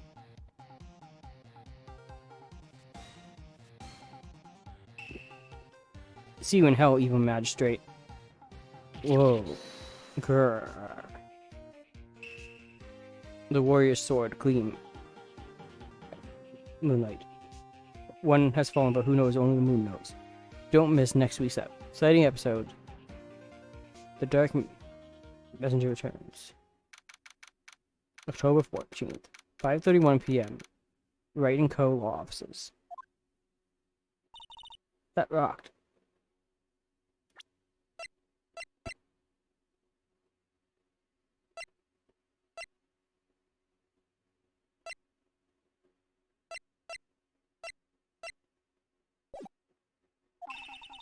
See you in hell, evil magistrate. Whoa, stop waving that broom around. Oh, Nick, I didn't know you were here. Of course I'm here. What's that surreal show you were watching? What? Nick, you mean you don't know the Steel Samurai? He's only the most popular TV hero for young people. Young? Like, how young? 10 years old? Then what the heck are you doing getting all excited? Hey, I'm only 17. That's 17. See, I'm a teen. Not like you, Nick. Hey, don't talk to me like I'm your grandpa or something. I'm only 24 myself. Then watch it with me. It's really cool. And it's really popular. When they asked grade school kids what they wanted to be, Steel Samurai was #1. I really worry about kids these days. Gramps. Well, the Steel Samurai is over. I guess it's time to close up the office. I guess. Wish we had some clients. A month has passed since my trial. Mia's murder was the talk of the town for some time, but no one paid any attention to the Wright & Co. law offices. How am I gonna pay the rent this month? I don't know. It'll be okay. I'm sure some big client is just around the corner.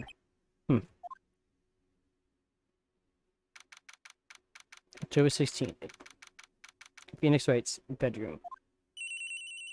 Bring. Hello? This is Phoenix. Nick! Maya? What? It's still early. It's the Steel Samurai.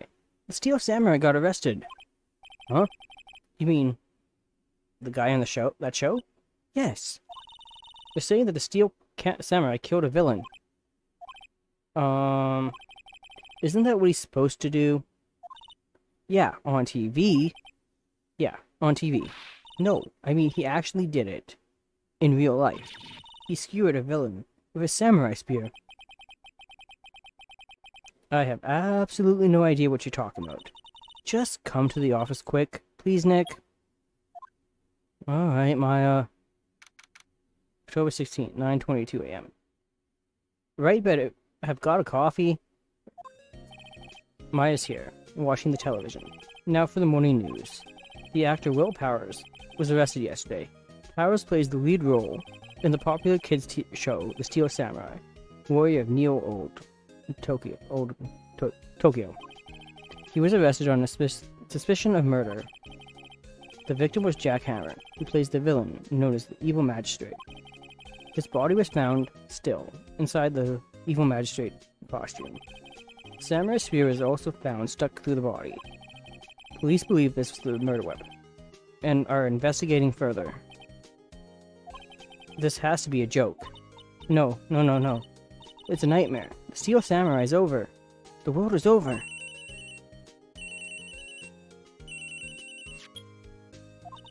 Yes, Wright & Co. law offices. What? Nick. It's the Steel Samurai. What? Yes, of course. We'll be right there. Let's go, Nick. Go? Go where?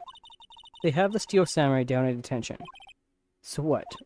So I decided this will be our first case. Well, what should we do? What should we do? How can you just sit there like that? We have to get down to the detention center and meet the Steel Samurai. Does she want to investigate this case or just do some sightseeing? I wonder. My money's on sightseeing. We don't have enough information to make a case yet.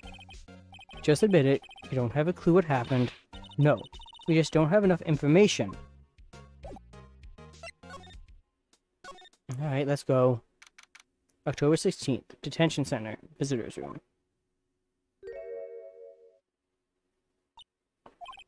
What's wrong? Why, it's him. In the flesh. Is that guy really him? What do you mean, that guy? Of course it's him. Will Powers, our client. That's him.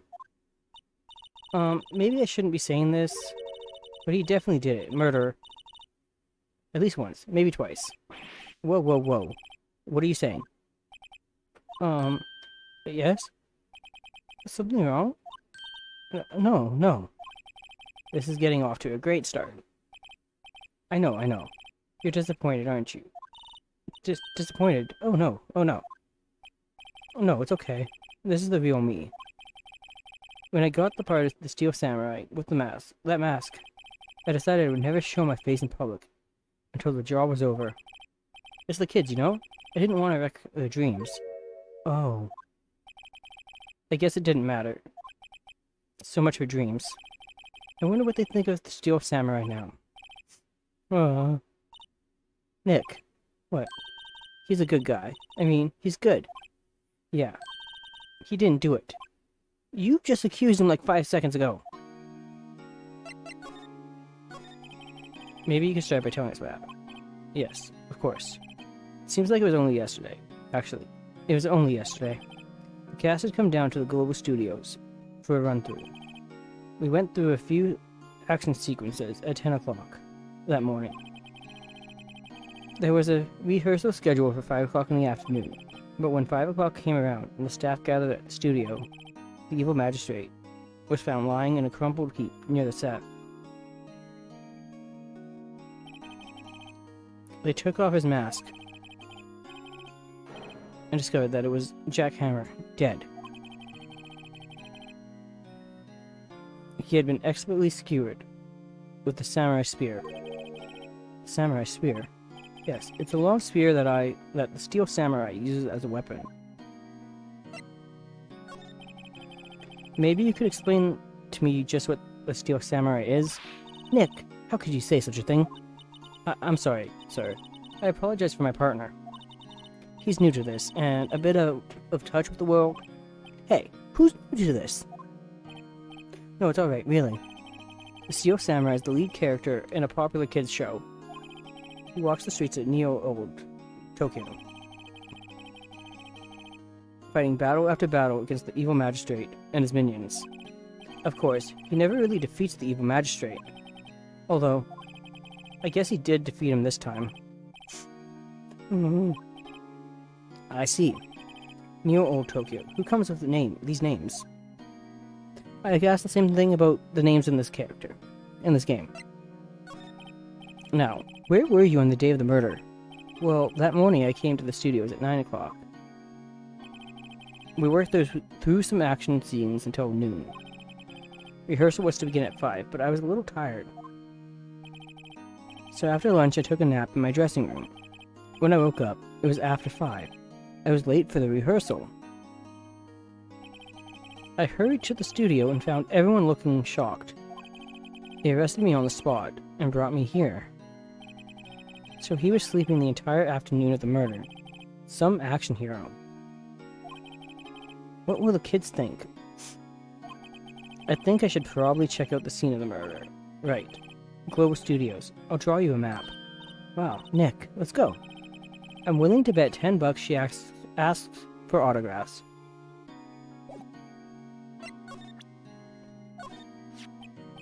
Here. I see. Let me guess, this guy wasn't the top student.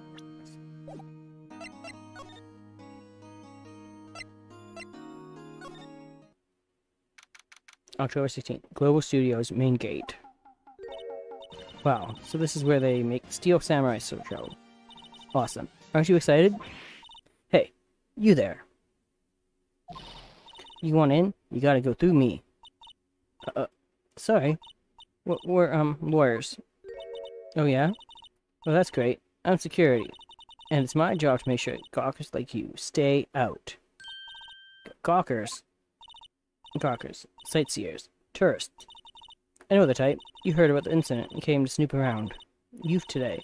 Wasting time like this. Don't you have jobs you should be doing? Or do lawyers not work like the rest of us? Maybe I should become a lawyer, too. Life... Okay. Hey, old bag.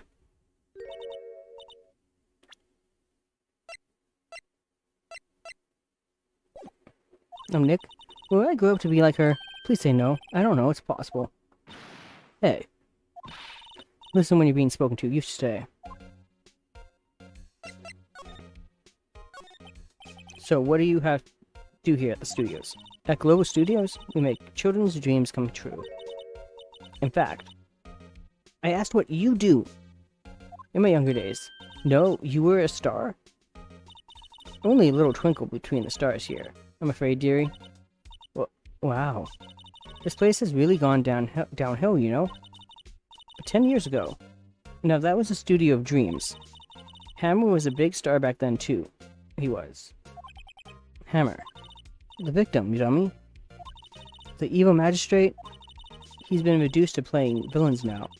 Not exactly the best material to work with. What kind of person was Jack Hammer? What kind of person? Oh, if you only knew. Jack Hammer will live on in many hearts as the ultimate action hero. He was simply dashing in the Dynamite Samurai series. Should I have heard of that? But there was an accident during filming 5 years ago. He got an unlucky break after that. Reduced to playing the villain on the children's program. What's more, I heard they were paying him peanuts. It's enough to make you cry. Can you tell me about Mr. Willpowers? He's not a bad kid, but don't be fooled by his mask. You wouldn't want him on the silver screen about it. Believe me. Little old ladies watching would lose their lunch. That's probably why he thought Steel Samurai was a big chance. No one thought he was capable of doing what he did to poor Jack Hammer. We don't know for certain that Will Powers is guilty. Powers? Of course he's guilty. How do I know? I know everything. That's my job. Reason for suspicion. Why are you so certain that Mr. Powers is the killer? I was standing right here yesterday. I was here from 1 o'clock in the afternoon to 5 o'clock when they found the body. Now the studio where the murder took place is to the left of here. Left here. So if you want to go to the studio, you have to pass by me. Only one person went by here between 1 o'clock and 2:30 when the murder took place, and that person was Mr. Powers. Yes, I saw him. But Mr. Powers says he was sleeping in his dressing room. Oh, I'm sure he would say that. He's no fool. But he was the only one that walked by. He's the killer. You can bet your biscuits on it. Wait, there's biscuits? Isn't it about time for you to be heading home? There's nothing to see here. Move along. Actually, we're here at Mr. Powers' request. I thought you were suspicious looking. Show me a letter of request, and maybe I'll just let you in. This lady here thinks she owns this place, obviously. I have this. What's that? You giving that to me? Absolutely not. No. Okay, fine.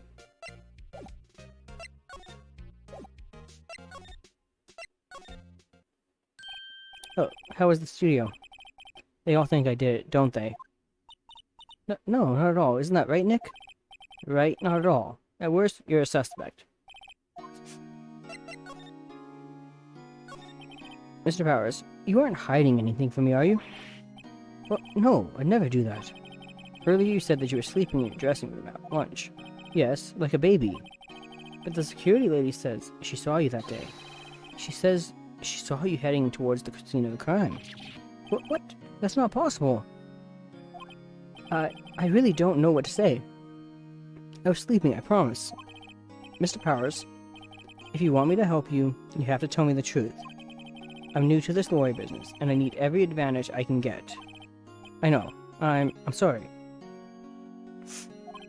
But I swear to you on my mama's grave, I was sleeping. Maybe the security lady only thought she saw me. What did she see? He doesn't seem to be lying. About the security guard at the main gate to the studio. Oh, the security lady. She's terrible. She called me suspicious looking. Yes, actually, she said the same thing to me before. Take off that mask, were her words, I believe.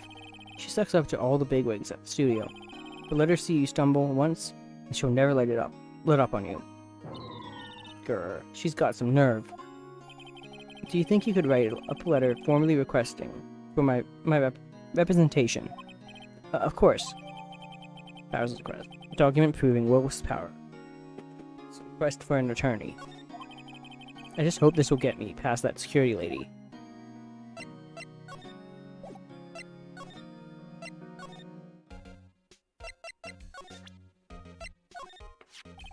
Ma'am, have a look at this. It's a letter of request from Mr. Powers. Yes, I recognize the bold, childish scrawl. Powers request given to the security lady. To think you entrust his fate to youths of such unreliable appearance. Really? Anyway, you may pass, but only left from here, toward the studios. No going to the right. That's the employee area. No one allowed inside, pal, were my instructions. The good detective told me himself. Hey, Nick. Huh? There are maps in the security guard station. Hey, not bad. Those are 50 cents apiece, thank you. Well, time to go, Nick. 50 cents. Guide map to the Global Studios.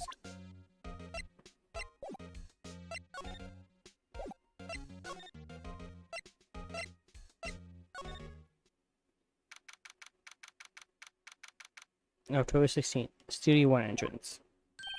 Hey, aren't you that murderer from the other day? Ah, it's that confused detective. Hey, pal. You know Prosecutor Edgeworth is all upset, and it's your fault.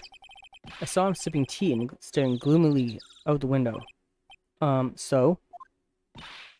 Hey, if he's depressed, it's all your fault for doing sloppy detective work. Maya!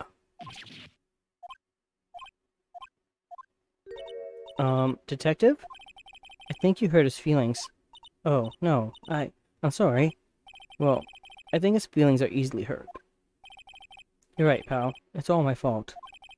I can blame other people all I want, but I know the truth in my heart.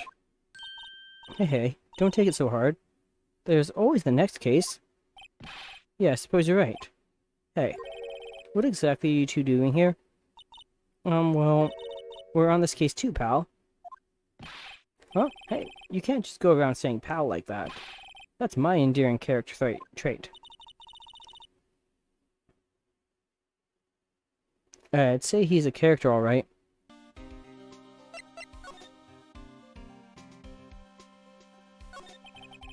So how's the investigation going, Detective? Well, hey, I can't tell you that, pal. Nick, maybe you need to be a little more indirect with questions. Right, so, Detective, mind if I take a look at what you've got? What I got? The autopsy report. The latest version, if you please. Right. Sorry about what happened last time, pal. Jack's autopsy report. Time of death, 10:15 at 2:30 p.m. Cause, pierced through the chest by a spear. Why was Mr. Powers arrested? Simple, pal. The murder took place right over there in Studio 1. Now, the victim entered Studio 1 at approximately 1 p.m. At that time, there was no one other than the victim in the studio. According to the autopsy report, the time of death was 2:30 p.m. Only one person went to the studio between 1 and 2:30, and that person was none other than Will Powers. Okay? No one else, pal. If you think I'm lying, ask the security lady at the main gate. Nick, if that's true, anyone would think Powers did it with that kind of evidence. Thanks for cheering me up. About the security lady. Oh, that sweet old lady? What a charming, sweet old lady. Okay. Huh? Are we talking about the same person? When I showed her my badge, she gave me a donut. And some coffee. I remember what Powers said. She's a sucker for authority. Oh, right, she is. She even gave me a piece of valuable evidence. What? It says, what kind of evidence? Well, that or a photo. The photo of the Steel Samurai heading towards the scene of the crime. What? Who took that? See the camera on that gate, pal? The gate. You mean the one with the welcome sign? Yeah. Whenever someone walks by, that camera automatically snaps a photo of them. Oh no. Nick, he has evidence. We're finished. Funny. For someone with hard proof, he doesn't look too happy. What's wrong, pal? You seem down. Don't look so happy when you say that. Oh. We'd like to ask the employees here some questions. Sure thing, pal. Go wherever you like. Of course, you're not going to find any clues I haven't found. Already found. I'm glad someone around here seems to be enjoying themselves. Nick, let's go. We've got a free pass to the place. Now's our chance to check things out.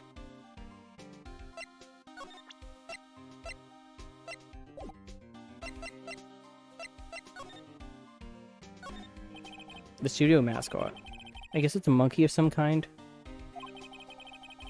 But what kind of monkey has a nose like that? He's holding a sign in his hand. Right to the Studio 1, left to Studio 2. What's up with that thing? It looks kind of busted. Oh, the wind was pretty strong yesterday and the head broke off. It took that tree down with it too.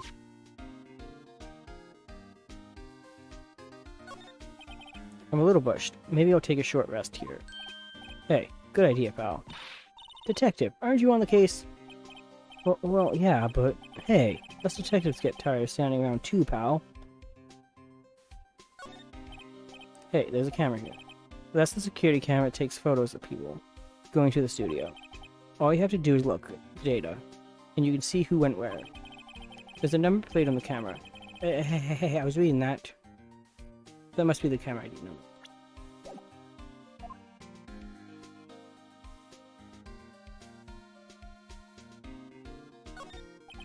The entrance to Studio 1. This is the studio where they found Jack Hammer's body. Let's go in and check it out, Nick. Hey, it's locked. Looks like you need a card key to get in. Makes sense that they would want to keep the non-employees out. Detective Gumshoe, what's down to the path to the left? It looks like a tree fell down over the path. Oh yeah, that way's kinda dangerous. You should stay out, pal. There's nothing down there anyway. That's where Studio 2 used to be, they tell me. They don't use it now, though.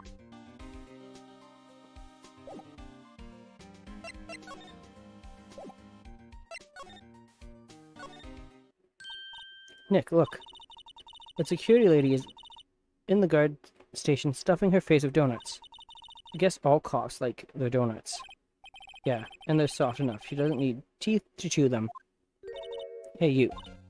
Well, are you satisfied Powers is guilty yet? She had to make my life harder by giving that photo to Detective Gumshoe.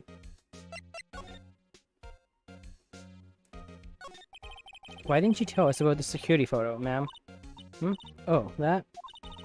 I just thought it would be more thrilling to talk to the detective himself. These things are important, you know. Oh, just look to the left from here's the gate with the camera that took that photo. It's my job to check the photos every day, you see. About the security camera. Oh yes, the camera. It's automatic. You can tell when someone walks through the gate. That gate, you see? Then it snaps a photo. Apparently, it records the time when it takes a picture too. But I don't bother myself with those details. I just view all the photos on the computer. Over in the security guard station. I check them every day before going home too. I do. Guard station is the central position. No matter where you go. Here, you pass by my station first. Now poor Hammer, he just went to the studio before 1 p.m. The murder happened right around 2:30 C. The only one I seen go through here between 1 and 2:30 was Powers himself. Security camera gotta go look at him too. If he's not the one, what did it? I don't know who it is. Maybe it was you? Good one, Sonny. She thinks I was joking. What's the victim, Mr. Hammer? A popular actor. Oh, he was the biggest star in the studio. Was? Past tense. Oh yes, he was great as the bearded samurai. Well, that too, yes. He shone the brightest. Back in the day, making a star like him play the evil magistrate, it's a disgrace, I tell you. Hammer took it pretty hard, and who can blame him?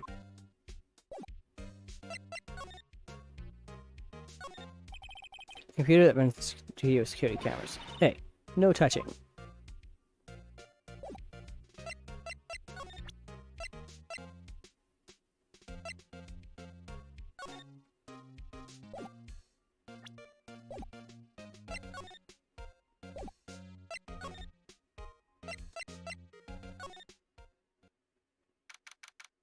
October 16. Glow Studios employee area. Nick, this is where they do all the behind-the-scenes stuff. Hey, look. There's Powers' dressing room. No one's here that soon after the murder, I guess. Let's take a look around.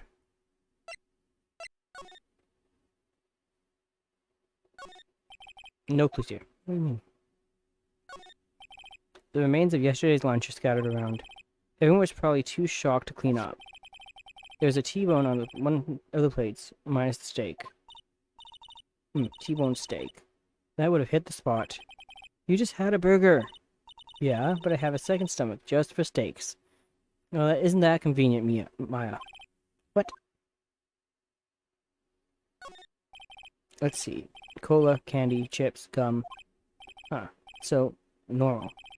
I was expecting some cool themed snacks or something. Popcorn, at least. Wait, look. Samurai soda. Nick, try this. Ladies first. There's a sign by the dressing room door. Will Powers. It must be neat to be the star and have your own room like this.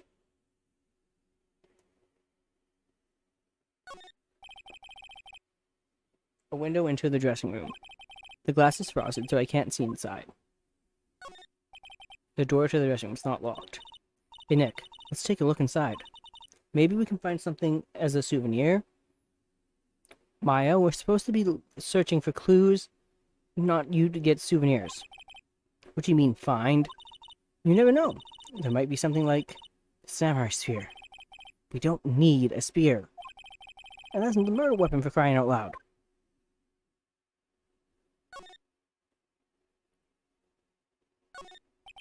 The metal grate on the drain here has been taken off. It's a pretty big drain. A kid could fit through there, I bet. Yeah, if he snuck in that way, you wouldn't have to pay at the gate. Well, if you want to leave that way, be my guest.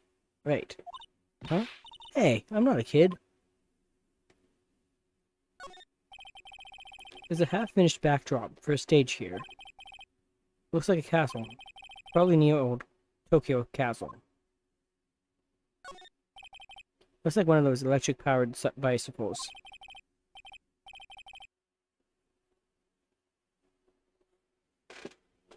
I don't know about these. I mean, what's the point? It makes it a lot easier to go up hills. Don't people cycle to get exercise?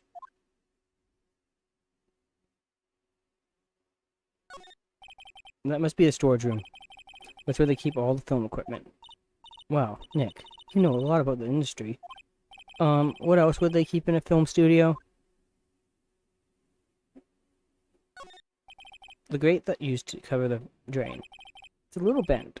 I don't think it would fit if I tried to put it back on.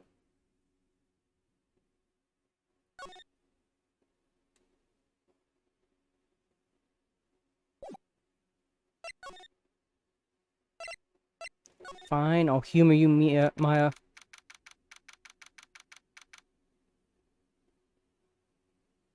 October 16th. Global Studios dressing room. Powers' dressing room. So this is where he was sleeping. Or at least, this is where he claims he was sleeping. No one actually saw him taking a nap here, did they? Right. And there's a picture of him near the crime scene. I hope he's telling the truth. For his sake.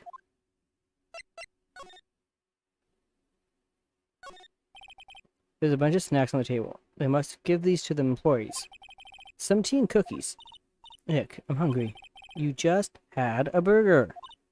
Yeah, but I have a separate stomach for sweets. So you have a separate stomach for burgers, separate stomach for snacks or sweets, and a separate stomach for steak. How many stomachs do you have, Maya? How many stomachs does this girl have? That's what I was just asking Phoenix. There's a vast array of cosmetics here. Ooh, this is the wig he used in Samurai Boogie Woogie. Nick, try this on. No. And how can you tell the name of a show just by looking at a wig? I, kinda like samurai movies? Kinda. There's some regular suits among the costumes here. Those must be his own clothes. It'd be fun to wear one of the costumes. I'd say you were already wearing one, but myself. Looks like someone was sleeping here. Maybe Powers did take a nap here yesterday. This must be Powers' bag. Hey, don't open that. Look. An employee card key. That must be Powers.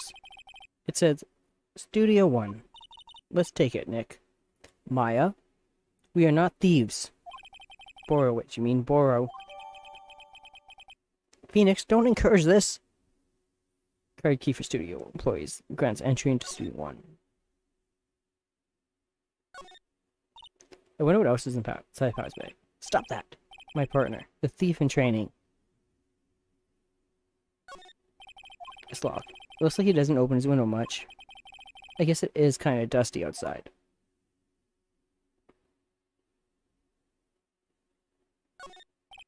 They always have mirrors like this in dressing rooms. I see my hair is still nice and spiky. Just how I like it.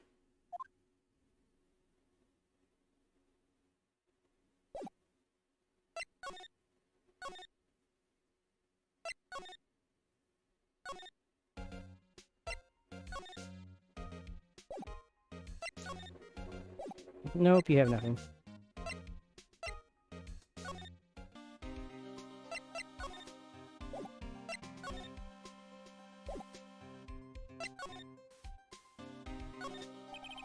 The entrance to Studio 1.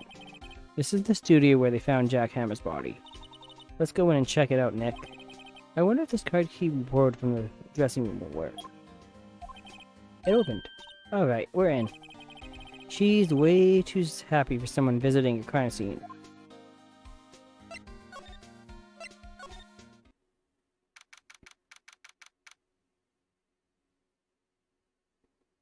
I was listening. Studio 1. What is it? You're really quiet all of a sudden. Doesn't it give you the shivers, Nick? That white tape, it's so real. Well, the evil magistrate did die here. And the steel samurai killed him. The murder weapon was the samurai spear. Sounds pretty real to me.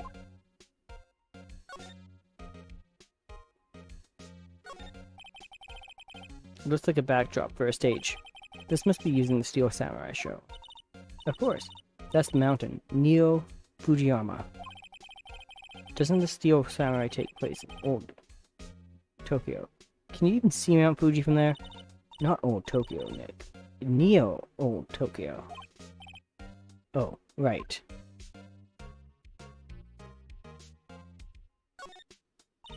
Wow, look at that camera. That must cost a ton. Yeah, so don't touch it. Whoa, it's heavier than I thought. Didn't I just say don't touch it?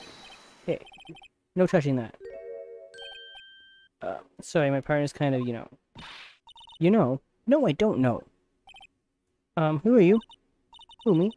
I'm an assistant here. I help with props and stuff. Moving them around, ordering new ones, etc.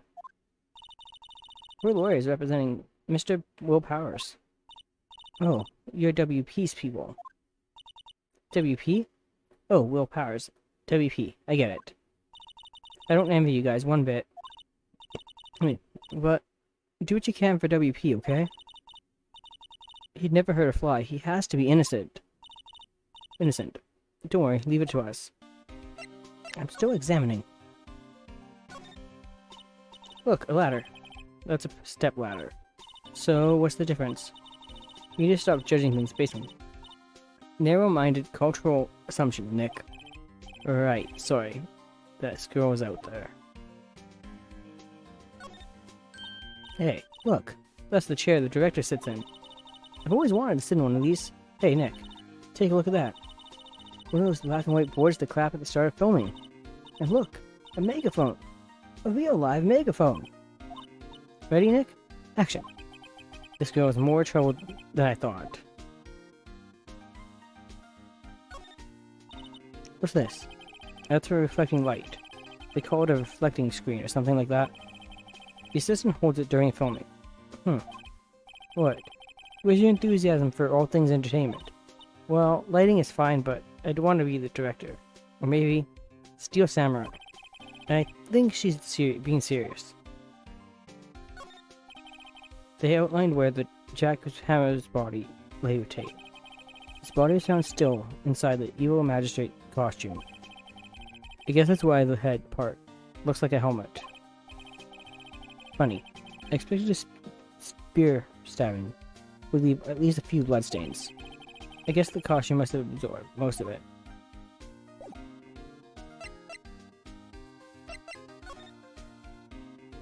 Let's check and make sure there's no slide.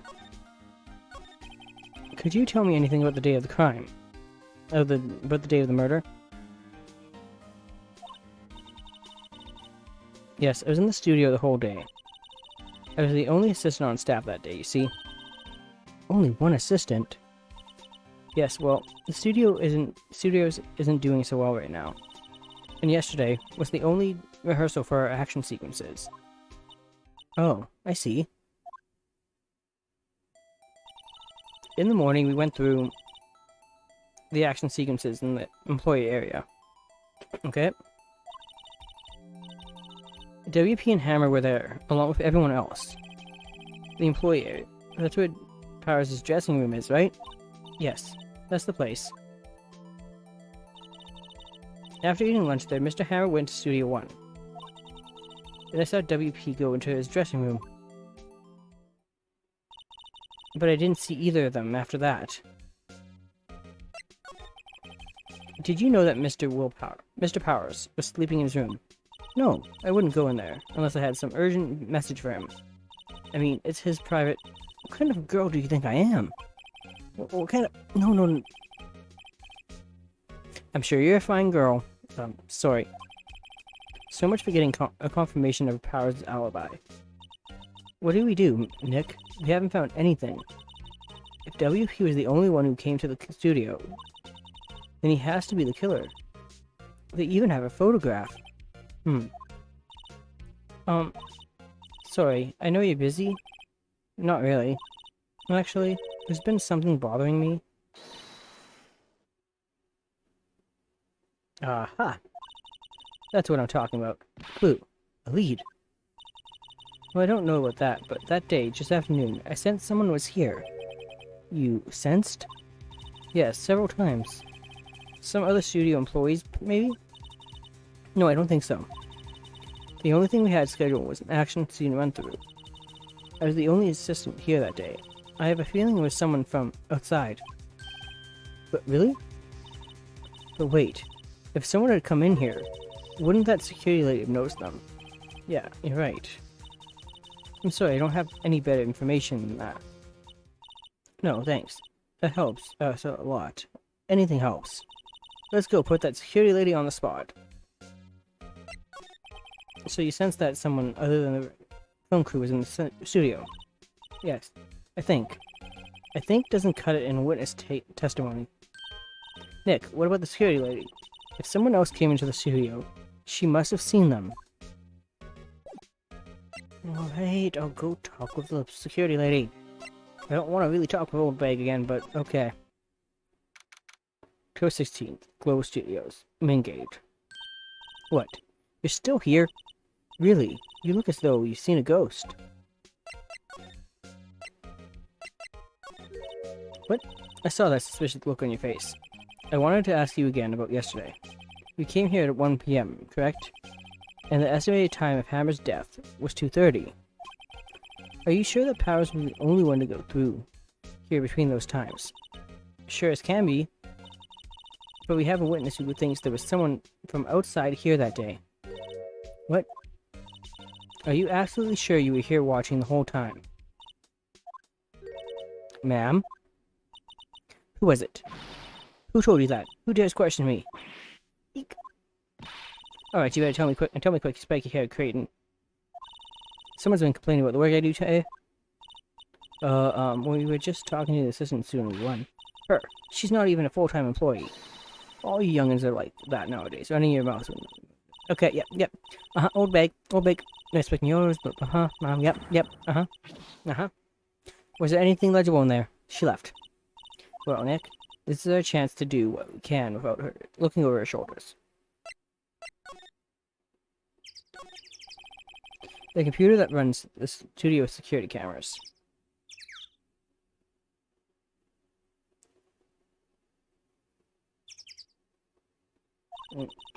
Maybe we can see that photo of Powers with this computer. Yeah, maybe. Should I try the computer? Yes. Okay, let's give it a try.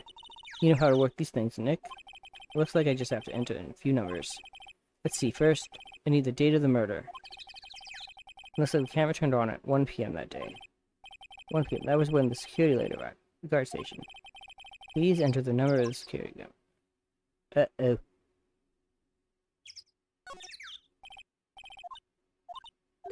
Nothing happened. Maybe I got the number wrong. Sorry. Maybe we should go look.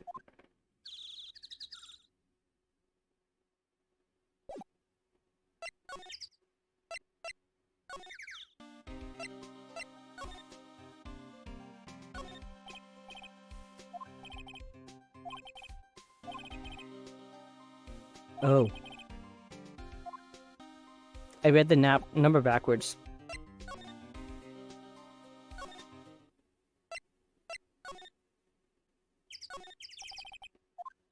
I'm not always great with numbers, so... My brain apparently read that number backwards. Let's try it.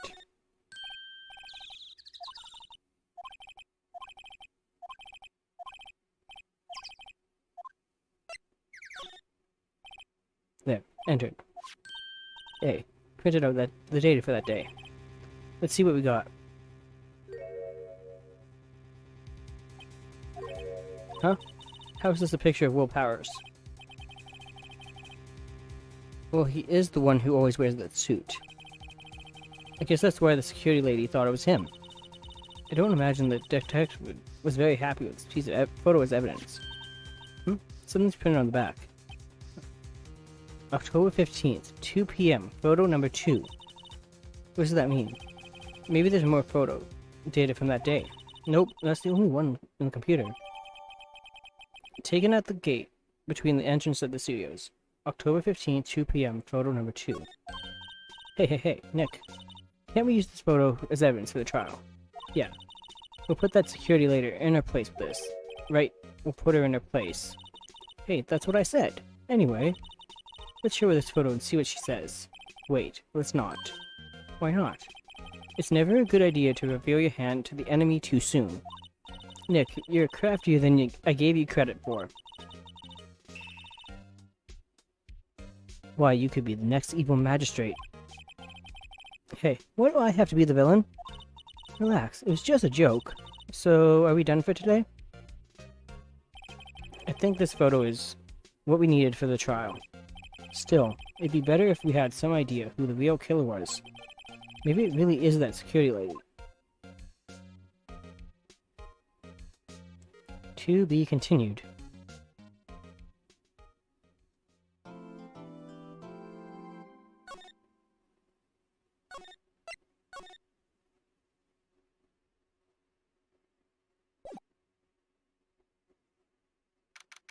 October 18th, 10 a.m. District Court. Courtroom number 4. Court is now in session for the trial of Mr. Will Powers. The prosecution is ready, Your Honor. The defense is ready, Your Honor. Very well. Mr. Edgeworth, your opening statement, please. The prosecution will show the court that at 2:30 p.m. on October 15th, the defendant, Mr. Will Powers, killed fellow actor Jack Hammer in Studio 1 of Global Studios. It is impossible for anyone else to have committed this heinous crime. The evidence presented during the trial will all prove to this fact. See. Very well. I would like to move on to some testimony. Mr. Edgeworth, the prosecution may call its first witness. Very well. I call a most familiar face, Detective Gumshoe, to the stand.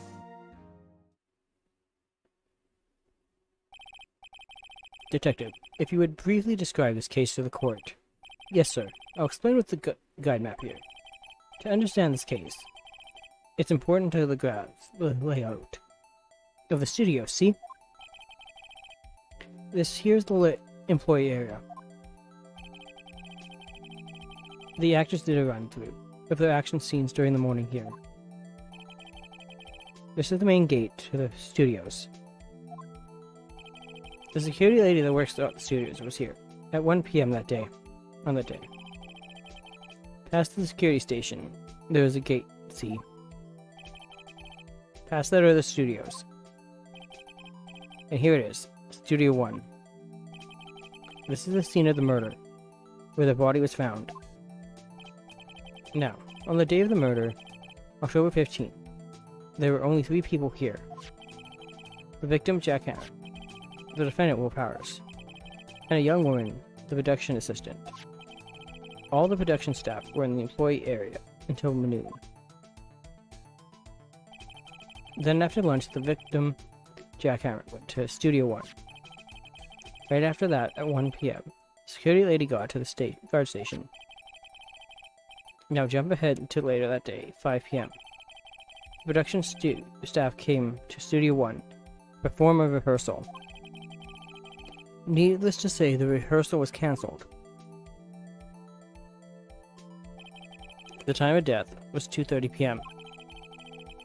Samurai spear, found lodged in the victim's chest, was the murder weapon.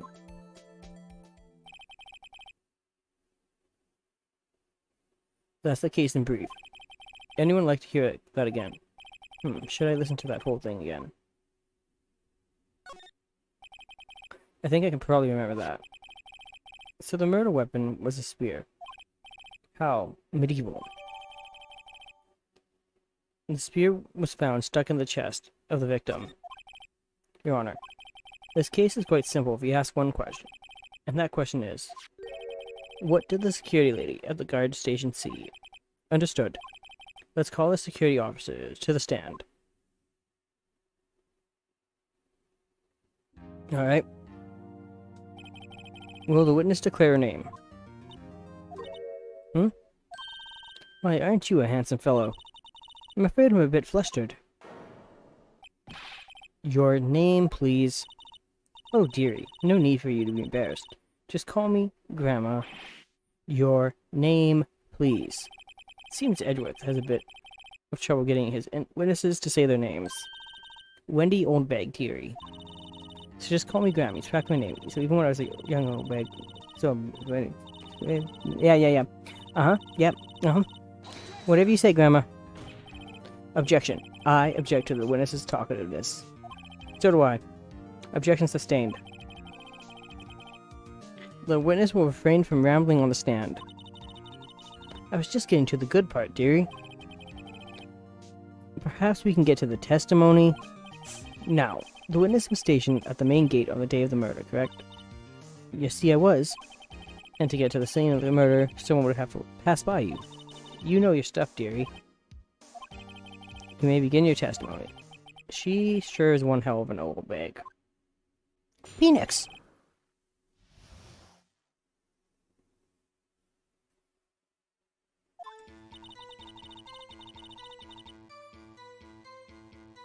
On the day of the murder, I arrived at the guard station at 1 p.m. Poor old Hammer and the rest had been doing a run-through there since the morning. I had some errands to run that morning. Anyway, it was 1 o'clock when I got to the guard station. I was at the main gate from then until 5. Now, the murder happened at 2:30 p.m., right? Interesting to me because a certain man walked right by me at 2 p.m. It was Powers, that man right there, and he was heading toward the studio. You saw the defendant then? Very well. Let's begin the cross-examination. Mr. Wright? Yes, Your Honor.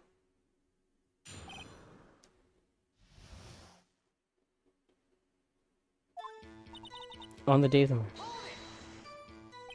So up until then, that time, anyone who wanted to go could go inside to the station studio. Well, there wasn't a security guard at the gate, no. But the main gate was locked, dearie. You need an employee card key to get in. Right. The card key that I have. So what she's saying is no one who wasn't supposed to be there could get in. Was there anyone at the studios when you arrived at the guard station?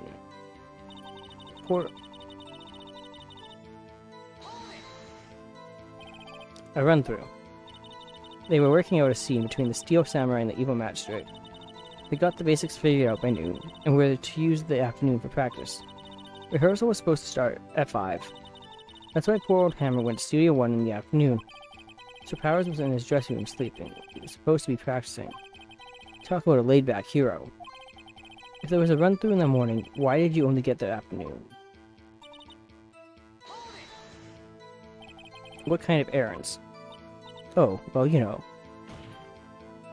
Answer the question. Actually, I was watching poor Hammer and Powers. Observing, you know. Observing? Weren't you supposed to be at the guard station? Whippersnapper, I told you I locked the gate, didn't I? I did my job. I'm not sure your boss would see it that way. No, I don't think they would either. Anyway, I always watch Hammer's run-throughs. Always. Never missed one in all my years. Wow. I want to see a Steel Samurai run-through, too. You could quit being a spirit medium and take up guard duty. Not a bad idea. Anyway, it was 1 o'clock when I got to guard station. Did you see the victim then? Did I see poor old Hammer? Nope. He'd already gone to the studio before I got back to the guard station. Tell us what happened next. I was at the main gate from then until 5. So you were watching there the whole time, no breaks, not even a second. Of course, I am a professional, you know. Or are you criticizing how I didn't do my job, Whippersnapper?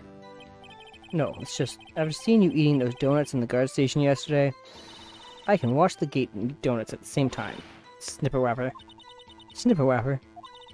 Old Windbag is losing it, Nick. Why don't you raise an objection? So the witness was on duty the whole time. Afternoon, the whole time. Very well. What did you see? Now, the murder happened at 2:30 p.m., right?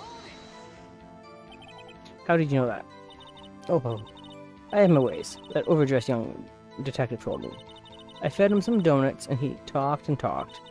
If you ask me, that detective isn't cut out for his job. Poor Detective Gumshoe getting ratted out by a security guard.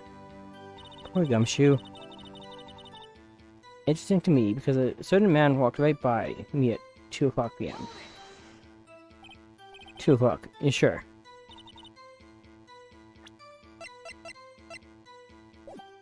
Just me. Well, who's the man? Really, you should try not to get so excited at your age. You might strain something. Now, don't get your skivvies all in a bunch. I'll tell you who it was. It was Powers. That man right there. And he was heading toward the studio. So you saw Mr. Powers. So I said, got wax in here, Sonny? Nick, this is your chance. Yeah, time to pull out the secret weapon. I'll say it again. It was him.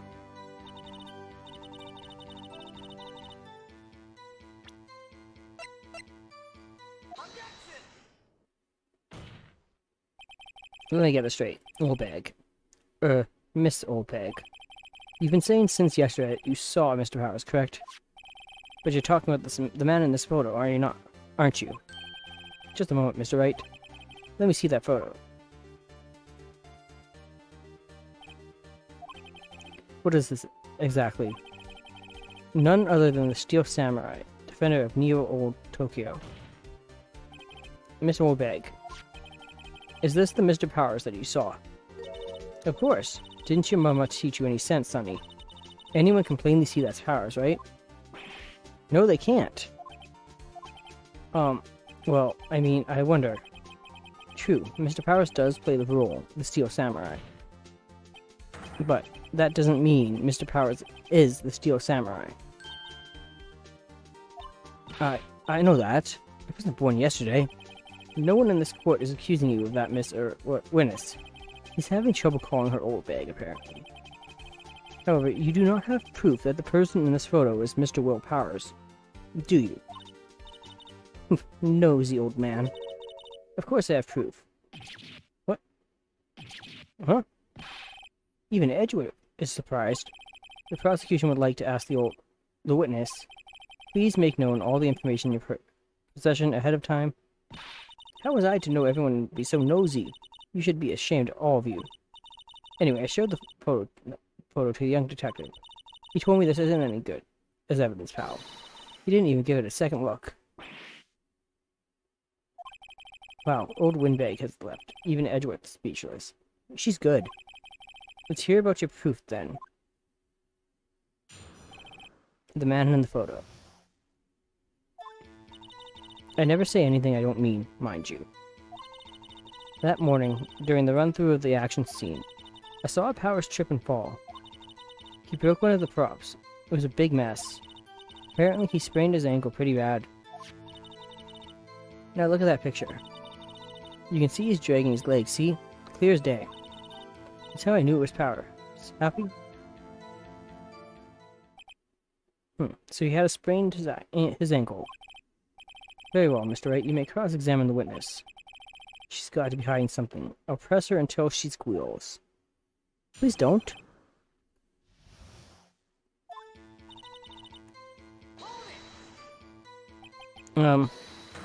Whippersnapper. Hey, I haven't even said anything yet.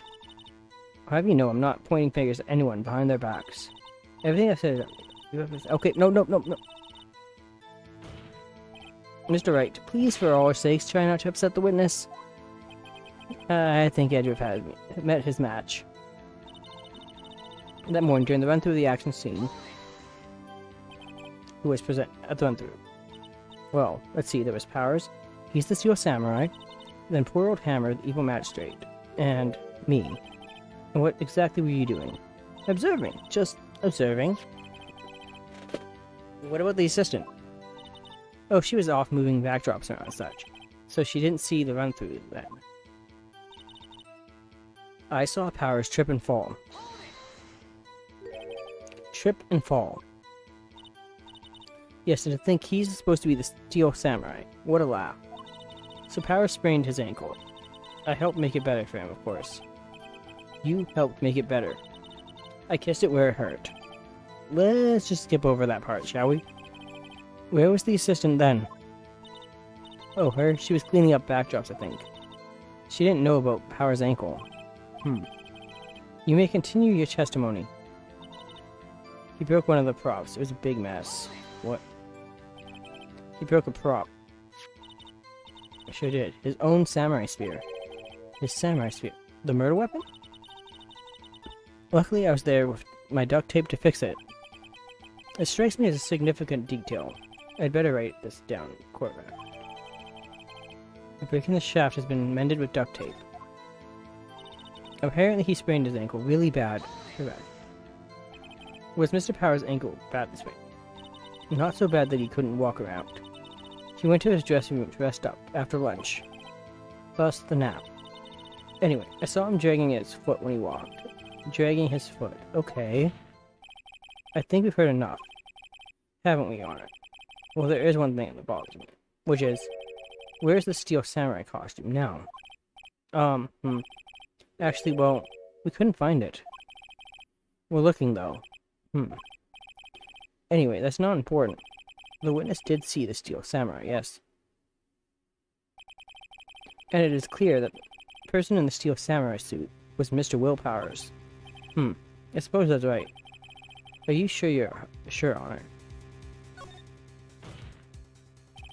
Hold it right there. We keep talking possibilities, but we have to agree that this photo shows the Steel Samurai.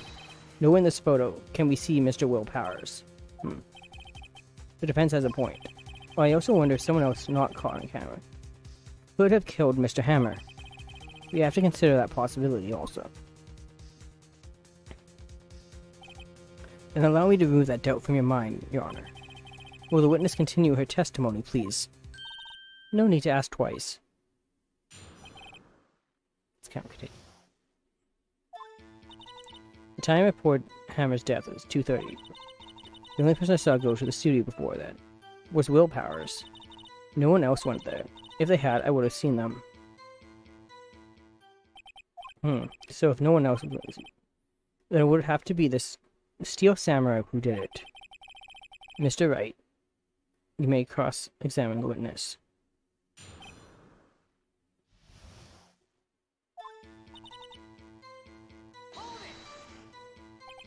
How do you know? Didn't I just explain? I gave donuts to the intern. Anyway, some rubbish about it being a secret pal. He told me everything. I see Detective Gumshoe shares his fellow officer's fondness for his donuts. You have to shoot. Oh, quite, Sonny. Nobody suspicious looking passed by at all. Nobody suspicious looking, right. No one else went there. What about before you got to the guard station? You mean before 1 o'clock? What, everyone was in the employee area before then. And I locked the main gate so no one could get in. Not to mention, if they had, I would have seen them.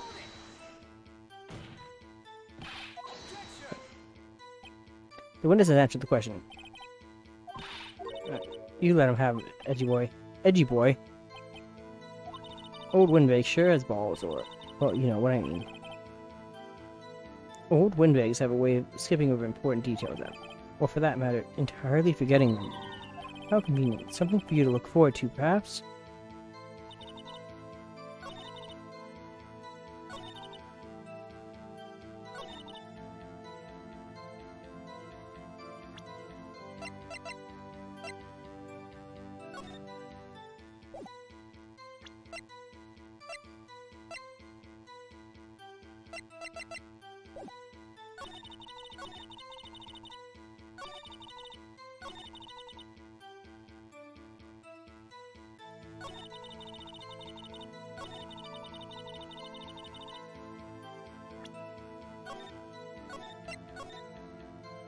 I might be wrong about this.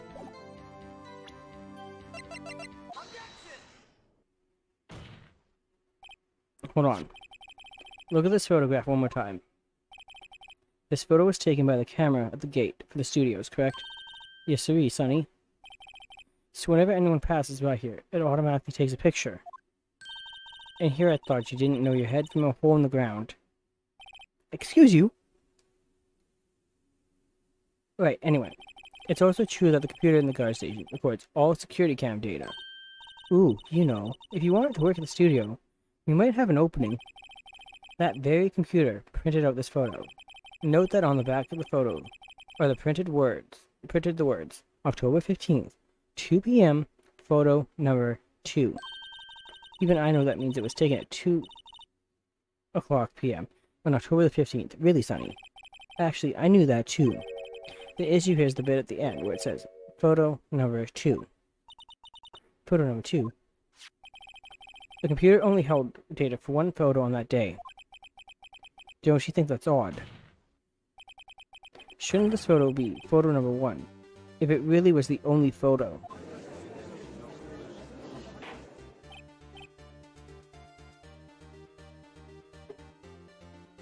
Order. Order. Please tell the court what you mean by this, Mr. Wright. Actually, that's what I want to ask the witness. This evidence shows that not 1, but 2 people went to the studio that day. Yet there's only data for one of the photos. Who could have erased the data for the other photo? Only someone with access. The security lady herself. Me? You watch your mouth, whippersnapper. The only person I saw that day was Will Powers. But the camera on the gate fired twice. That means 2 people went by. Well, yes, that's what it would seem to mean. Can the witness explain this to the court? I don't understand these newfangled computer things. Excuse me. Edgy boy, help. Believe me, I want to, but I don't know what this means either. Some help you are. You're a whippersnapper too. Whippersnapper. Something the matter, Mr. Oldbag? Ah, that's right. I just remembered something. Let me guess. Someone else passed by the gate. Someone other than the Steel Samurai. Well, yes, I suppose you could put it that way.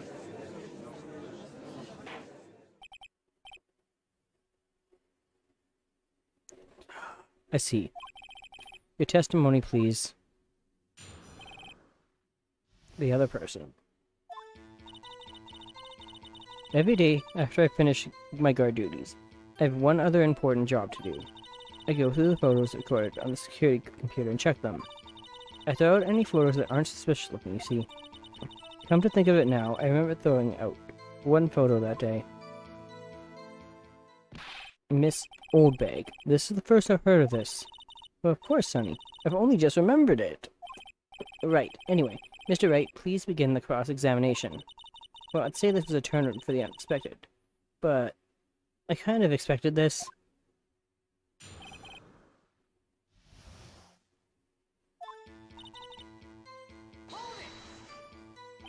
Another job. That's right. I check all the people that passed by the main gate today. I look closely at every one of the photos that security camera takes. Do you back up all the security camera data?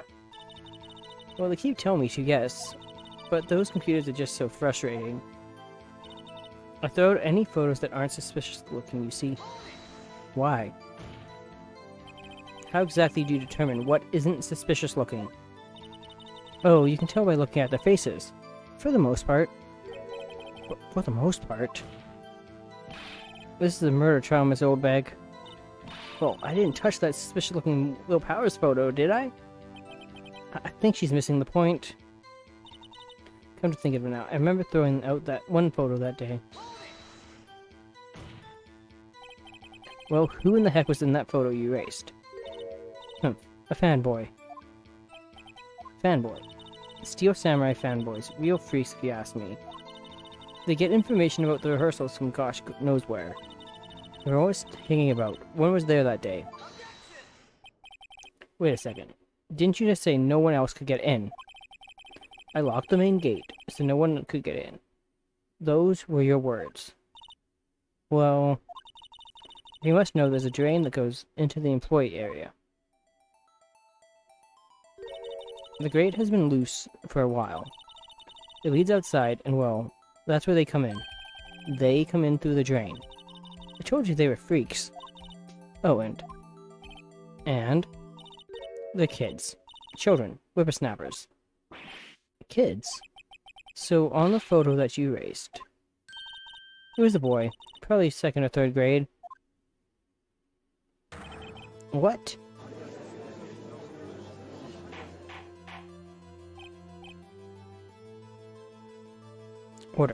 Order. Let me get this straight. You saw 2 people pass by at the gate, on their way to the studios that day. One was the Steel Samurai dragging his leg. The other was a boy, who looked to be in about 2nd or 3rd grade. Oh yes, well, you see his type there every day? Can't stop him, can't catch him.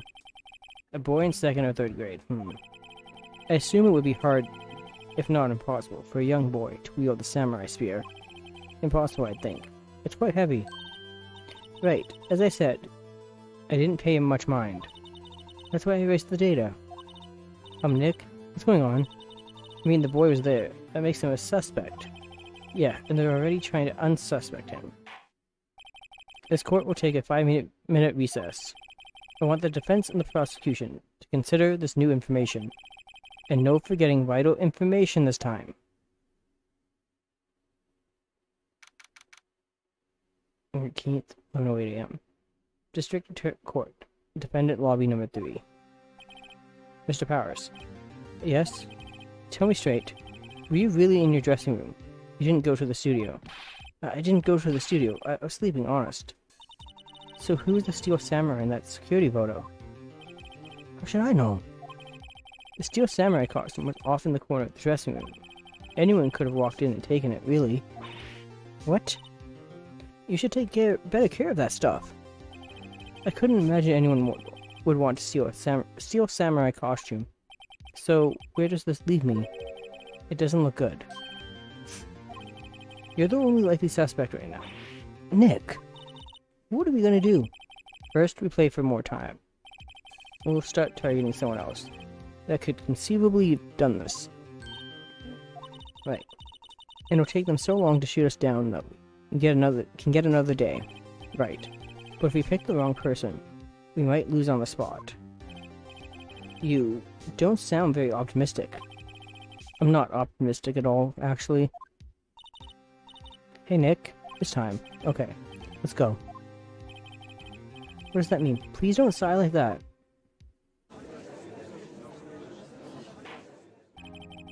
Court will now reconvene for the trial of Mr. Will Powers. Mr. Edgeworth, will you present the prosecution's thoughts on this matter? The prosecution's thoughts are simple. Nothing has changed. The other person who went to the studios was a boy of roughly 10 years of age. The photo we do not have may not be hard evidence. Give me a second.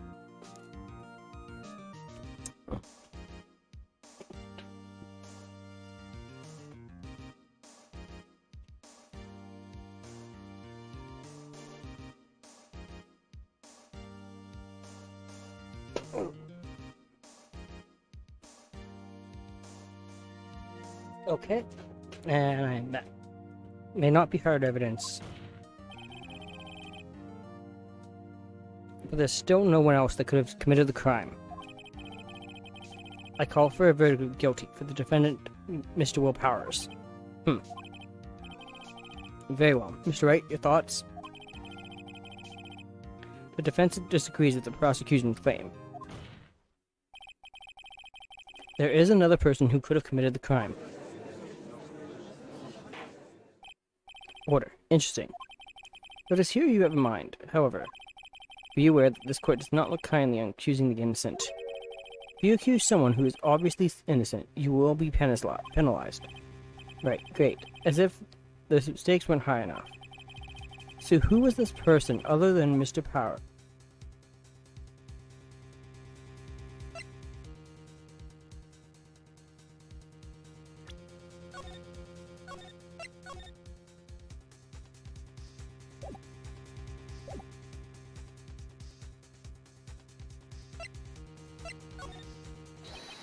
It was the grade school boy. Why, isn't anyone saying anything? Bah, you seriously suggesting the boy did it? The grade school boy kills a veteran. One thing, the murder weapon was steel samurai. Would you care to explain just how the boy would have obtained it from him? Maybe? Maybe. How about absolutely Nick? Oh. Okay.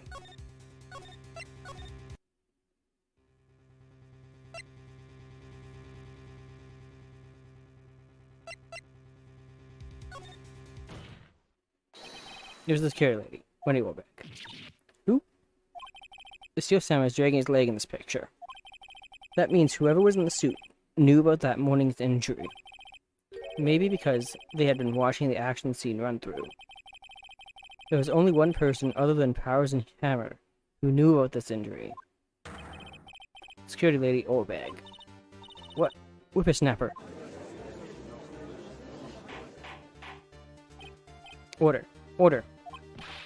Is this true, Oldbag? Oldbag? That's Miss Oldbag to you. Miss Oldbag was standing guard along the main gate. She was by herself. In other words, she has no alibi. She could have briefly left her post to steal the steel samurai costume. Then slipped into Studio 1, the scene of the murder.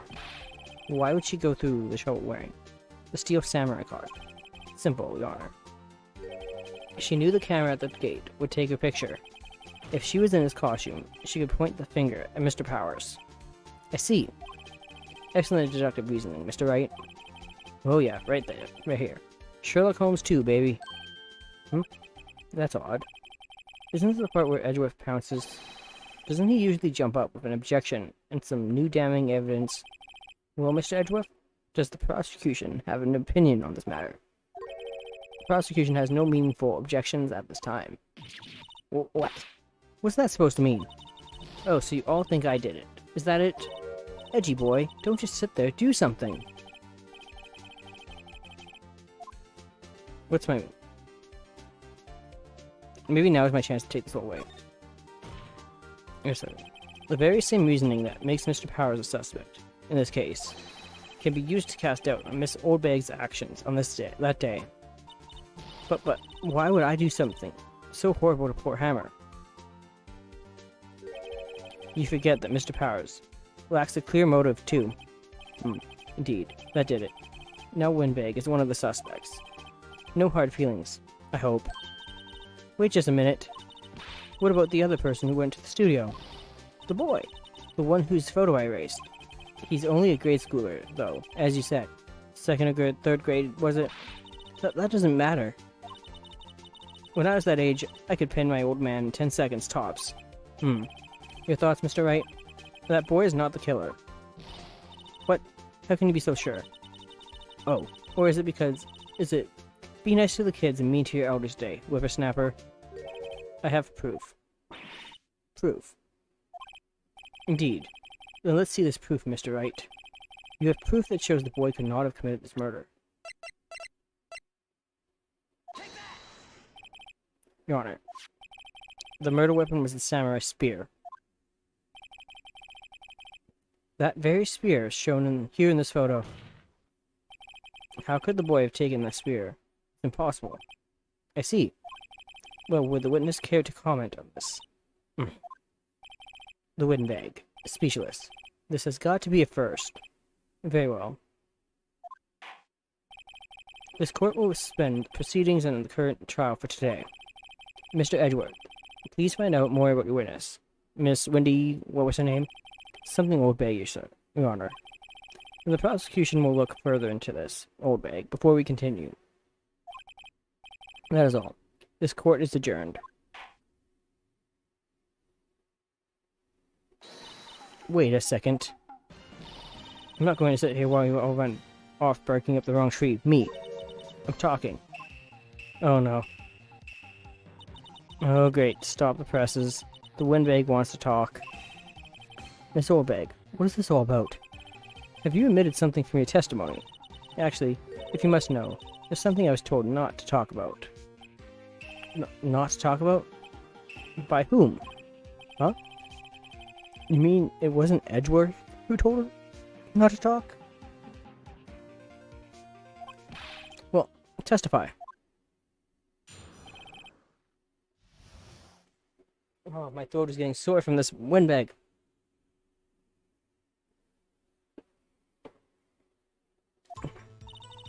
Glow Studios wanted me to keep quiet about something. There were some other people at the studio on the day of the murder. They said they had nothing to do with it, see? So they told me to just pretend they hadn't been at the studios that day. But if you're gonna go accusing me, I'm not letting them get away scot-free. Miss Oldbag, this is crucial information. Why did you keep this from the court until now? Ain't you been listening? They told me to shut my trap, and I always do what I'm told. No, this isn't a bad dream, Your Honor. Witness the power of the old bag. Mr. Wright, your cross-examination. Really?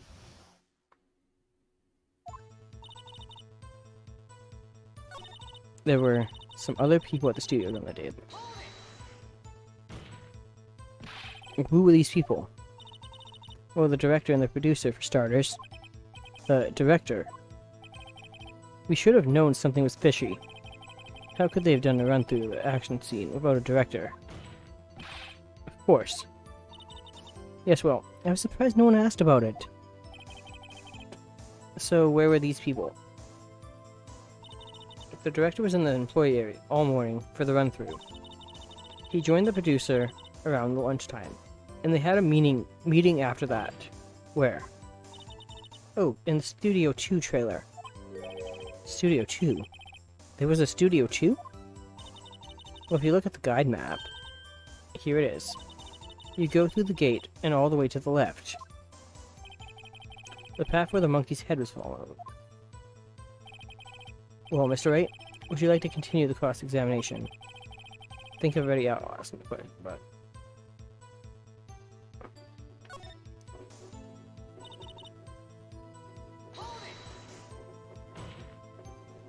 Miss Olbeck, this is a trial of a murder. I know that's silly. Still, they were pretty convincing about having nothing to do with it.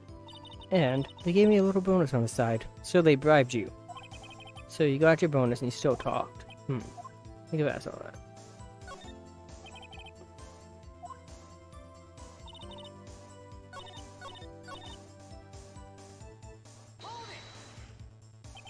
So they were actually in the studio. Yes, the whole day. When they heard about the murder, they beat it before the cops came. I'll kill this one. I swear it. I understand Edgeworth. I completely understand. I feel sorry for Edgeworth. Almost. She really left him hanging on this one. But if you're gonna go accusing me, I'm not letting them get away scot-free. Them. Who are these people?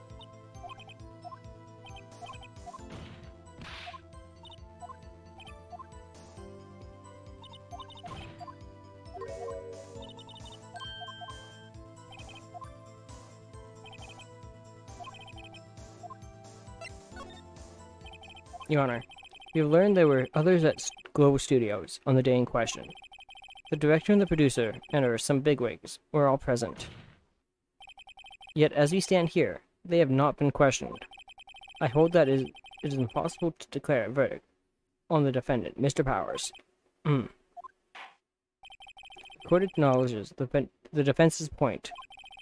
The prosecution will gather more information about the witness, Miss Olbag, and more information about these other people we have just been told of.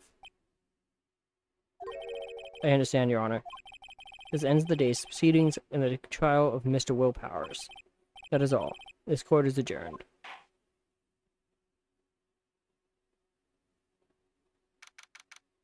October 18th, 1:04 p.m. District Court, Defendant Lobby, number 3. Thank you so much, Mr. Wright. I was right to ask you to defend me. Oh, really? It's nothing. Or should I? We'll be going down to the studios to do some more investigating. We have to find out more about this director and producer. They'll be turning up in the next trial as witnesses, for certain. So now is my chance to get the material for the cross-examination. So Nick, have we figured out just who it was in the steel samurai costume? Could it really have been old Windbag? What do you think, Mr. Powers? I don't think it was her, really. Neither do I, Nick. Yeah, I know. Look, I was just buying time back there. Someone had to be the bad guy for a bit, to take the pressure off Mr. Powers. Poor old Windbag. I feel kind of sorry for her. I don't. Well, she wasn't winning any points in there, with or without my accusation. Okay. Let's get down to the studios. Right. We'll be back to visit you soon. Thanks. Thanks, guys. To be continued. Alright.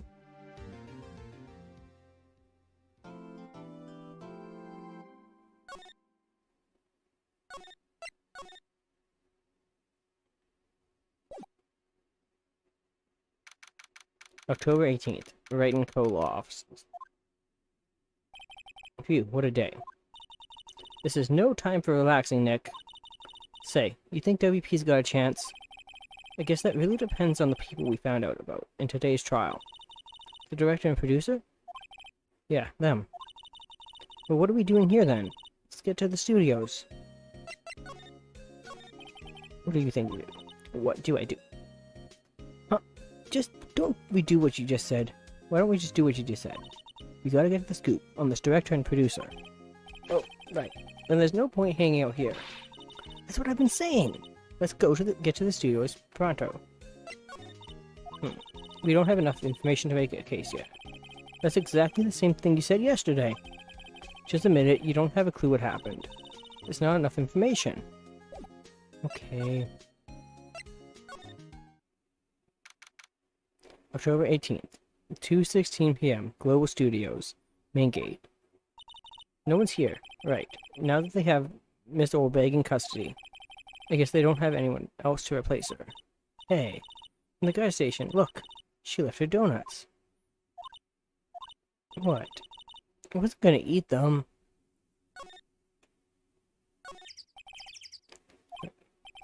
It looks like it's been turned off for the day.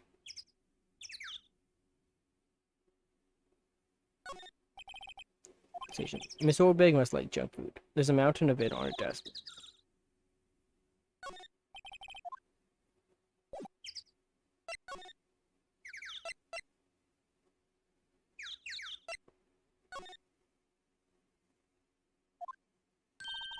Look, it's that assistant girl. Hey. Hi, WP's lawyers, right? I heard about the trial. Great job, guys. Oh. Oh. Don't mention it. Is it true they caught the security lady? Oh. Actually, she just called me. She told me to cover up that drain. You mean that one? Wow, what a mess. I know. I'm not so good with handiwork. Some assistant, right?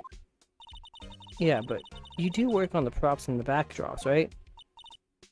Right. Just lots of times they end up looking worse than they did before I fixed them. Oh, well, I'm sure these things happen. Nothing to worry yourself about. You're right. I won't. Personally, I think she should worry at least a little bit more. If you'll excuse me, I have to go to the guard station. I'm supposed to fill in for Miss Oldbag. Right. See you later, then. Good luck for your investigation.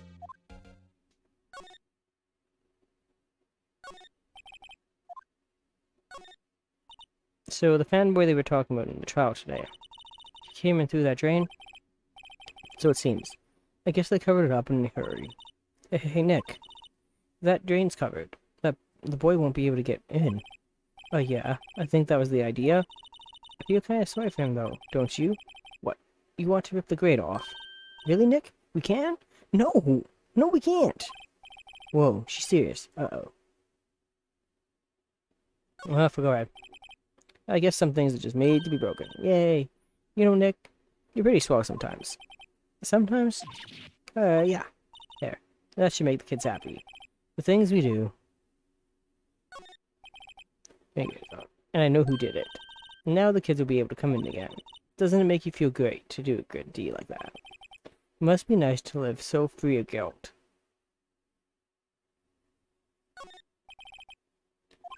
Everyone responds.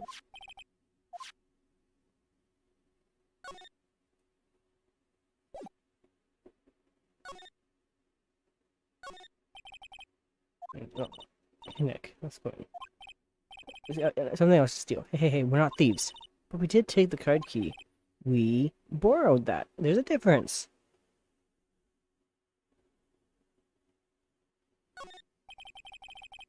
The door to the dressing room. It's not locked. Hey, Nick, let's go in. Maybe.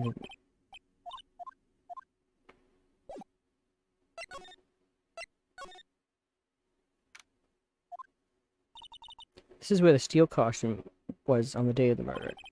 That's what Mr. Powers says, at least. I guess they snuck in and took it while he was sleeping. But Nick, what if Mr. Powers hadn't been sleeping? I wonder what the killer was planning on doing then. She's got a point. There's some regular sleeping.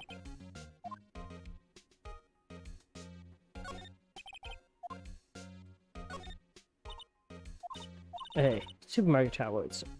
Wow, I'm kind of shocked. Maya, leave those alone. Both men found on Mars. I'll have to buy that issue.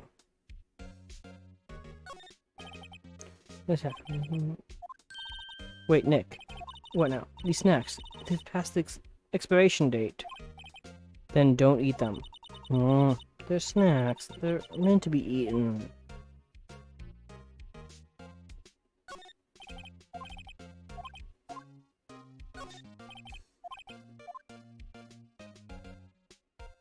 I'm not reading things if it's already been read. Look, can you explain to me how you can invent artificial...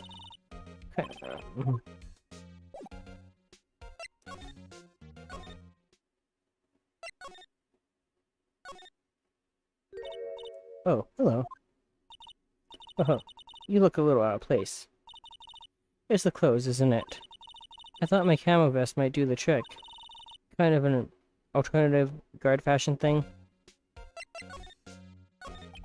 So, how are the studios doing? There's police wandering around it. It's terrible. They won't even let me clean up. Don't want me disturbing evidence. I haven't even cleaned up our lunch plates. From the day of the murder. I mean those plates with the steak bones left over on them in the employee area? Yeah. Can you believe it? Do kids sneak in here a lot? Well, I don't think there's that many of them, but I do see one in particular a bunch. He's always gawking at the sets, or snapping pictures. You should see old Windbag's eyes flash when she sees him. She has a bit of trouble catching him, though. I heard something at the trial today. They said that the director and producer were here the day of the murder. Oh, sorry. I was in the prop storage room, so I didn't see them. I guess they were here, though. The studio heads seemed pretty eager to keep us quiet. So they were trying to protect the director. More the producer, really. The producer's the real star here. She saved these studios from the brink of disaster and kept them running. I don't think we'd still be in business if it weren't for that producer. The producer, huh? Could you take a look at this? Source of powers. Why is he showing his leg like that? What is this, anyway? Looks like she didn't know about this photo, or the injury that morning. But never mind.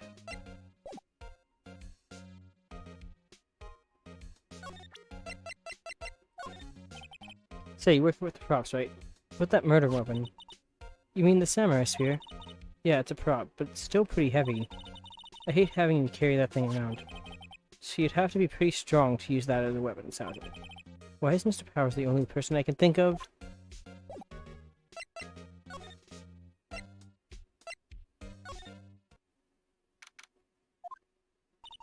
Hey, Nick. It looks like Detective Gumshoe isn't here today. Right. He's probably up to his neck in paperwork. After the commotion of today's trial. So, Nick. Remember that Studio 2 we heard about at the trial today? It was down that path with the fallen tree, right? Yeah, I think that's what they said. Maybe the director and the rest of them are there today. Now's our chance, Nick. Let's check it out.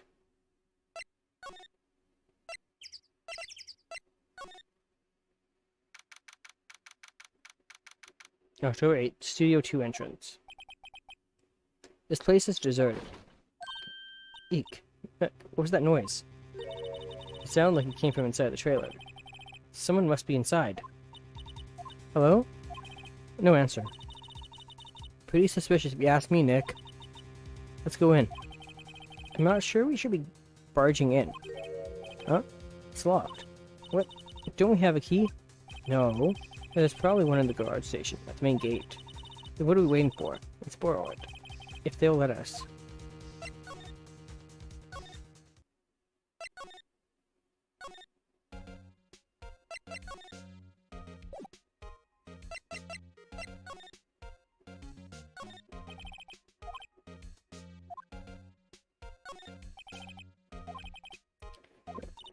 Oh, please don't touch anything there. The security lady would knock stuffing out of me if she knew. I really want the key to that trailer. Maybe next time.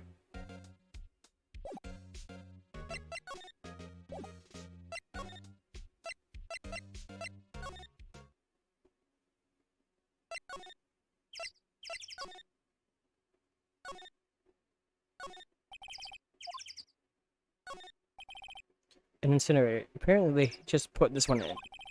It's already covered in soot. They must not clean it much. A light van for moving staff and equipment around. They've kept it in pretty good shape. Looks like it'll run fine. Well, let's go for a drive. Sure, if I had a license.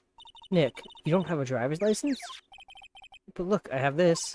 Why are you showing me your attorney's badge, Nick? Looks like 2 people ate here. There's nothing left on these plates. Hey, so they ate T-bone steaks too. What is it with the steaks around here? Hey, there's always room for steak. But something does seem out of place. What? I don't know. It just feels odd.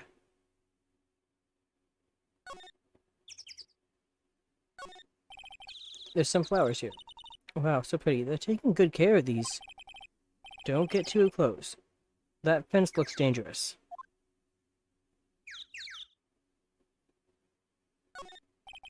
These look like materials for making a movie set. They've been sitting here for quite some time. This might as well be a junkyard.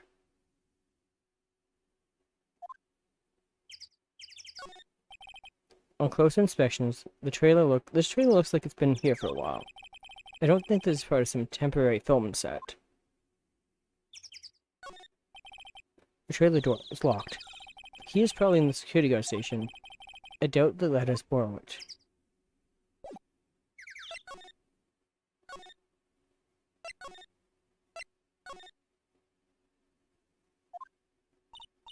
I don't really want to be in here. Yeah, it is a murder scene.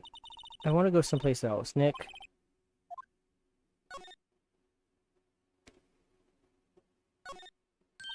Hey, look.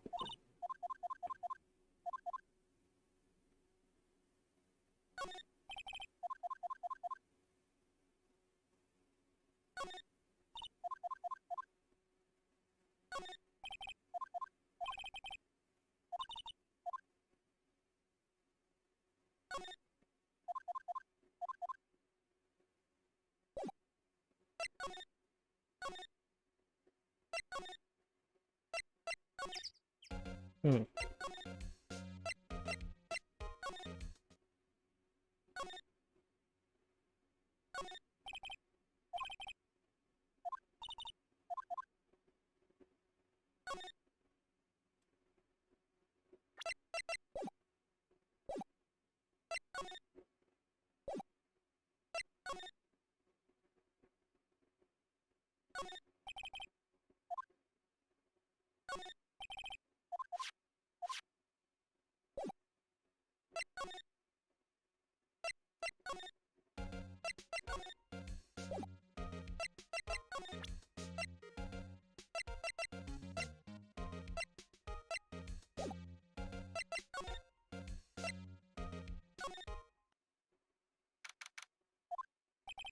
Oh, Mr. Wright.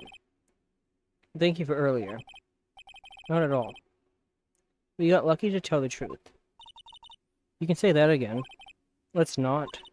So, WP, do you have any leads that might get us going in the right direction? Sorry, but no. Be sure to tell us anything that comes to mind, no matter how small. We can't really rely on getting lucky again tomorrow. Yes. We're in this photograph. Yes. This really, truly, absolutely isn't you, right? Right. I was sleeping in my dressing room the whole time, lost. But who else could have worn it? Caution was in your dressing room? Yes. I guess they snuck in and took Wallesley. But who? Do fanboys sneak into the studios often? No, not that I know of. That security lady's pretty strict with them. But in today's testimony, didn't she say they were often hanging around? The kids really, really love the Steel Samurai. They sneak past when she's not looking, I guess. Was the director present at the morning run-through? Yes, he was. He was directing how the Steel Samurai and the evil magistrate should move. Why didn't you tell us that before? Well, the studio asked us to keep quiet. That has nothing to do with this. I hate to repeat myself, but Nick here is a newbie lawyer, fresh off the bar. When he loses, he's going to lose big. I see. Whose side is she on? You aren't hiding anything else from us, are you? No, I sure hope not.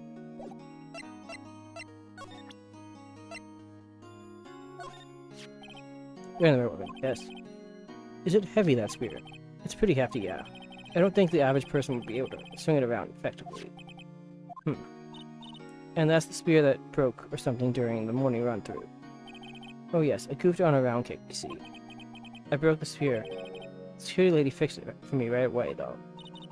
With duct tape, we heard.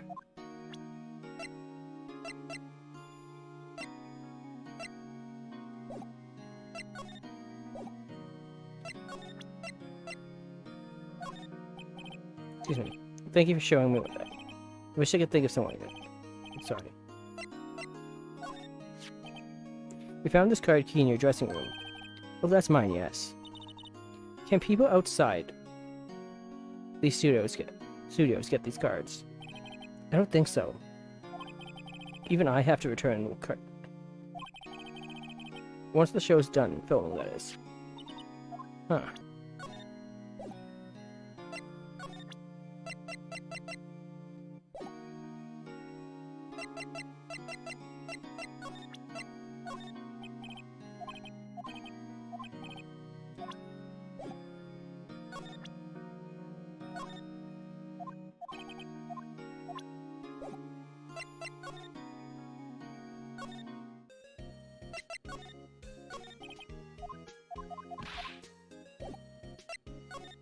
Okay, you are not helping at all.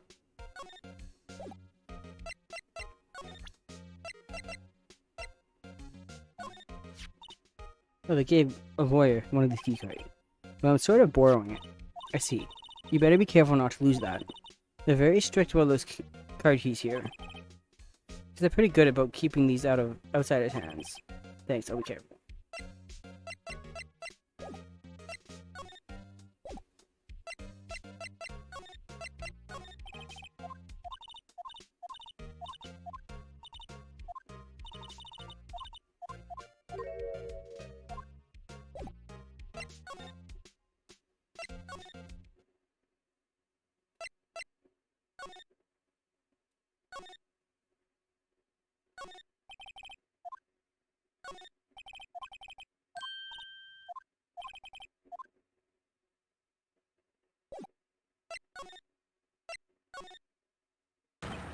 What the fuck?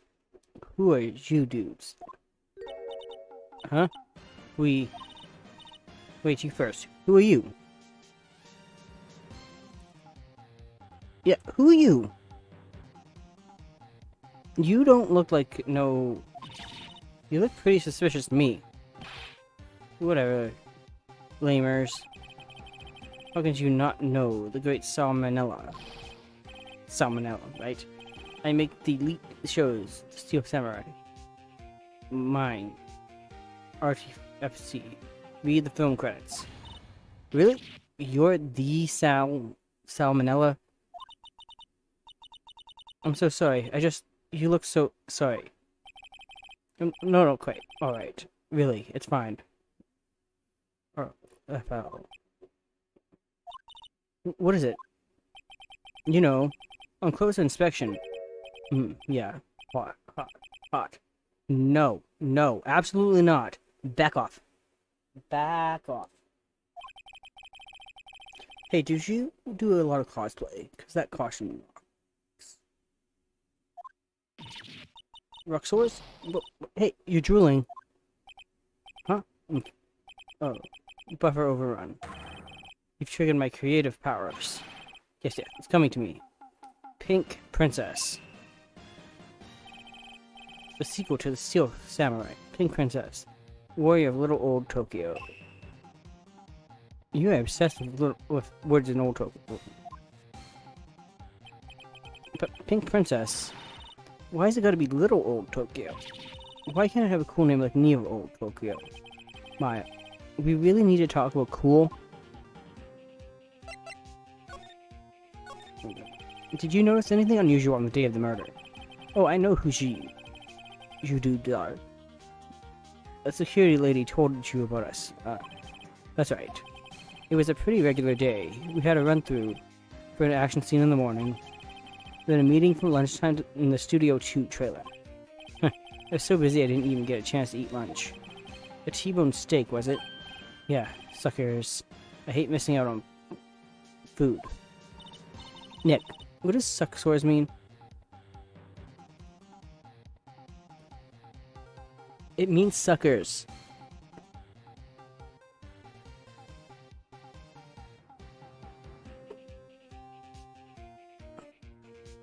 Like, come on. Get with the program, Maya. No idea. Anyway, I was in a meeting from noon till after 4 p.m. with a producer and some bigwigs from the network. Mr. Hammer's time of death was estimated at 2:30 p.m. If he's telling the truth, that meeting gives him an alibi. About the producer who was at the meeting with you. Oh, you mean Dee Vasquez. She's a genius, mad skills. All the way, scary though. She brought those studios back from the brink of destruction. She's the one who made it possible for me to make the Steel Samurai. You had a meeting with her on the day of the murder, right? Yeah. We were together from noon to 4 p.m. the whole time. Who exactly are these bigwigs people keep mentioning? Oh, the boss over at the network, and some sponsors. Also a few production guys. They piled into a limousine and got here, right around noon. Major tension. Were all of them with you the entire time? Yeah, unfortunately. They're all gray-haired geezers. Sounds like they'd all be reliable witnesses.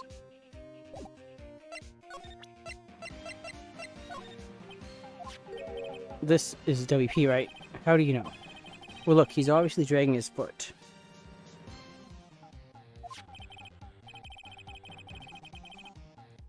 Oh, right, the director would know about the injury. He was there.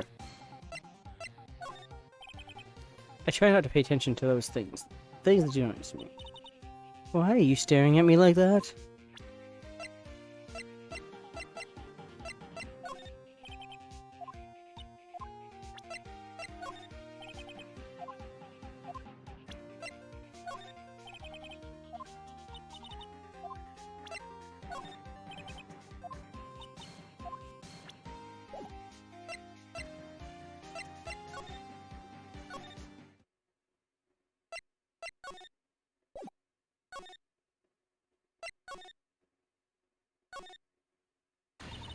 Aha! You again. Eek. How rude, acting like you've seen a ghost. You certainly got back to your post quickly. Oh, the police took me away, they did. They pulled out a spare steel samurai costume. Told me to put it on. Can you imagine? How could I? A sweet little old lady, wear a giant suit like that. Mr. Powers is pretty tall. As soon as they saw there was no way I could wear it, they let me go. I guess that would rule her out being the murderer. Anyway. Know this, whippersnapper. This old lady never forgets a slight or insult. And you won't get any information out of me. My lips are sealed. You sure are talking a lot for someone with sealed lips. Starting now. 1, 2, 3. This lady's too much.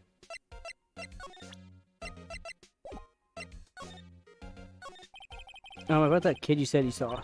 If I see him again, I'm taking him down. Nick, look at her eyes. She's serious. About the director, the one who was here on the day of the murder. If I see him again, I'm taking him down. Nick, I think she's losing it.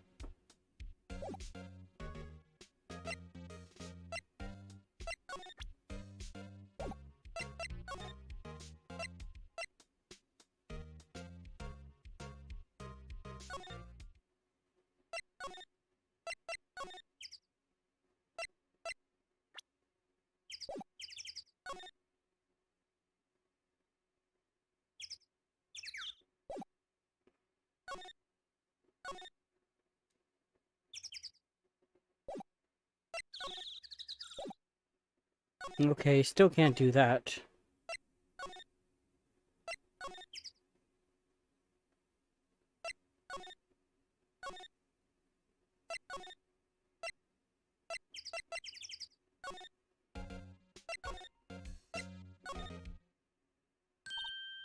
Hey.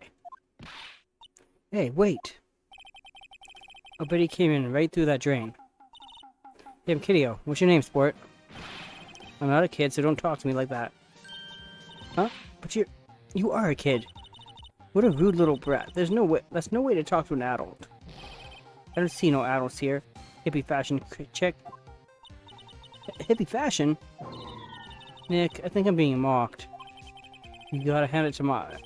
She's pretty sharp. And pretty mad. I'm Cody. Cody Hackins. Call me Kiddio again. And I'll cut you down where you stand, evildoer.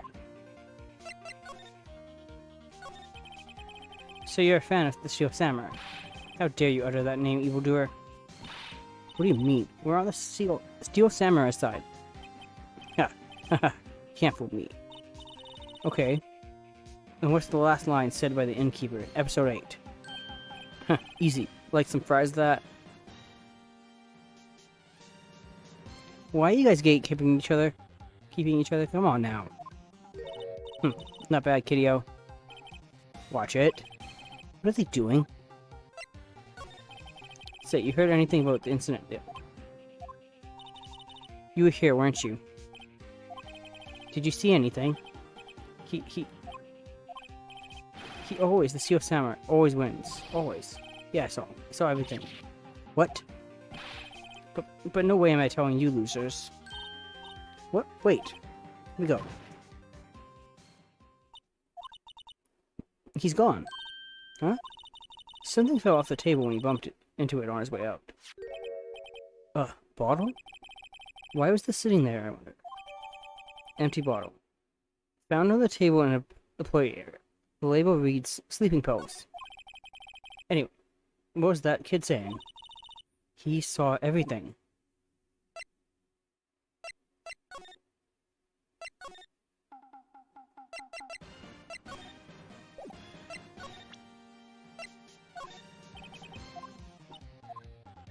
You're no help.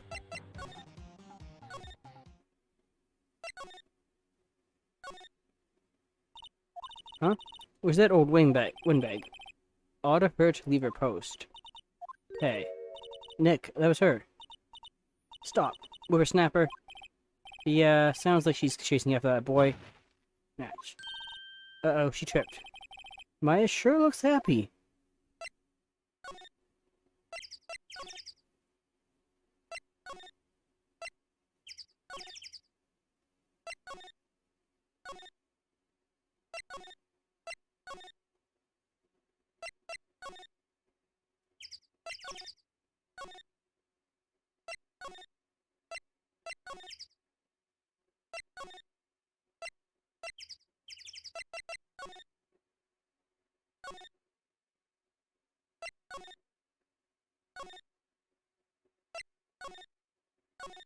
No, I don't want to go in there. Come on now.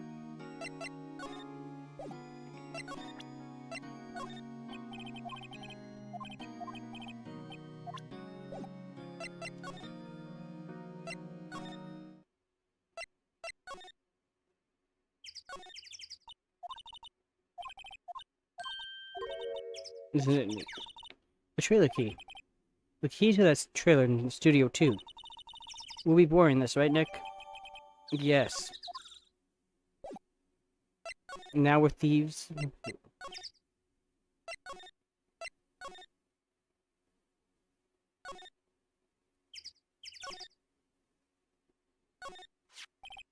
I wonder if the key we borrowed from the guard station will work.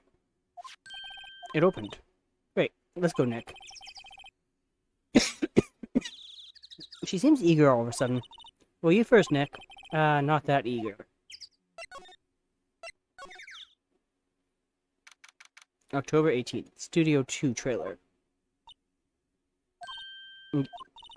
Someone's in here. Names. Our names? We're WP's lawyers and, I see. And who might you... D. Vasquez.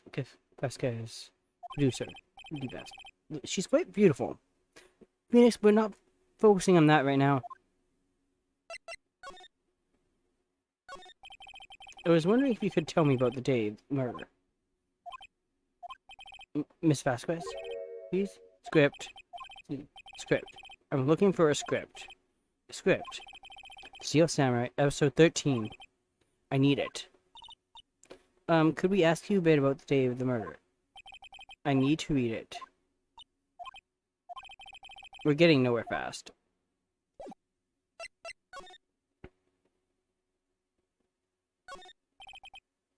Give me a clue. Just some paper cups and some documents. This is where they had that meeting. These are documents and paper cups scattered around.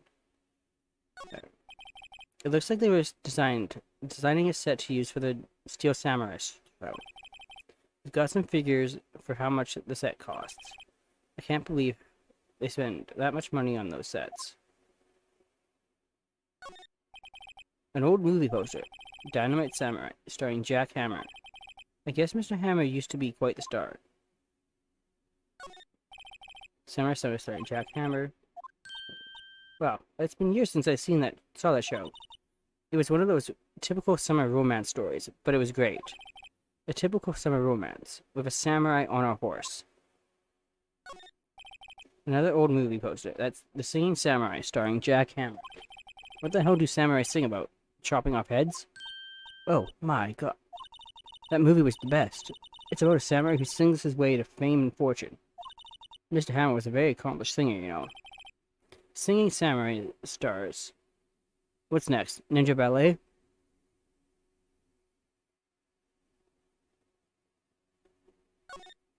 The glass is frosted, can't say that. It's far into October. The dimming daylight makes it feel like winter's coming.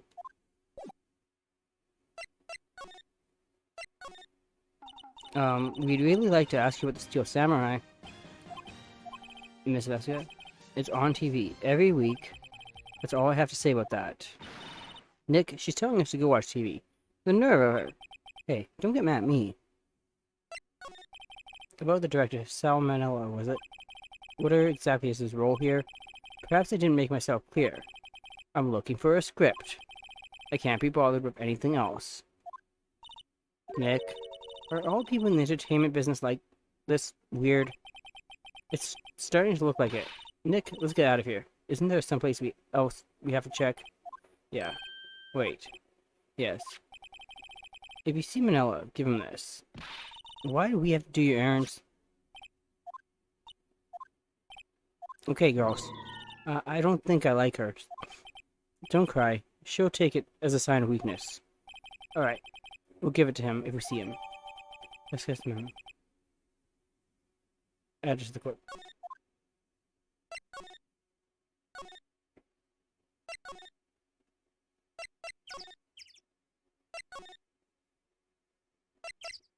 Go to the main gate.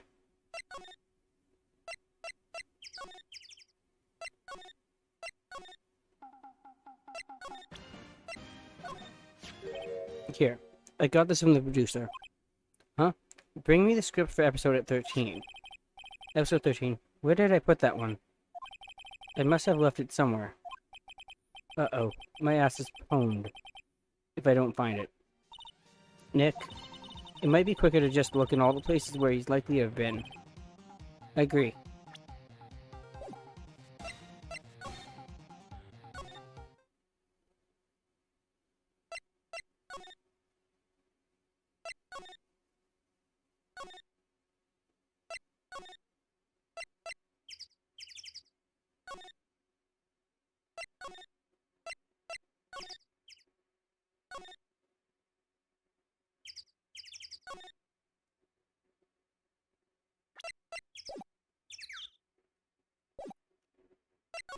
Come on.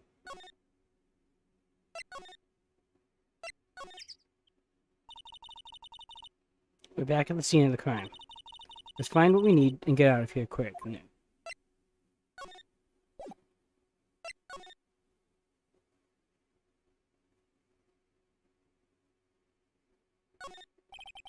That's for a second look. I'm not trying to look at that. Hey, look. That's the chair. Maya, take a look around that chair for me, would you? Remember that script the director was talking about? Didn't he say he'd left it somewhere? Ah. I found it, Nick. The script. Good work.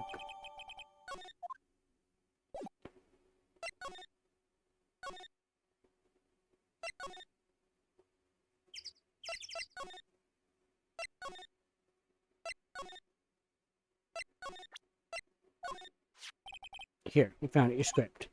Ah. You're not gonna talk to us? Quiet. I'm reading. Just you hold on, what's the big idea? Who do you think you are anyway? And do you even know who we are? Powers lawyers. Right. Am I a suspect? No, it's just, well, no. You wanted to know about the day of the murder? Yes. Anything you could tell us would be a big help. You know there was a meeting here at noon? With the director and the people from the network? Correct. Now listen closely. None of the people in this trailer that afternoon went to Studio 1. It was impossible for us to leave. Impossible? Why? The path was blocked. The path.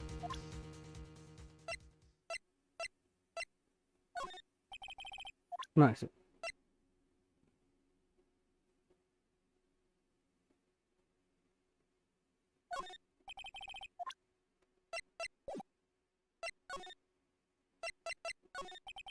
On the day of the murder, the path that leads here is blocked. You saw Mr. Monkey on the way here, correct? Mr. Monkey? The monkey with the broken head. Oh, right, that. What an original name. Its head fell over in the wind on the day of the murder. They didn't start moving the head out of the way until after 3 o'clock. It was after 4 o'clock by the time the path was unblocked. Capiche? Everyone in this trailer was stuck here until the path was cleared. Stuck in this trailer. Stuck until after 4 p.m. Hammer died at 2:30. Thus none of us could have gone to Studio 1. What? It's true. The crane came just after 3 to move the head. We called some people in to clear the way. I'm sure they'd corroborate my story. But wait. What if the head fell over after 2:30? Then you could have gone to Studio 1. 2:30, the time of death. Very well. Come. That's Mr. Monkey. When it wasn't broken, announced the time. In ooks. 1 ook per hour. Ook, ook, ook, ook. Always with the ooking. It is a monkey after all. Check its head. The clock inside stopped when it broke. Nick, it stopped at 2:15. 2:15. That's right. This path was blocked from 2:15 till after 4 o'clock. Therefore, we're innocent. Mr. Hammer died in the studio. In Studio 1 at 2:30. See, goodbye. Block the path to the scene of the crime between 2. What do we do, Nick? There isn't anyone besides WP who could have killed Hammer. It's over. We're finished. It sure doesn't look good. Guess we should head back to the office and plan our strategy.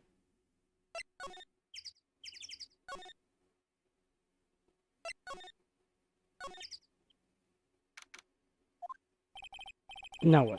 We're fresh out of clues. Everyone's alibi is watertight. We don't even have any promising leads. Things are looking pretty grim.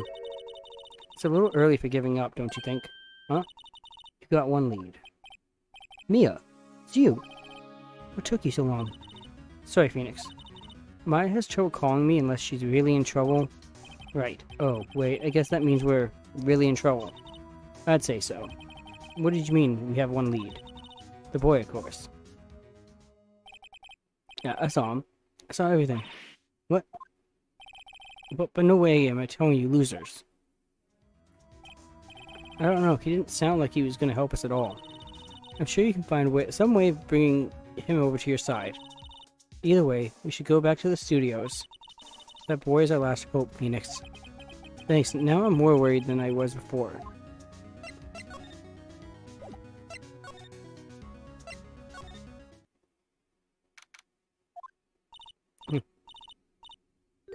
What's wrong?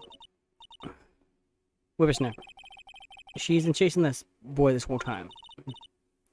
When I catch him, sounds like she hasn't had any luck catching him. I got a hostage now, Whippersnapper. A hostage? What's this about a hostage? When that boy ran running away, he dropped this and ran. He'll come back for this one. It's kind of hard to understand with her with all that huffing puffing. Phoenix, that hostage might be what we need. Cody might talk to us if we gave him that. Good idea, No. I'm catching that brat if it's the last thing I do. Phoenix, do you have anything you might trade with her? Trade,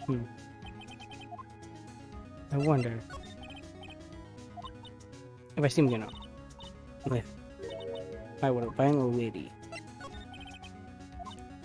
I hurt. I don't feel so good. Is she okay? But before I go, I'd like to go visit the place where the poor hammer died. Right.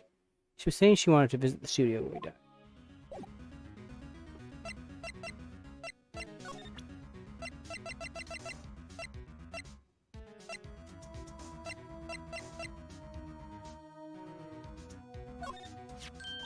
Hey, that. It's a card. Studio 1. Right. A card key to Studio 1.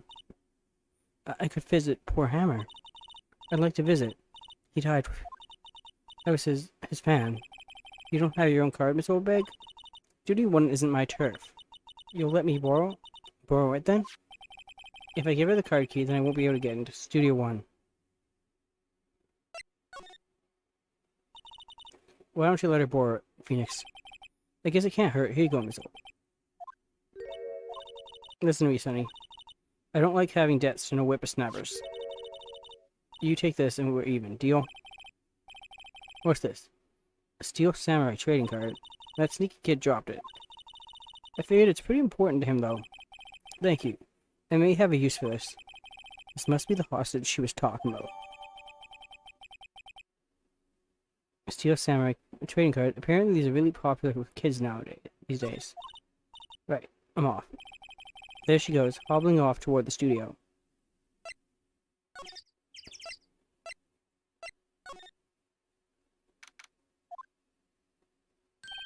Hey. Hey you, wait a sec. Phoenix, was that the boy? Yeah. His name's Cody Haggins. I think he ran to the dressing room.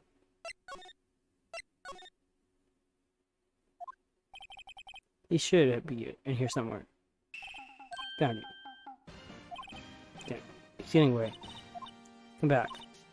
There, he's back. How's she... Hey there. Would you mind helping us out?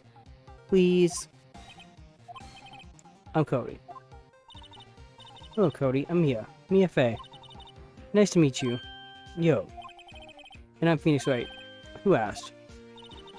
Phoenix, you can take me. I'm not sure I'm qualified.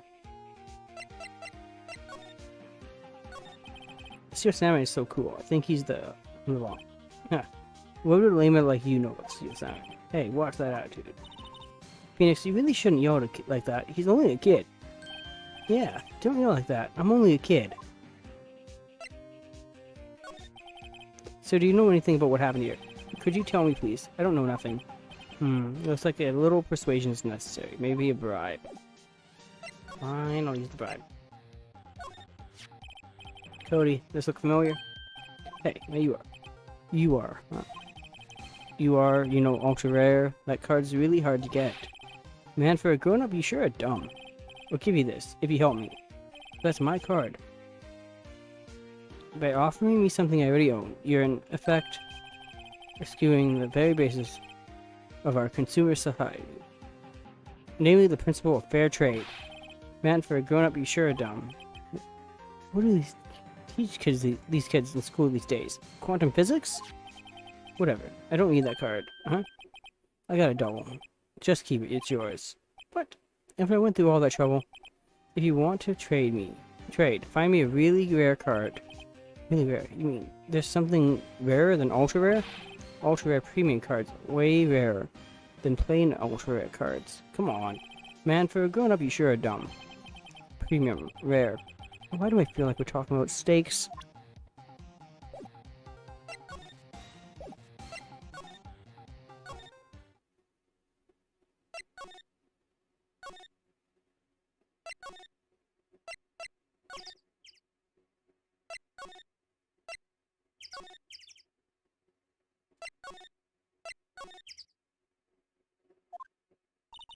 Oh, hi. Hello. What brings you here? Oh, well, I had to arrange some stuff. Yes. The, girl with you, doesn't she seem a little different? Like, is she even the same person as before? Nope. She's the same as always. Same as always. Okay, whatever you say. Have you seen that fat boy since then? Nope. You missed it, though. The security lady was chasing around after the boy so fast I thought she'd collapse. Of course, he got away in the end. Boy, was she mad. Actually, we saw them. How's the old windbag doing? She was squeezing donuts through her clenched fist back at the guard station. Some people take their job a little too seriously. Are all the posters on the wall here of Hammer? Yes. It's really a terrible loss for the studios. But its popularity had been waning recently, right? That's true. Then again, after what happened... You mean you don't know about Hammer? No, what? I'm sorry. I shouldn't have said anything. What happened? Wait, no. Now you have to tell me what happened with Hammer. I'm sorry. I'm probably not the one we should tell you. Uh-oh. Why do I get the feeling something's being covered up here?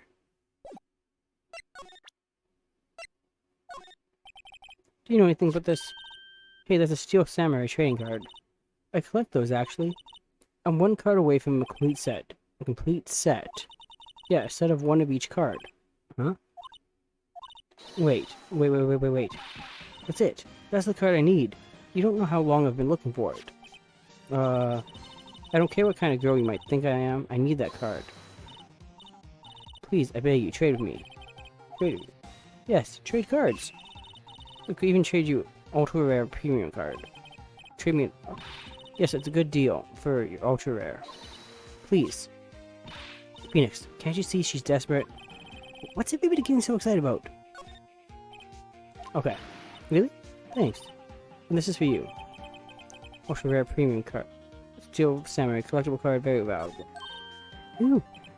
And there she goes. Doesn't doing good things like that make you feel great? Yeah, it does.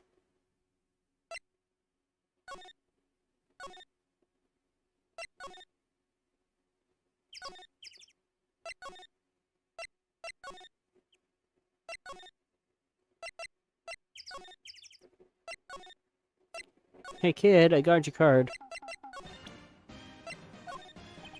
See this card? Yeah, so wait. That's the last ultra rare premium card I need. Come on, give it to me, please. Gotta give it to me. Oh, I've never seen him so eager. Right, okay. How about a trade? You're on. I'll give you a samurai spear and throw in an evil magistrate to boot. No, not that kind of trade. I don't want cards. I want information. Huh? You sure? Fine by me. URP card, get him to Cody. Okay, Phoenix, let's hear what he has to say. If he knows something that could help us, we can have him take the stand tomorrow. So you like the Steel Samurai? He's so cool. I guess. You're judging him by his looks. You have to look at his actions, at his life. I'm being lectured on life by a grade schooler. You like him, don't you? Too, don't you? Omi, yeah. I love the Steel Samurai. So tell me, what your favorite thing about?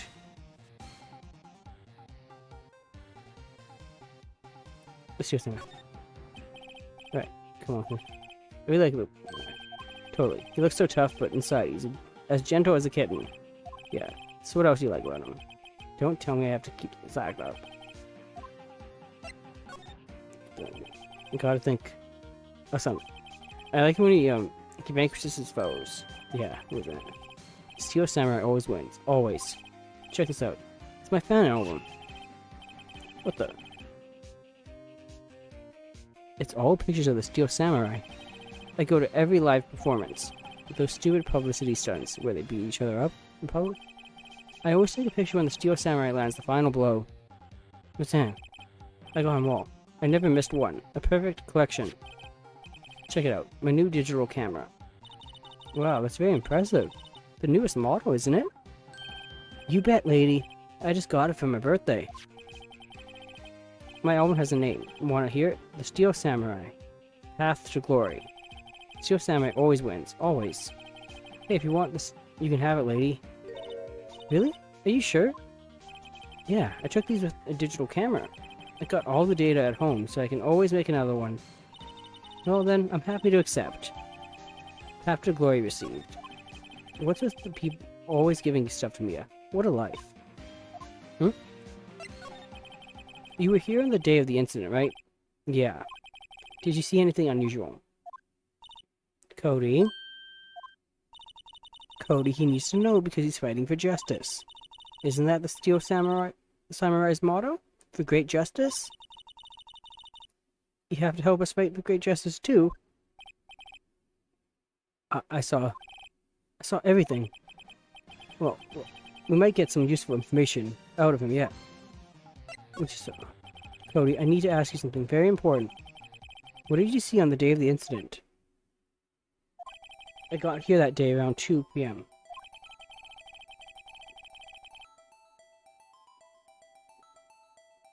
I had to come in through the woods out back so that old lady wouldn't see me. I got kind of lost though. I was in there for maybe half an hour or so. Then I finally got to the studio. After that... What is it, Cody? The Steel Samurai killed the bad guy.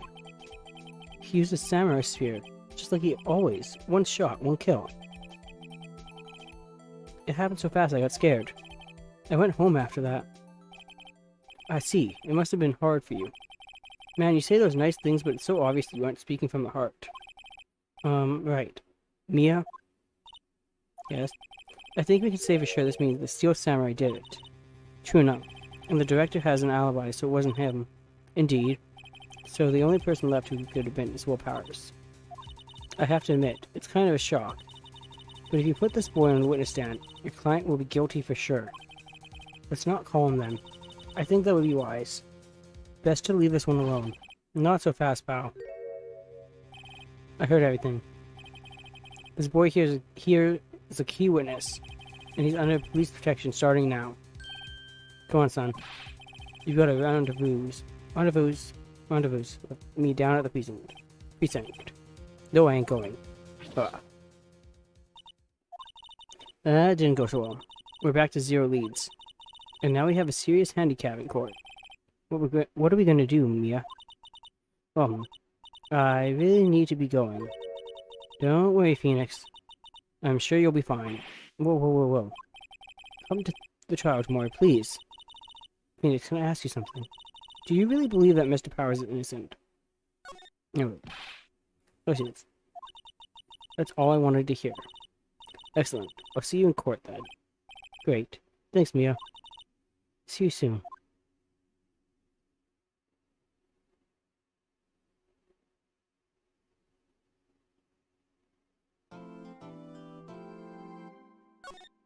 Okay.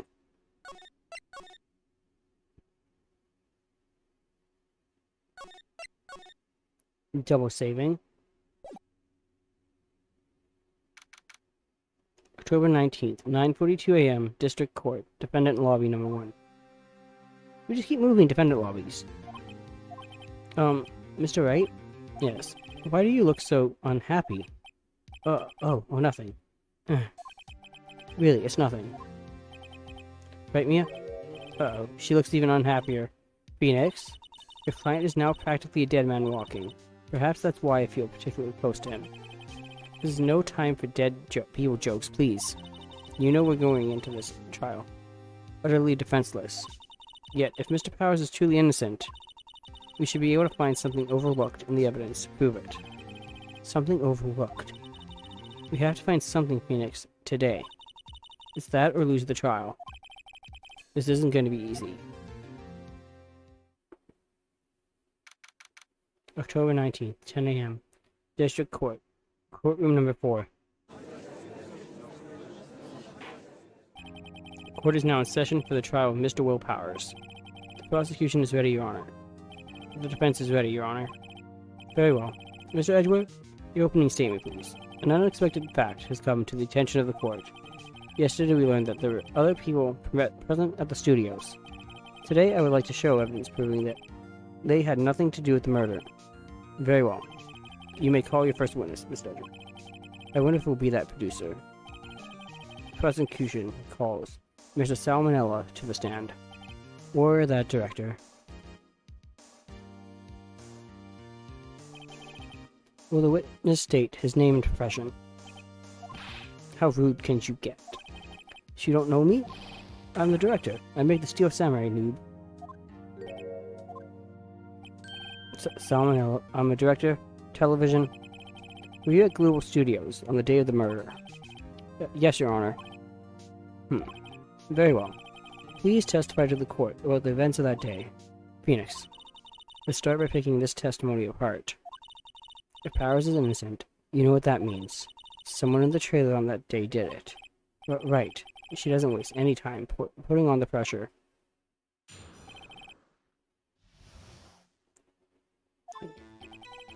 I was at the studios from around 9 in the morning that morning. During the morning, I was doing an action scene run-through. It took a lot more time than I thought it would. I heard that everyone else had lunch in the employee area, but I had a meeting in the Studio 2 trailer, so I ended up skipping lunch. We were in the meeting until around 4. During the meeting, well, I'm pretty sure no one left their chairs. That's about it. The time of Mr. Hammer's death was 2:30 p.m., and according to your testimony, you were in a meeting at that time. Mr. Wright, you may begin your cross-examination. Yes, Your Honor. The day of the murder.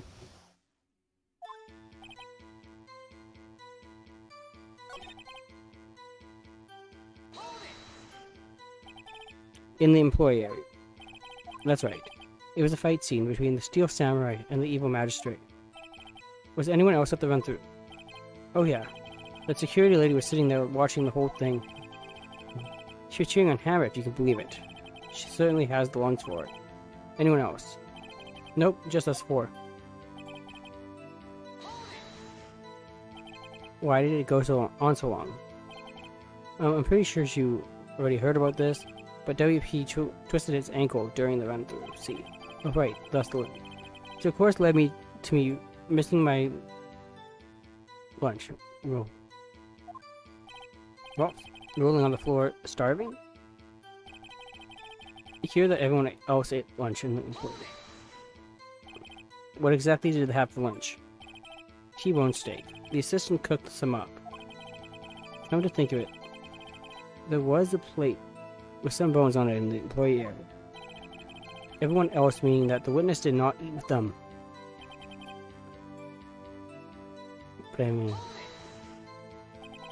So in the end, you didn't get to eat. Yeah, no steak at least. Can you believe it? That must have been tough. Phoenix. Yeah, doesn't something about that seem odd to you?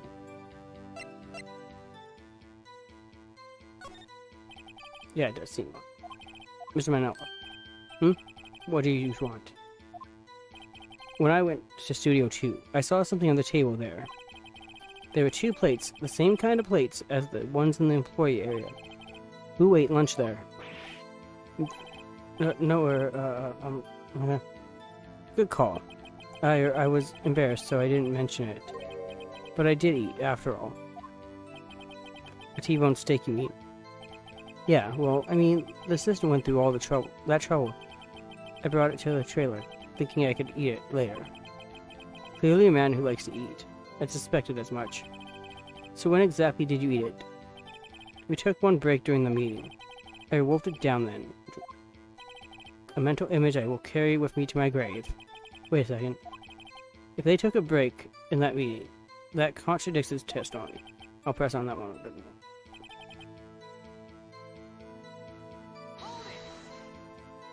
What we do? The Steel Samurai story I know about. The sponsors turn to me and say, Mr. Manella, the scripts of yours are not appropriate for children. Can't you believe it? Actually, I kinda can. So nobody left the table during the whole meeting. You didn't take some break. Well, yeah, not a one. What's he spending? I've only had an idea. Wait a second. Maybe I do have an idea. Wait a second. Mr. Manella, you've just contradicted yourself. Didn't you just tell the court that you ate that T-bone steak during a break? Oops. Well, Mr. Manella, what's this all about? Well, yeah, I guess we did take a little break. Phoenix, great job. If they took a break, one of them could have gone to the studio during that time. Your Honor, I call on the witness to testify to the court about this break. Very well. Mr. Manella, your testimony, please. Edgeworth is laughing. break. Yeah. FWIW, we took a break. Well, but it was only 15 minutes. 15, that's only 13 in base 12. Not enough time for someone to, say, commit a murder in Studio 1.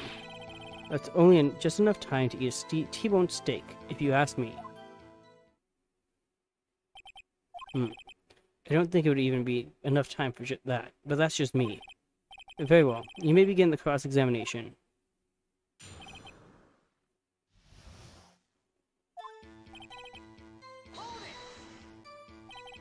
What time exactly did you take this break?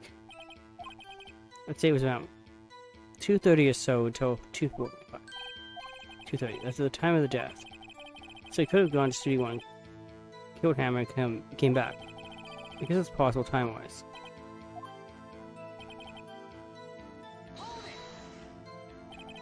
What were you doing for those 13? Eating my T-bone steak, what else? There were 2 plates on that table. Oh right, the other one was Divas, sorry. Divasquez, the producer. To eat a T-bone steak in 15 minutes, that's quite a feat.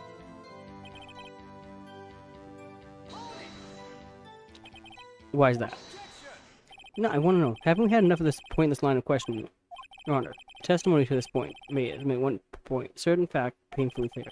The people in the trailer had nothing to do with this murder. It was impossible for any of them to go to Studio 1. What? Something wrong, Mr. Wright? Surely you aren't suggesting one of the people in the trailer went to Studio 1. Well, Mr. Wright, Phoenix, this is critical. Think about it before you give your answer.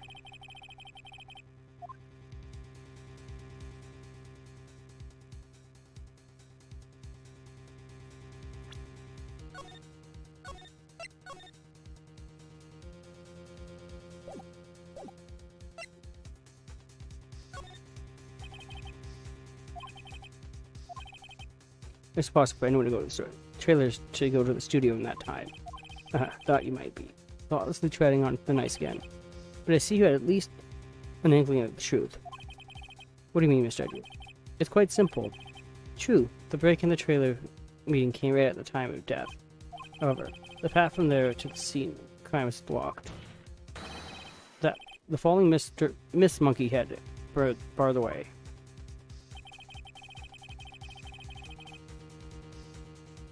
At around 2:15, a strong gust of wind knocked off the studio mascot's head.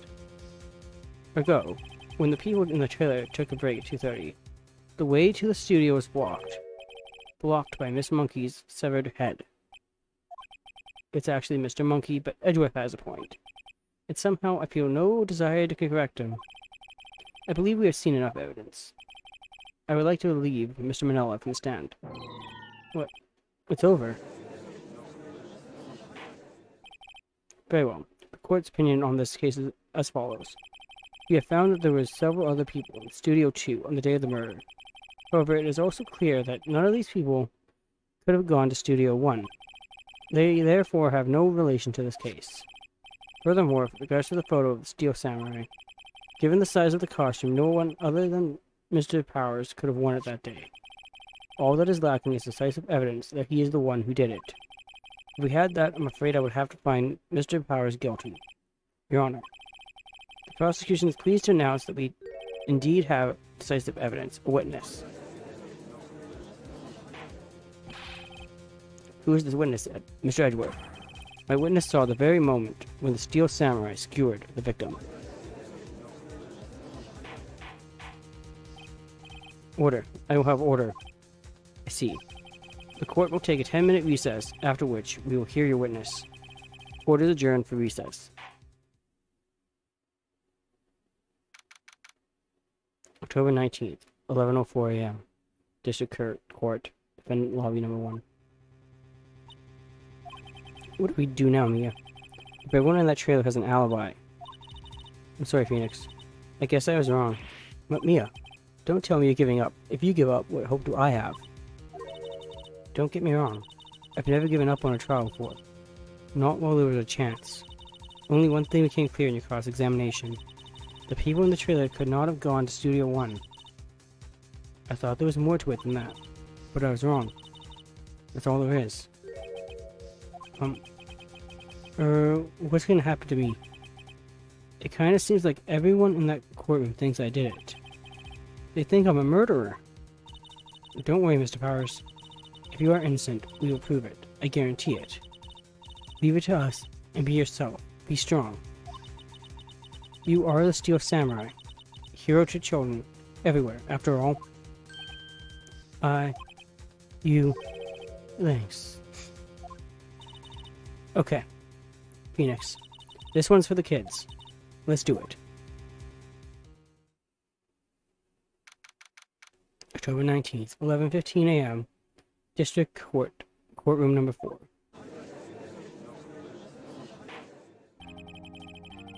The court is back in session for the trial of Mr. Will Powers.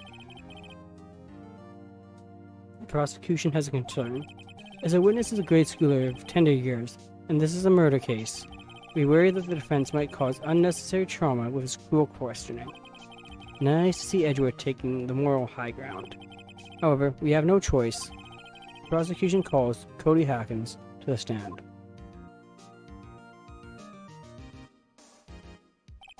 Your Honor, perhaps you could arrange a box for him to stand on? Oh, right. Guard, please bring him a box. One of those donut crates should do.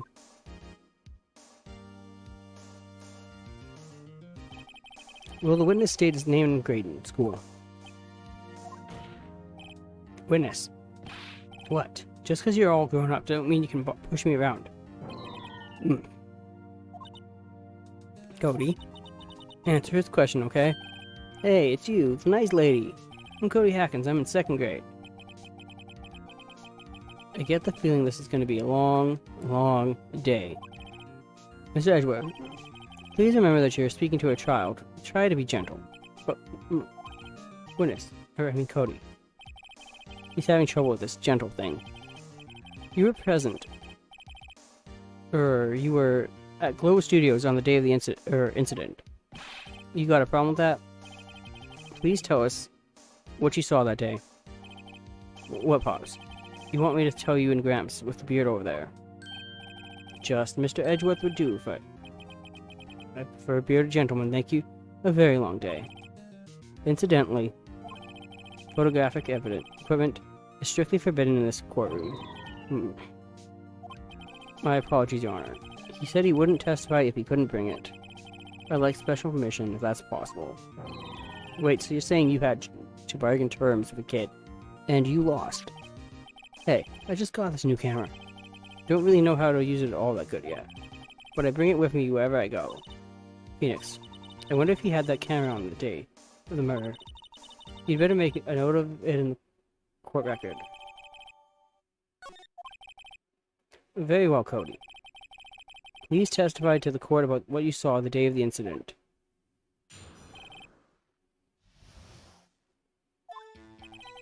I wanted to see a Steel Samurai rehearsal just once. I found a map on the internet and went to the studios that day.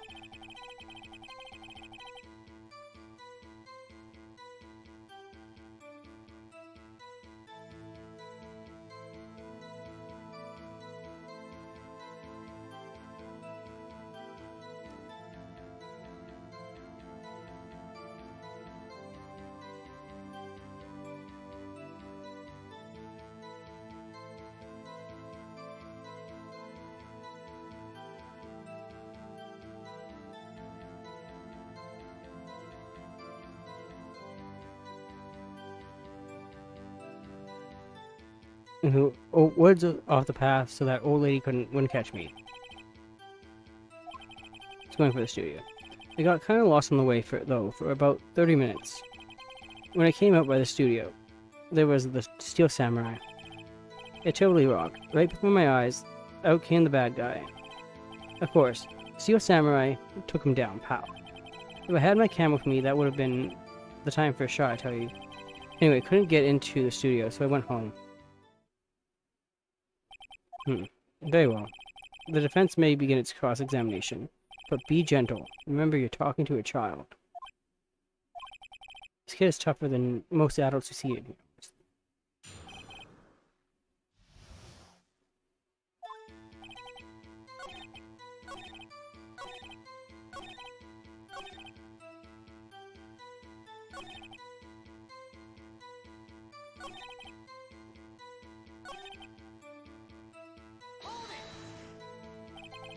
If you had your camera.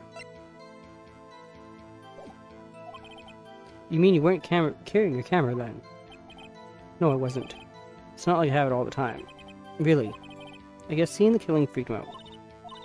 Remember, he's a child. You use gentle words but be firm. Easy for you to say.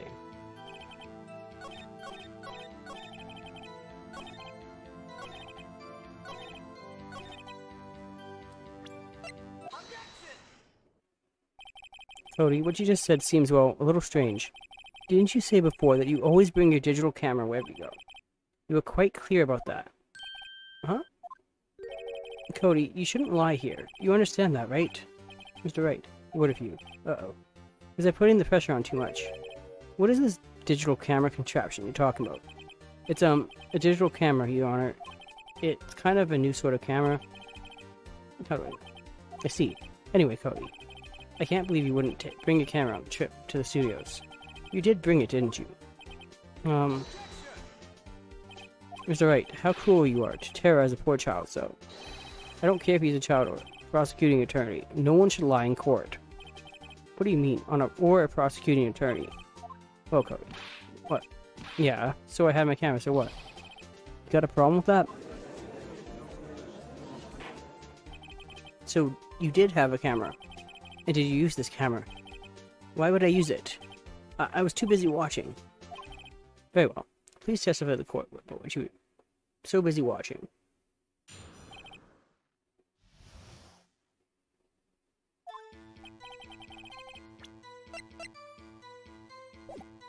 Yeah, I had my camera with me, but I was glued to the action. I couldn't take my eyes off it.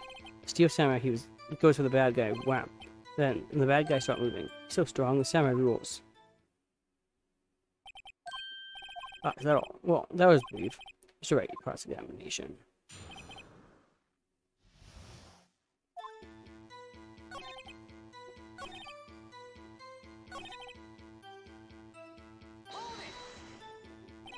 Why? Huh? What do you mean, why? Why wasn't the bad guy moving?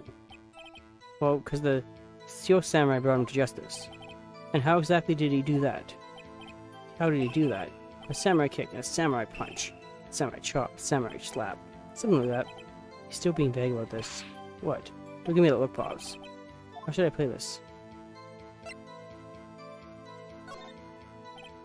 Cody. What? Something's bothering. Before you said that you couldn't take your eyes off the action. Yeah? So what? Yet you missed the most important part. What is the meaning of this?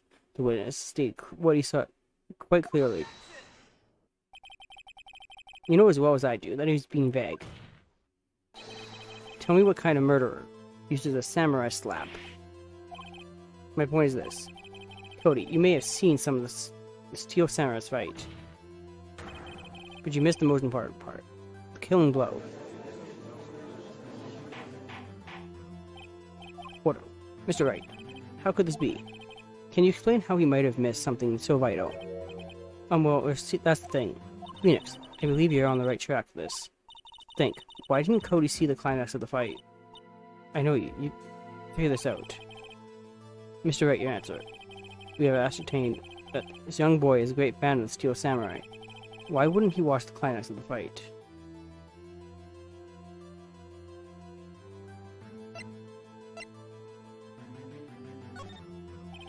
He couldn't watch it. How could he claim to watch a murder taking place at his age?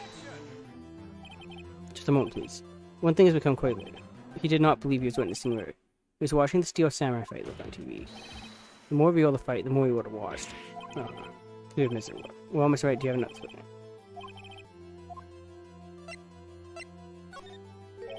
Your Honor, I have evidence. Evidence? Yes, Your Honor. Why did Cody look away from the fight? Here's my proof. Wrong piece.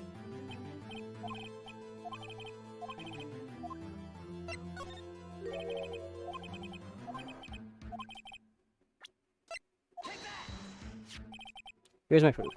What's that? The camera? The witness stated that he recently received the camera. Yes, I'm aware of that. He wasn't entirely familiar with its operation. I'm aware of that too. Correct. Why would Cody be looking somewhere else at a critical moment? because he was looking at his camera. He was trying to take a picture. Hey. Bullseye. What's your problem, Pops? You gotta think for picking on little kids. Pressing, not picking. Good job, Phoenix. Cody was lying, clearly. Smart of you to realize there was no way he could stand there watching his hero and not take a picture. Right. Cody. There was only one reason why you would have looked away from the fight, and that was because you wanted to take a picture. But having just received your camera, you weren't used to using it yet. So you missed the climax of the fight. Yeah. Well, Phoenix, I'll bet you anything he's hiding more than that. Haven't testified yet. Right. Mia means business. Your Honor. The defense would like to request that Cody Hawkins testify once more. Very well. Cody, could you please tell us about your camera? And about why you didn't take a picture of the fight? Welcome to the real world, kid.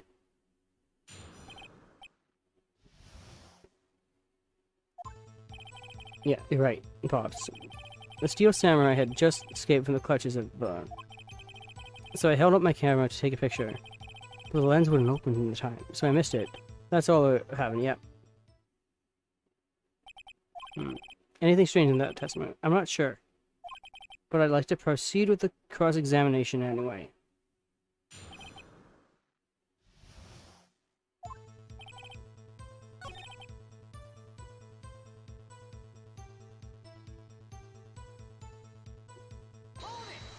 Okay. So you did see the beginning of the fight. Did you notice anything unusual? I guess the steel was moving a little strange. Moving strangely.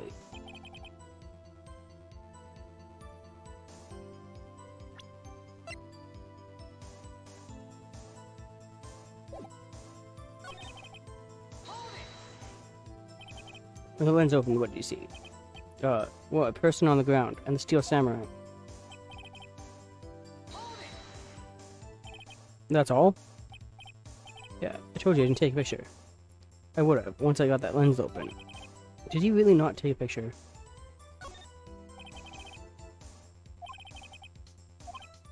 Cody. Listen up, Kodiak. I know exactly what happened that day. You took a picture. Hey. Bullseye. How did you know? I see through all your lies, Cody Hawkins. It's one of my powers. Wow. This was great. Yeah, I took a picture. Perhaps you can change your testimony to reflect that. I took a few shots, but it was too late, so I erased them. You erased them. Yeah. Why would you erase a picture of your beloved Steel Samurai? Victorious. Well, you know, why would I want to keep a picture like that? He's coming less than... I better find a clear contradiction soon. So how can I pick holes in each other? There has to be something. There is.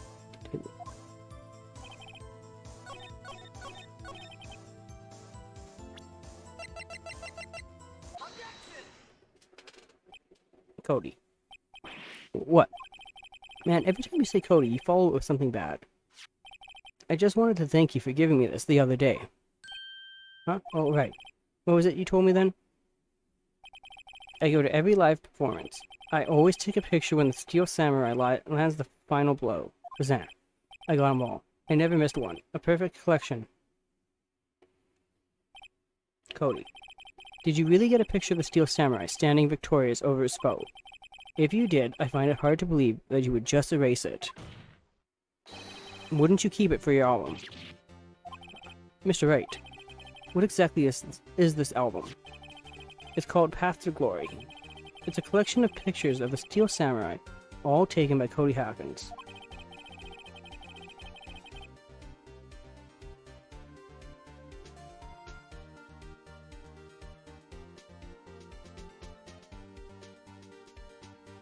He claims it's a perfect collection of every battle the Steel Samurai's won.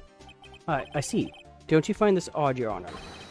Among all his pictures of the Steel Samurai, none were taken that day. Order. Mr. Wright, have you an explanation? If the Steel Samurai had just defeated his adversary, I certainly wouldn't expect to see a picture of it in this album. Exactly my point, Your Honor. No, wait, what? No way. Phoenix, I think we finally discovered the truth. And what a truth it is. Mia, are we sure about this? Did he actually...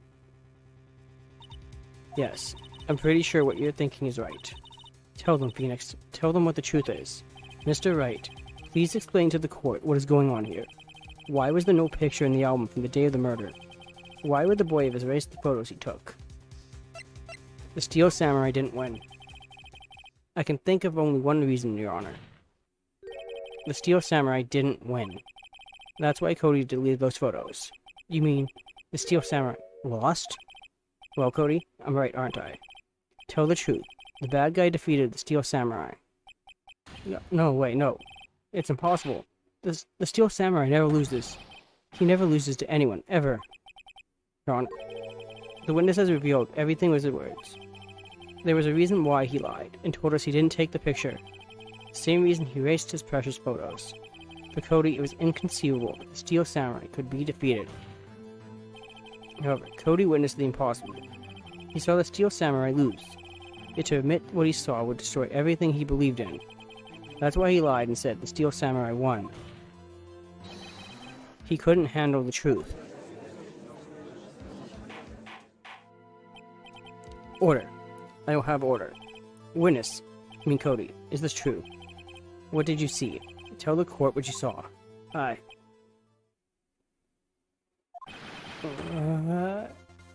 Okay, we made the little kid cry. Cody, that day, you saw the Steel Samurai lose a fight. Right? Okay. You're right. The Steel Samurai fell down. And then he didn't move.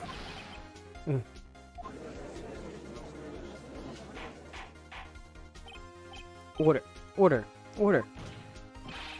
What kind of stunt are you trying to pull, Wright? The Steel Samurai was the murderer, not the victim. Yet, according to your witness's testimony, the Steel Samurai was the one who fell. Mr. Wright, what's going on? Apparently, we have all made a serious error. An error? What's this all about?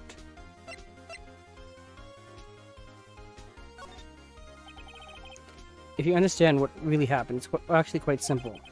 At the end of the fight, the Steel Samurai fell to the ground while still. In other words, the Steel Samurai was not the killer, he was the victim. Don't you see? Jack Hammer was the Steel Samurai. Order. So the Steel Samurai in this photograph. You're saying the man in this costume was the victim, Mr. Jack Hammer. That's what I'm saying, Your Honor. Jack Hammer was present at the action scene run through that morning. Thus, he obviously knew about Will Power's foot injury. But wait, hadn't Mr. Hammer gone to Studio 1 already? That's what everyone thought. But remember what Miss Oldbag said in her testimony. On the day of the murder, I arrived at the guard station at 1 p.m. Did I see poor old Hammer? Nope. He'd already gone to the studio before I got back to the guard station. Mr. Jack Hammer left the employee area after lunch. However, no one saw him go into Studio 1, nor was there a picture of him. He waited for Mr. Powers to take a nap in his dressing room. Then he snuck into the dressing room and stole the Steel Samurai costume. But why would the victim do such a thing? I don't know. I get it. I thought that the Steel Samurai was moving strange. So it was a different person inside the suit. Pops. Not me. What? Actually, there was one piece of data I saved. Data? Yeah, photo on my digital camera. What? Show us quick. No way, man. Not if you're gonna look at me like that. Now. Here, this is it.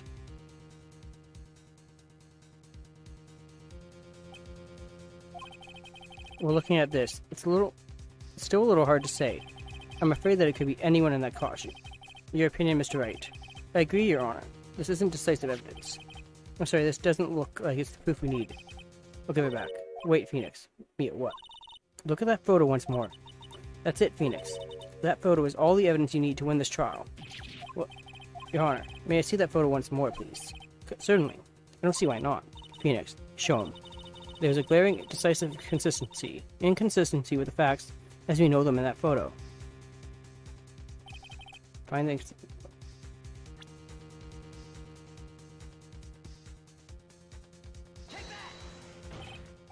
Look this.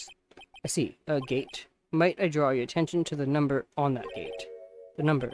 Ah, yes. Well, it's hard to see, but it looks like a 2. Clearly not a 1, Your Honor. Correct? I believe Mr. Edgeworth sees what I'm getting at. But that's impossible. What's this all about? Please explain so that I might be shocked along with the rest of the court. I'll use the studio guide map. The body was found here in Studio 1. However, what do we see in this photo taken at the time of the murder? It does not say 1 on that date in the photo. Your Honor, here is the true scene of the crime.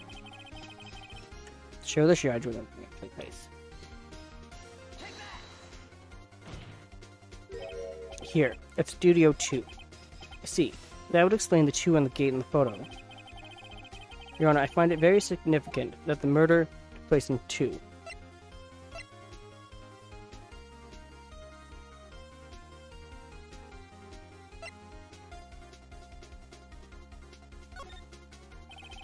X-ray is blocked. So we have heard. The path was blocked at 2:15.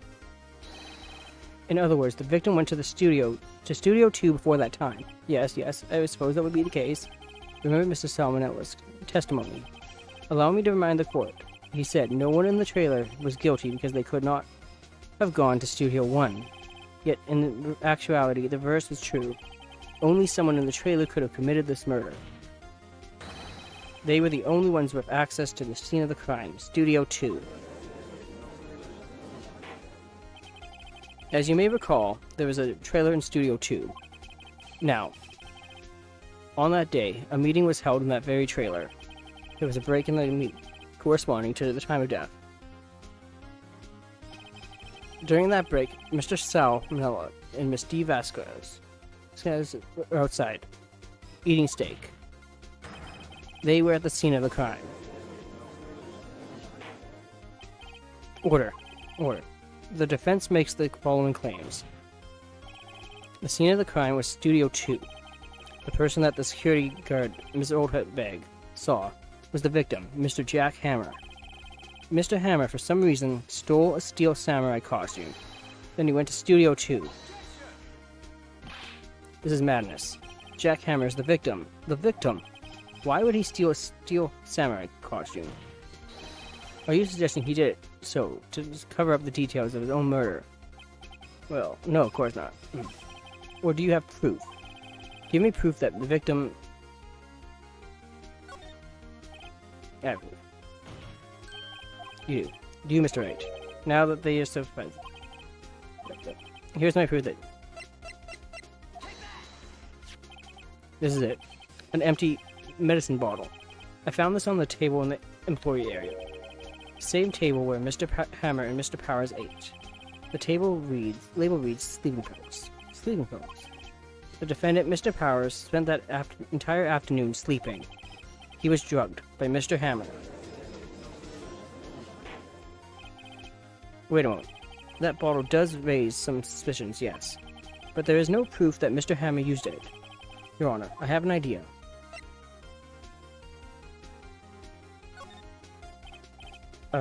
There. I want to check this off. If my claim is true, Mr. Hammer's fingerprints should show up in the bottle. I suppose you're right. Very well. The court will take possession of the bottle. Empty bottle given to the judge. This court will suspend proceedings on the current trial for today. Cody Hacken's testimony has revealed new possibilities in this case. In fact, things may have happened very differently than we previously thought. Steel Samurai, seen by his Miss Oldbag, may have been the victim, Jack Hammer. The scene of the crime was not Studio 1, but Studio 2. And in those in the trailer did have time to commit murder. Mr. Wright? Yes, Your Honor? Your homework is to find the answer to the following question. Why would Mr. Hammer steal the steel samurai costume? And also, who killed him and why? Find the answers for me by tomorrow. That's a lot of homework. Mr. Edgeworth, you will need to reconsider your stance in this case. Above all, you will need to reconsider your suspicion of Mr. Willpowers. As you say, Your Honor. This trial will be extended until tomorrow. This is the last extension.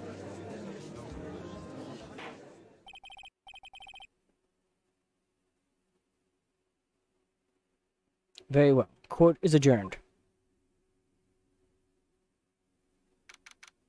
October 19th, 2:47 p.m. District Court, Defendant Lobby Number 1. Phew. That was a close one. We were saved by a hair, but that's all that counts. I thought seriously about going home about 3 times during the trial. But me too. Really? You both seem so confident. Maybe I should take up a career in acting? I was ready to pronounce you dead about 3 times back then. Me too. Dead? Of course we're kidding. Are you sure? I wasn't kidding. Now, Mr. Powers, we have to go make our final investigation, but I promise you we'll find the true killer by tomorrow's trial. Right, thanks. To be continued.